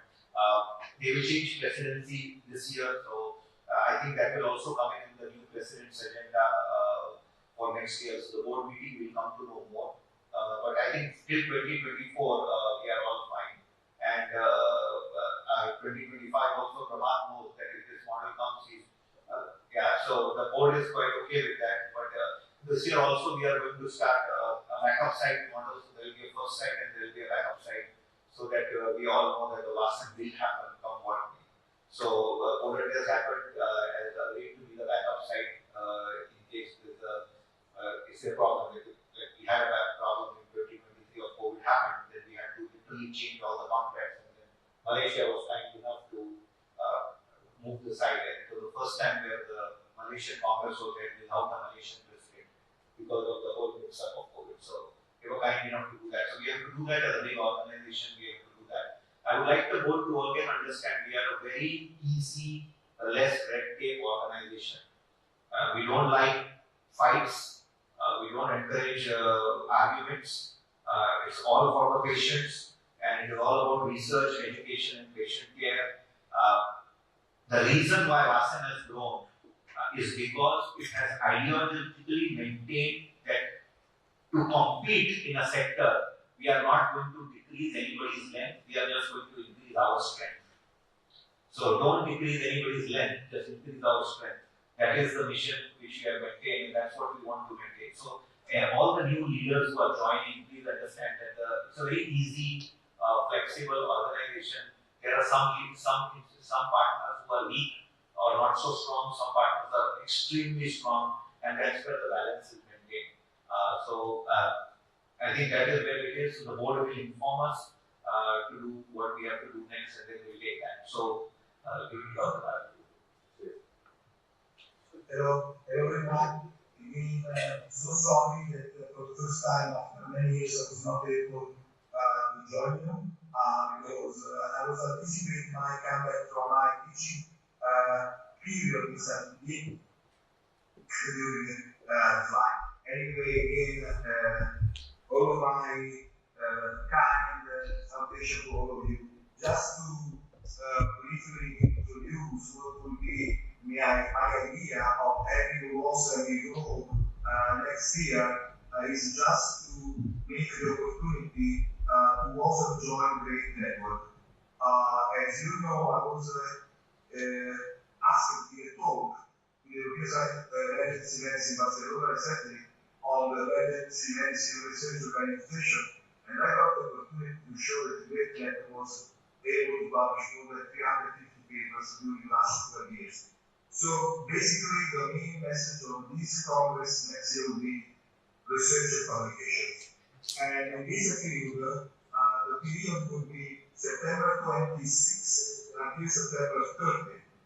So the first 2 days will be the great young research meeting, and it is only to accept from the young people from all the Muslim countries to participate in submitting abstracts of all the publication. Not so many lectures, just 1 or 2 by senders. And then the other 3 days will be again talks on innovations.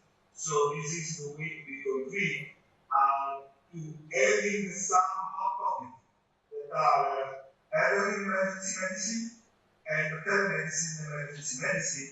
Moreover, we are really like encourage for young people from your country to submit contribution. And if they are not submitting contribution, I got 80 journals ready to accept. So these young people, they can come below just having the papers, if accepted, ready to submit. So this is an innovation way to increase the number of publication with this person name. So not anymore abstract, not anymore posters, papers as popular. And these papers, I just like to announce from now that there will be 2 consensus papers that we would like to join our lesson grade. One is artificial intelligence in emergency medicine, and the other one, laboratory medicine in emergency medicine. These are good topics that actually this has been not covered enough, and will be really something where also can make a difference in the future. Just to conclude my presentation, I would like to say that from now, I need Sagar to send me immediately the name of the speakers that I have to include from your side, from the date from 28 to 30. And also, I would like to ask you to provide a board group of also to join the board group for starting from tomorrow to have this preparation a big meeting. For all the emergency medicine society from the world will come. I am not sure that I will be able to 1,200 people like in Turkey.